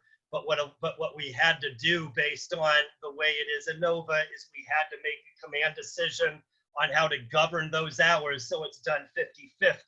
So if you've got like an IET class that's appropriate for CTE and ESL, for example, and you marked it that way, if you know it should be a 50-50 split, then you can do nothing. But by default, that's how it will go. So if you know the actual breakdown is different, then you should create those two classes. Sorry if I'm getting too deep in the weeds, but just wanted to explain what that bullet means. Another repeat from last year is we're not tracking service hours. We're officially recording barriers. We're not linking barriers to workforce reentry anymore, but we are recording the barrier of low English literacy for all ESL students, and we are recording the barrier of low literacy for all ABE students. That's now done automatically. And the final recap issue is passage of an exam. That was where at the federal level for the CTE, or you might say the Title I measurable skill gains, they're now requiring that the student pass some sort of exam. To be clear, it's not necessarily pre and post testing. It's not measured or verified with anywhere near the scrutiny or any of that pre and post testing is. But they say if a student makes gains in workforce programs, there ought to be some sort of skills check or written exam that the student does to verify that they really made that measurable skill gain. So again, this is just an overview from a lot of the training material from last year. It started to come up, so there's the gory details for those of you that like the gory details. Okay, sorry. So for hours, again, we're not tracking service hours. Obviously, the last 6 months have illustrated more than anything that it has nothing to do with delivery type or environment. Obviously, we're still tracking hours, even though we're doing distance learning. We're tracking hours under every delivery method imaginable. But the issue is not with that. It's the issue is associating it with one of the 5 CAEP programs. That's how we're actually recording hours. So that's why it should be associated with the program and why we're not tracking it for services. The occupational skills gain, I'll forfeit that, I think, until we get to the detailed outcomes. But this is just a reminder that we updated the occupational skills gain outcome, as well as the workforce preparation milestone outcome. And again, it's really the same, only there should be some sort of skills check or written test attached with it. This is looking at the same WIOA-wide relating indicators and MSGs to AB 104 outcomes. So all of those 6 categories we have under AB 104, relate to the federal performance indicators or the federal measurable skill gains. So we just point that out, that it's not anything we made up. We just directly stole it from the existing federal system. And this is just a recap. Everybody's seen this a million times. Here are our 6 categories of CAEP outcomes and all the specific outcomes that are possible under each of those 6 different categories. So we'll start with literacy gains. We're not going to go over every single outcome, but we are going to point out some of those that tend to generate the most questions, some of those that I referenced in those updates, and we'll also look at a couple COVID-19 sort of situations. So to your question, Grace, because I think you're more directly asking about the presentation rather than the chat questions, is for barriers. I think what you're getting at is that it's not a mechanical change. There's nothing mechanical in those barriers that will automatically change anything in your data. But I still say that when you mark those particular programs, those barriers will automatically populate, because we'll look at everybody in ESL and automatically include that in what we report to Launch Board, what we report to the legislature, and then what we report for federal reporting as well. So I think that's what you're getting at, that yeah, if you've looked at it, it doesn't necessarily change the report, but it's done automatically. Okay, I know TAP has a copy of the PowerPoint. If you're welcome to send me an email, and I'll gladly send you a copy of this if you'd like. So here's for literacy gains. Again, these are the categories we've had for literacy gains for quite a while. Mostly it's pre-post. That's not anything you mark. Carnegie units, that's not high school credits. That's not anything you bubble either, but there's a slide I'll show here in a minute. And there are those other outcomes. I'll talk about high school credits for a minute. This is getting way obnoxiously in the weeds, but I always get into this one because somebody inevitably asks how to mark this outcome. So to be clear, we've had this for a few years. This is one of our CAEP literacy gains. It's measuring literacy gains based on high school credits rather than pre and post testing. This is well, not really new anymore, but it was new for WIOA. So this is an official Fed tables outcome, and it's an official California payment point as well. This is the screenshot in TE that shows how to mark this outcome. It's obnoxiously in the weeds because it's a little bit different than what intuition suggests. It's marking it by level, not credits. There is a place to mark credits, but everybody handles credits a little bit differently at every district. So we use this self-reported level to record the outcome. That is, you mark it ASE high or ASE low upon enrollment, and then you mark it as ASE high later in the year. And you're suggesting that based on obtaining credits, the student progressed from the 9th or 10th grade level to the 11th or 12th grade level in a year. So just technically, that's the second way to get the literacy gain. And then here are those CTE related outcomes. So I'm sure some of you are getting tired of hearing this because we cover this every training, but it always comes up. So I always review on this one because it's the most frequently asked question. So we've got 2 CT outcomes, one called occupational skills gain, one called workforce prep outcome. The occupational skills gain suggests a portion of the longer term program. The workforce prep milestone suggests full completion of something shorter term. So the same tired example that we've used forever. The example here is a student's in welding. They finished the first semester. They're ready to move on to the second semester. You know, it's a 5-semester, 5-module long program. So once the student is ready to move from module 1 to module 2, that might suggest an occupational skills gain. The wrinkle that we added a year ago with that passage of an exam is we're keeping the conditions the same, but now technically to achieve this outcome, there should be some sort of written test or skills check or whatever you'd normally do within your CTE program that shows they're really ready to move from one module to the next. You know, that would be the new difference. Workforce prep outcome would be full completion of something shorter term. So in this example, it's a 15-hour workforce prep class on job search strategies. So there's some documentation that just shows they completed that and they get that workforce preparation outcome. So sorry if that's a broken record, but I always like to make sure to cover that. What we've done in recent years that relates this a little bit is now that we know the difference between those two CTE related literacy gains, what the heck then is the difference between that and an actual post-secondary outcome? So starting with post-secondary, some of post-secondary simply relates to entering college and or obtaining college degrees, but there's a confusion part because half of post-secondary relates to occupational licensure certificate and so on, as represented by the bullets in the upper left. So what we would say is it's a literacy gain for either partial completion of a longer term program or full completion of something shorter term. If the student achieves full completion of that longer term program, then we would say it rises to the level of post-secondary.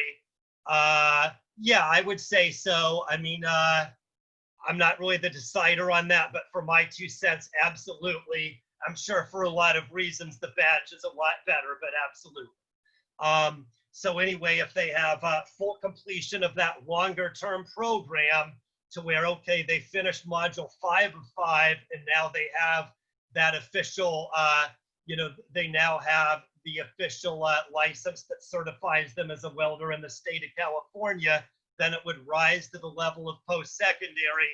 They achieve that final prize outcome in that example. So hopefully this makes sense somehow. Okay, thank you, Neil, for the clarity there. And then just a little bit in the weeds here, because this is what people ask more. It's a little more obnoxious detail, but it's what people ask. So here you go. For the occupational skills gain, we have 2 bubbles or check boxes. There's no real good explanation for this other than we allotted 2 different ones. There you can see which ones those are. And then workforce prep outcome, we just have 1. I know this is pretty innocuous, but a lot of people ask this, so I go out of my way to point out exactly which 2 outcomes relate to occupational skills gains and exactly which one relates to workforce prep milestone. So there's that information. One last clarity on outcomes overall, and then we'll get a little more into COVID-19, is the transition outcomes are also frequently asked questions.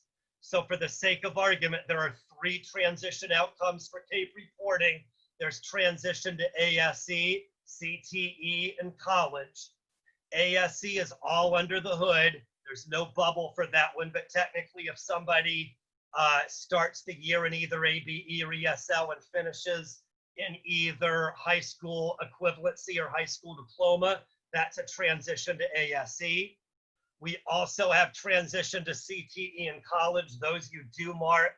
There's the 3 things you can mark for CTE transitions and the 2 different things you can mark for college transitions.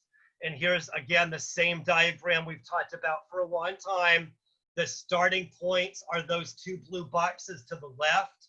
The end points are one of those 3 red boxes to the right.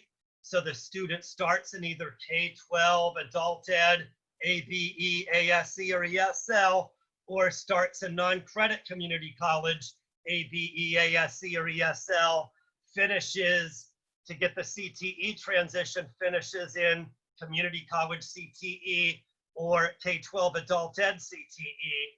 To get the transition to college, either one of those would transition into 4 credit college. The 4 credit is on purpose.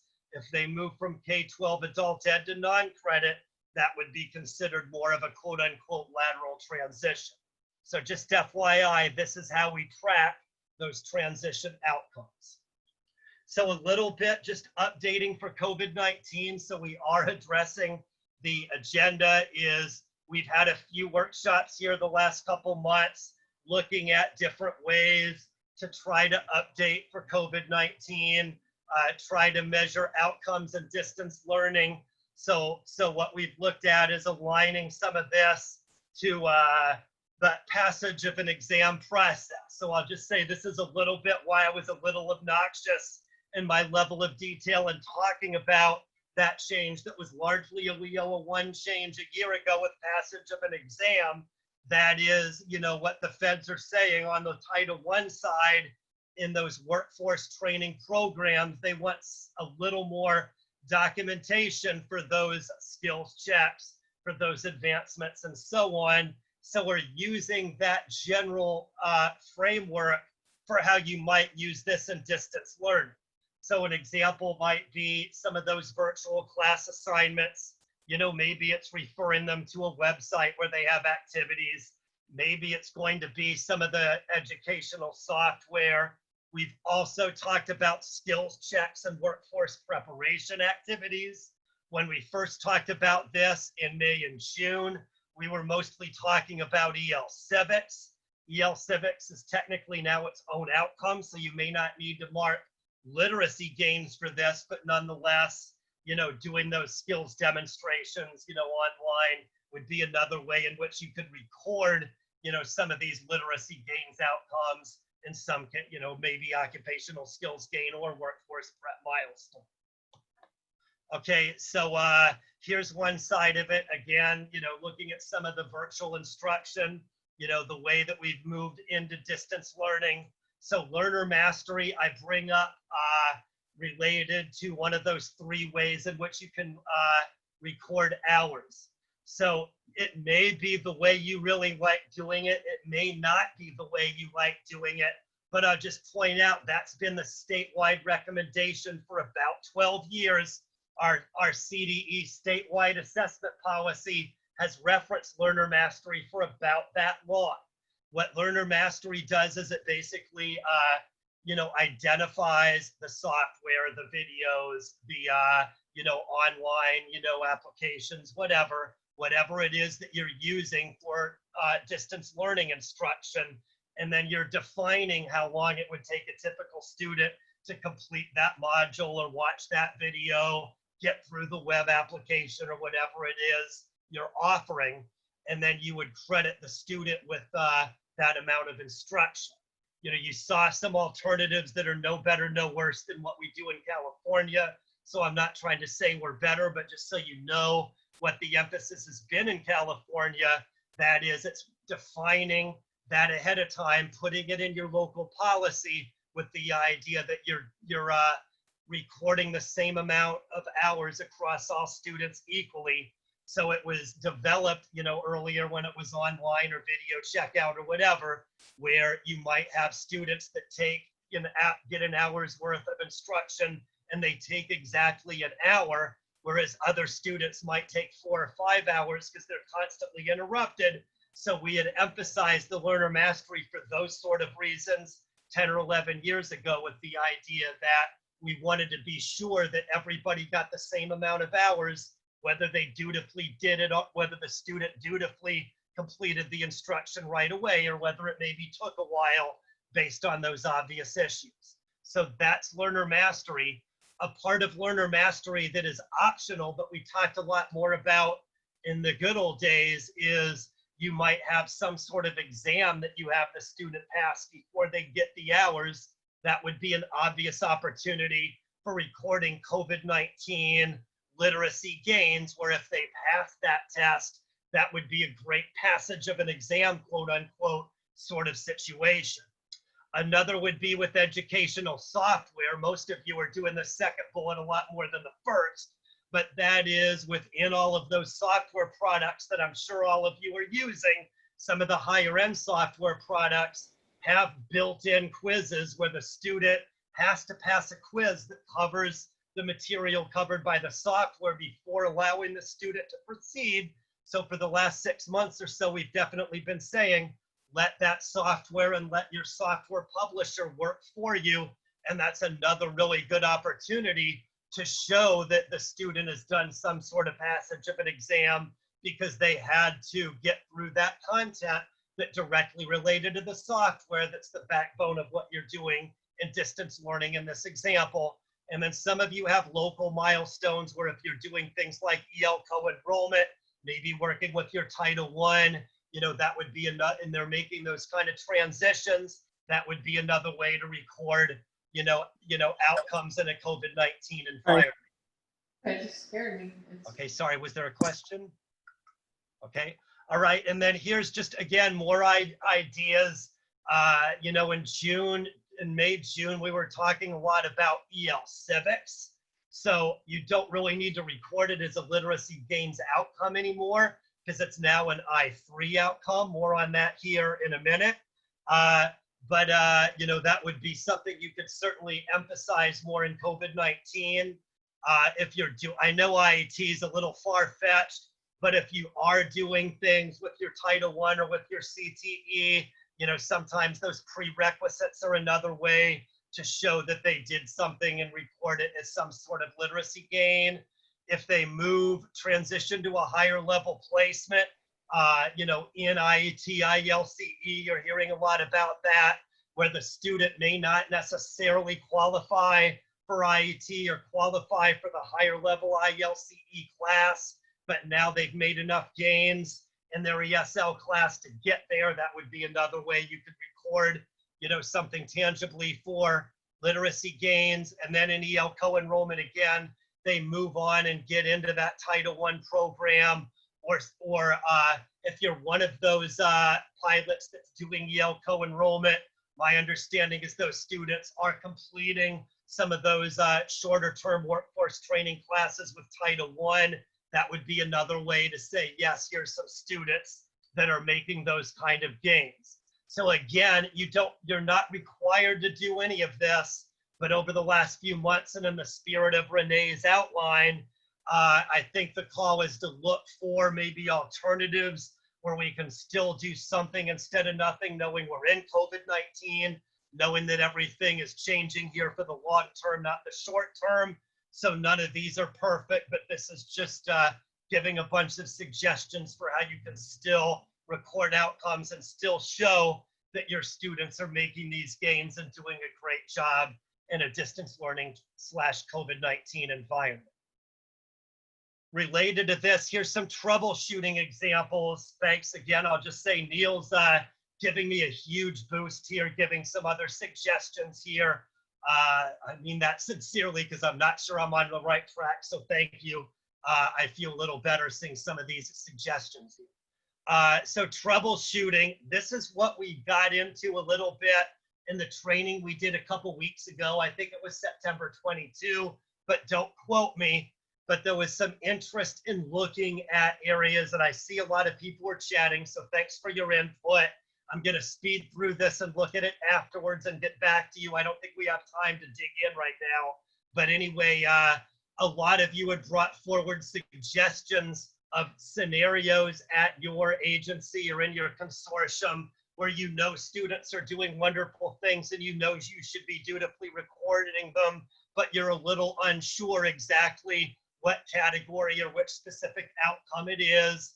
So one example that came up is workforce preparation classes that are occupation specific.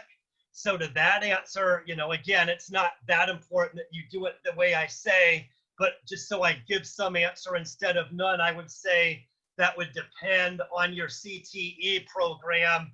If it's a workforce prep class that's occupation specific because the CTE program requires it, then I would definitely consider that, you know, more like an occupational skills gain. If it's more just something they're doing in a vacuum to learn more about that occupation, I'd call it a workforce prep milestone. If that sounds like insane gobbledygook, don't worry about the answer. But for the record, that is my answer. Another one is classes required for CTE that are occupation generic. That's basically the same answer. You know, obviously, if it's required by your CTE program, then I'd call it an occupational skills gain. Some are not really having trouble between those two, but having trouble distinguishing workforce prep milestone between short-term services. I admit, from a student perspective, they look awfully similar. Quite frankly, they look exactly the same. So I would just use that relate to the instructional program. That is, if they're doing things that directly relate to the course of their instruction in ESL or CTE or whatever, then I would mark it as a workforce prep milestone. If it's really independent of all that, then I would be more likely to record it as a short-term service. Again, not right or wrong answer, but just so there's some answer instead of none. EL Civics has been a big one, although I think that one's kind of obvious now because you now have a new EL Civics outcome. And then IT, EL co-enrollment. We're developing more on that, but I'll fold that into the same answer as the others. But I'm just throwing these as examples where a lot of you have had trouble deciding how to record it. So I will just tie that to my chat question, as I know there are many more situations that cause that sort of confusion than just these. These are just examples that I hear about a lot. So the quite frankly here is I want to try to expand some of those examples so we can get into it a little bit more and really try to, clarify it, a lot better than I am now, for example. Okay, so a little just to clean up outcomes. Here's that Bubble Boy slide. You've all seen that one. You've all seen this one TE. If you're new, these are just giving you the update record and TE screenshot perspectives of all the different CAEP outcomes. A little bit here on services as well. Here's the 3 categories we have: supportive training and transition. Supportive services are ones that focus on individual needs rather than instructional needs. So examples would be childcare, transportation, legal and fiscal counseling, and so on. Training and transition services focus more, on the, instructional needs. The ones related to training, or the ones related to transition, are really a lot like training, in my opinion, but they're just related more directly to transition to college or transition to workforce training. We've been trying to relate services to COVID-19 as well. So we've got 2 slides, one that just tells you what we think the services are in the real world, and then another slide that just converts all those real world examples to which specific bubble we think it is, or checkbox we think it is in TE or whatever. So a lot of things that have come up in the last 6 months. What are additional healthcare requirements? That one's obvious. A lot of issues with additional financial services. We've been doing a lot of digital literacy training, getting them up and running in distance learning and other things. So those new software applications have been big.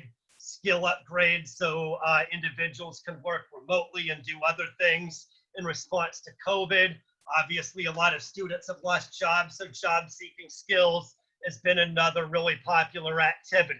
So again, there's many more. I'll just say, if you've got some of these that you've been doing that are not on the list, I'm sure you do. I'd really be interested in that. If nothing else, maybe some new ones, some better ones to spice up this slide. But in any case, if you've got some additional services, I'd really be interested to hear about those as well.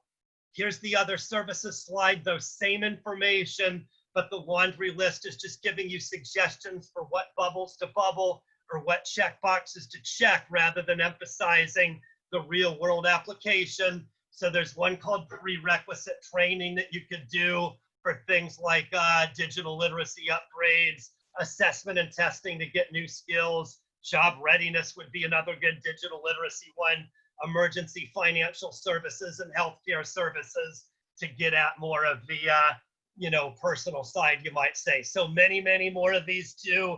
If you've got examples that you're using a lot, I'd be happy to hear. Lots of good examples on this one too. But again, this is just giving you a few obvious ones to get you started. And here's the slide for services, just categorizing the 3 different categories of services in the same manner. We have that other slide for the 6 different categories of outcomes. So a little bit more on resources here. So here's our remote testing page. You might say it's an hour. We don't have to get into all these details, but I know most of you have heard lots about this. We've had lots of training, lots of resources on our website. Lots of you have come up with lots of new ideas as well. I think what I'd like to say about this more recently is our web page is there. It has the CDE memo. It has the agency testing agreement. It has lots of information, lots of videos, lots of PowerPoint documents, lots of guidelines documents, and so on citizenship interview, EL Civics co-ops, and pre and post testing. The information has been largely the same since May. We've left that sort of the same on purpose, but where we've changed a lot is we've been working a lot more with agencies to pilot new situations, having meetings with you to address new situations. So if you have ideas that you know that you think will work, but you don't necessarily see it listed on the remote testing page, we're strongly encouraging you to reach out to your CASA specialist or to the folks on the remote testing team, schedule a meeting, give your idea. We'll do what it takes to make sure we can fit you into that car and drive away a happy camper. We realize now that everybody has the same basic idea, but the devil in the details is different in every agency. So we're just saying we're trying to be more flexible with specific ways. So again, examples would be some of you are doing parking lot testing. Some of you are doing hybrid testing, which has a proctor on site and students doing remotely. Some are just looking at ways to try to do more ratios with remote testing. Some of you have figured out ways to get students on site while following social distancing. Some have a hybrid and a hybrid and a hybrid. So we've got a lot of these starting to sprout up all over. So we're basically just saying, contact us so we can figure out how we can apply that to other, kind of applying common law, you might say, where we know somebody's done the same thing, but we need to connect the dots, figure out how we made it work for those other agencies so we can apply the same standards to make it work the same way for you. So that's kind of in a nutshell the way we're working it more recently. I'm sure a lot of you have heard this many times, but if you haven't, there you go, you heard it here first.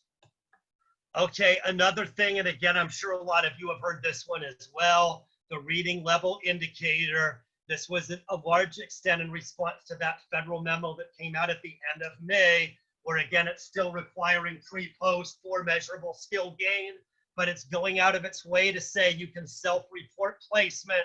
So some of you have your own way of doing it, but some of you said, yeah, we really want to do something easier to make it quicker to place students, but we don't have anything. If so, you might want to look at the CASAS RLI.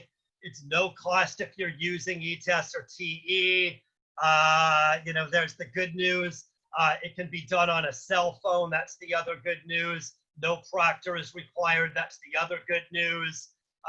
So if you're interested, you can find it on the website or email me and I can send you the link, but it's an easier way to get students placed. So it does not give you an official pre-test score, but it does allow you to place the student in a level quickly and easily. So if you're not quite there yet with remote testing or any of these other practices, but you want a little more than just guesswork to get the student in the appropriate class, this might be kind of a middle ground option that might be a way to move forward with students. So this is a little bit more just how it works. So this is the TE side. So the technology is the same as what a lot of you know from that employment and earnings survey we've been doing the last couple years. That is, you reach out to students via text, via email, or both. So you go into the demographics lister and choose which students you want to have do the RLI. You send the invite. It uses the same method as the, that follow-up survey to reach students and send either a text or email to students.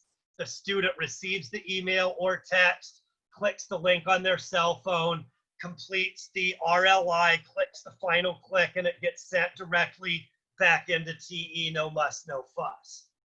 Okay, another update. This is not really COVID-19 related, but it is a what's new, is related to immigrant integration. I know some of you, Neil's reached out to some of you recently on this issue. So I think there probably is going to be a little more reaching out on this here soon. But anyway, just a reminder, we had the AB 2098 legislation and then the follow-up committee there basically that met the first half of 2019, I guess, and identified a lot of solutions, one of which was relating these immigrant integration indicators to existing EL Civics CAEPs. So we've done the work with allies and others and connected EL Civics COAPs to, you know, what we're calling the immigrant integration indicators that allies and others put together. So we now have a combination of, I'm going to cut to the chase here. We have new reports in TE that we're calling I3 reports. Again, I3 stands for Immigrant Integration Indicator. So it's kind of modeled on those CASAS competency reports that you already know and love, where it's, you know, relating student performance to instruction at the student, class, and agency level. But instead of giving you that competency statement or whatever, it's giving you that statement related to the EL Civics COAP.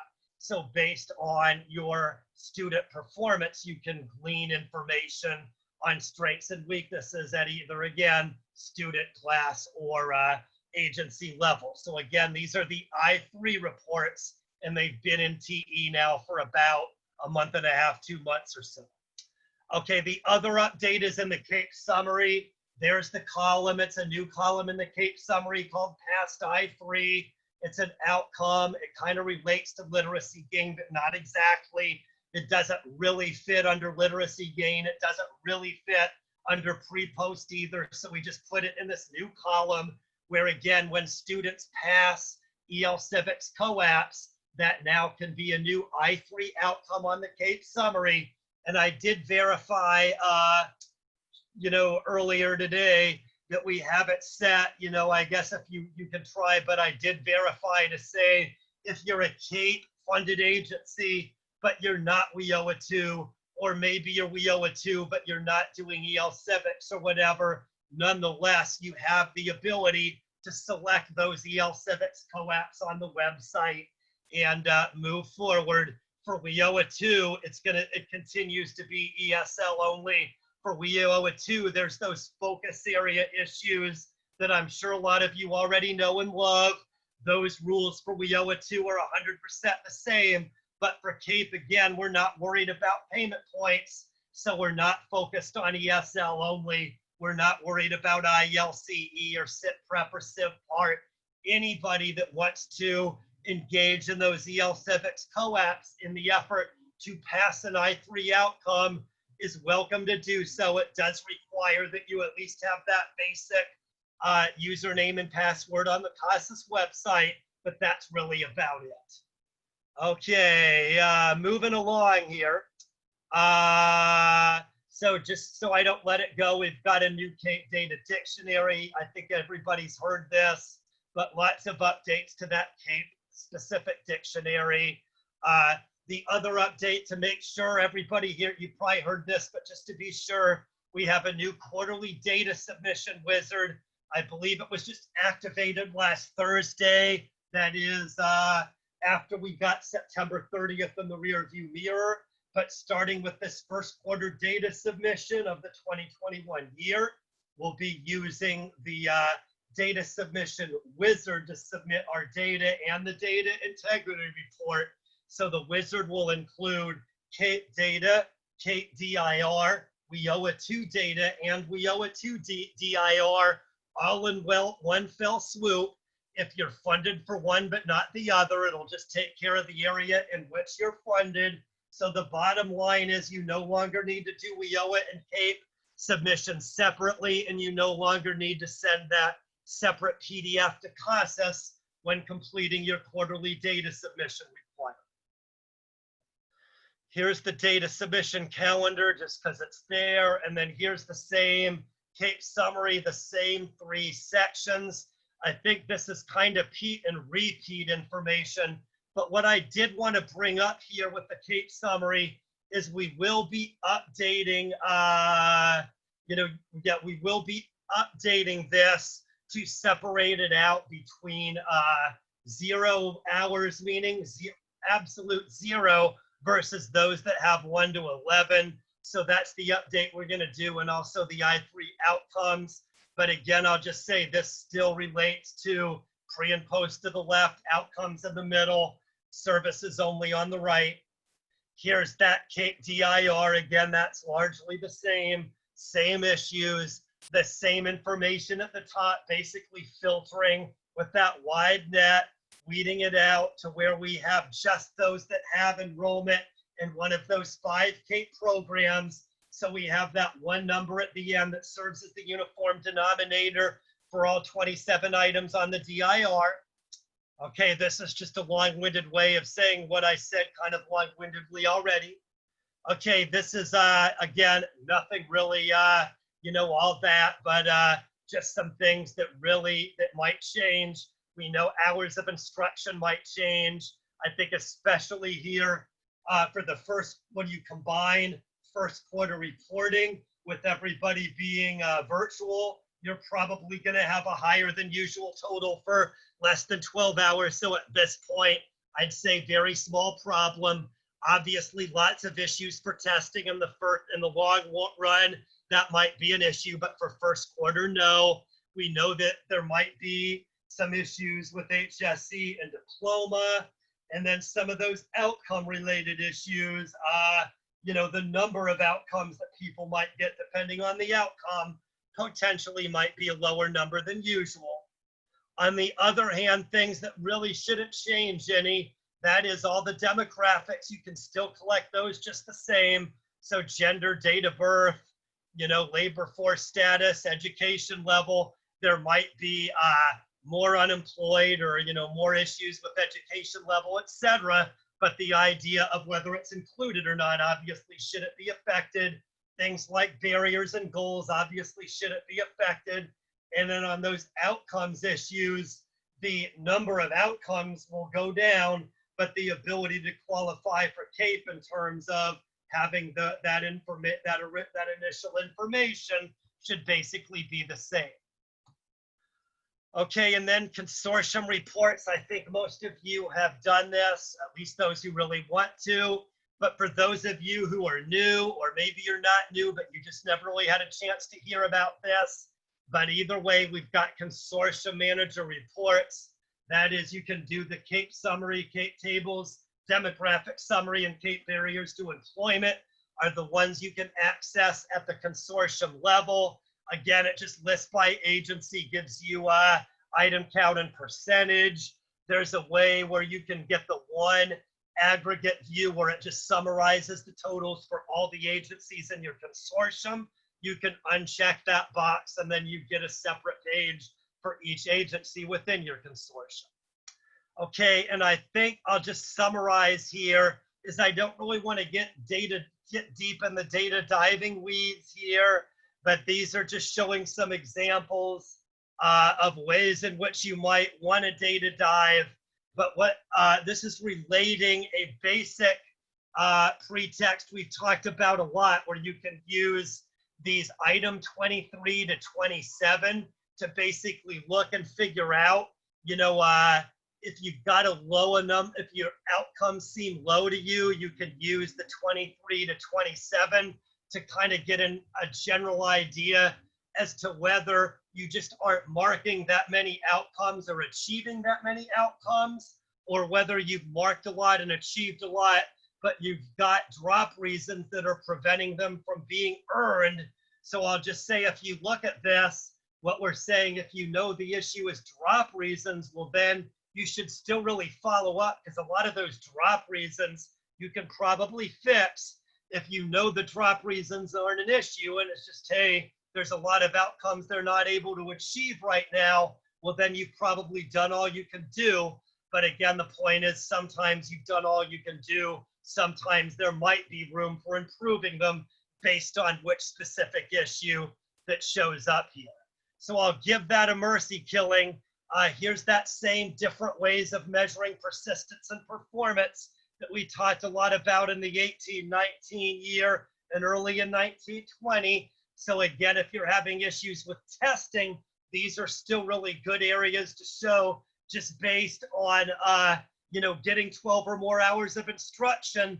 Did they persist from an instructional hours point of view, or based solely on achieving outcomes? Did they achieve performance from a CAEP outcomes point of view?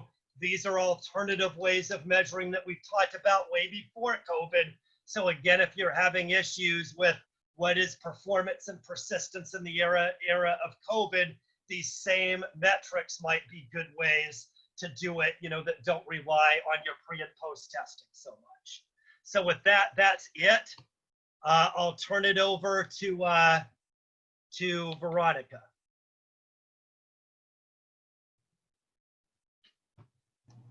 Thank you, Jay, and thank you to everyone for joining us. I'm actually going to turn it over to Javier Romero, who is going to provide some closing remarks for us. Javier?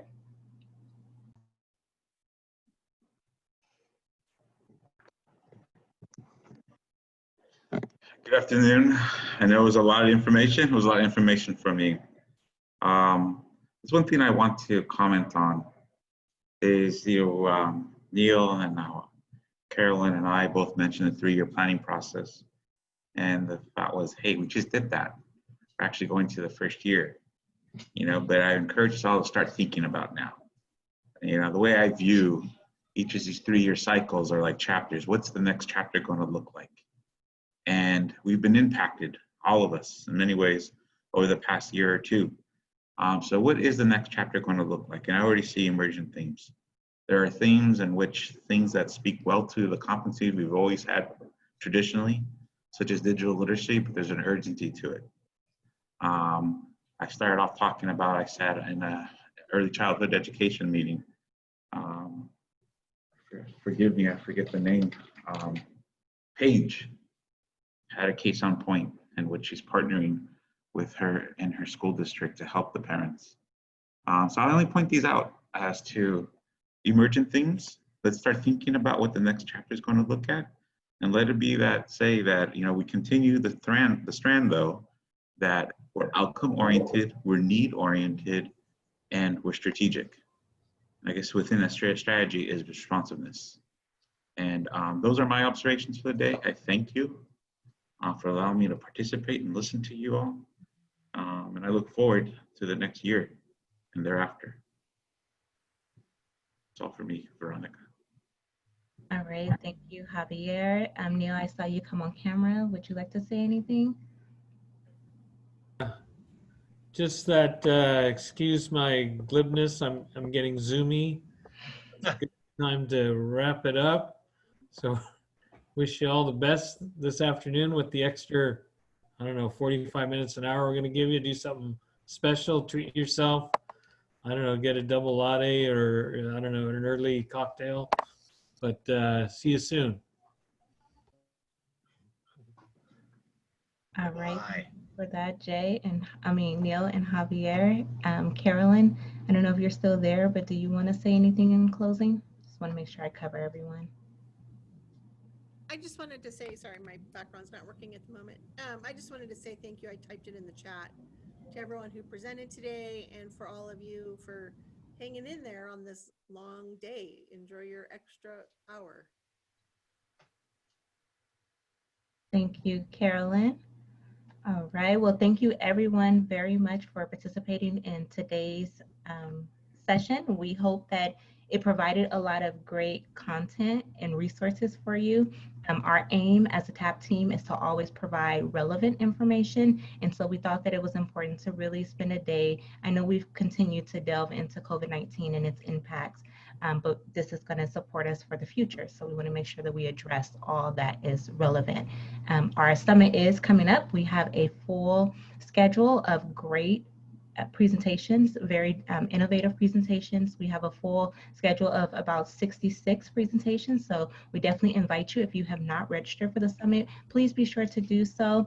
We hit our goal of 700 in terms of registrants. So of course we would like to take it further, and it's not based on the numbers, it's just based on the fact that because we are in this virtual space and we have the opportunity for more people to attend and to attend for free, we want to make sure that this summit reaches as many people as possible.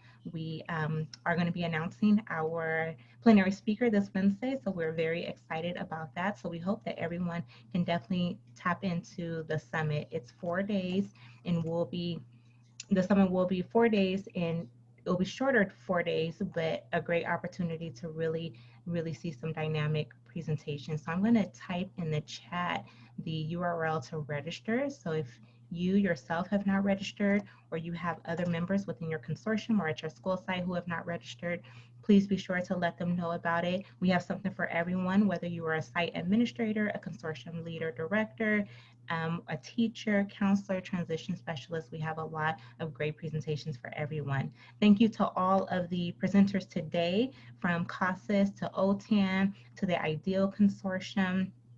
Wested was unable to join us, but we thank them for at least signing up to be with us today, and we hope to see them soon.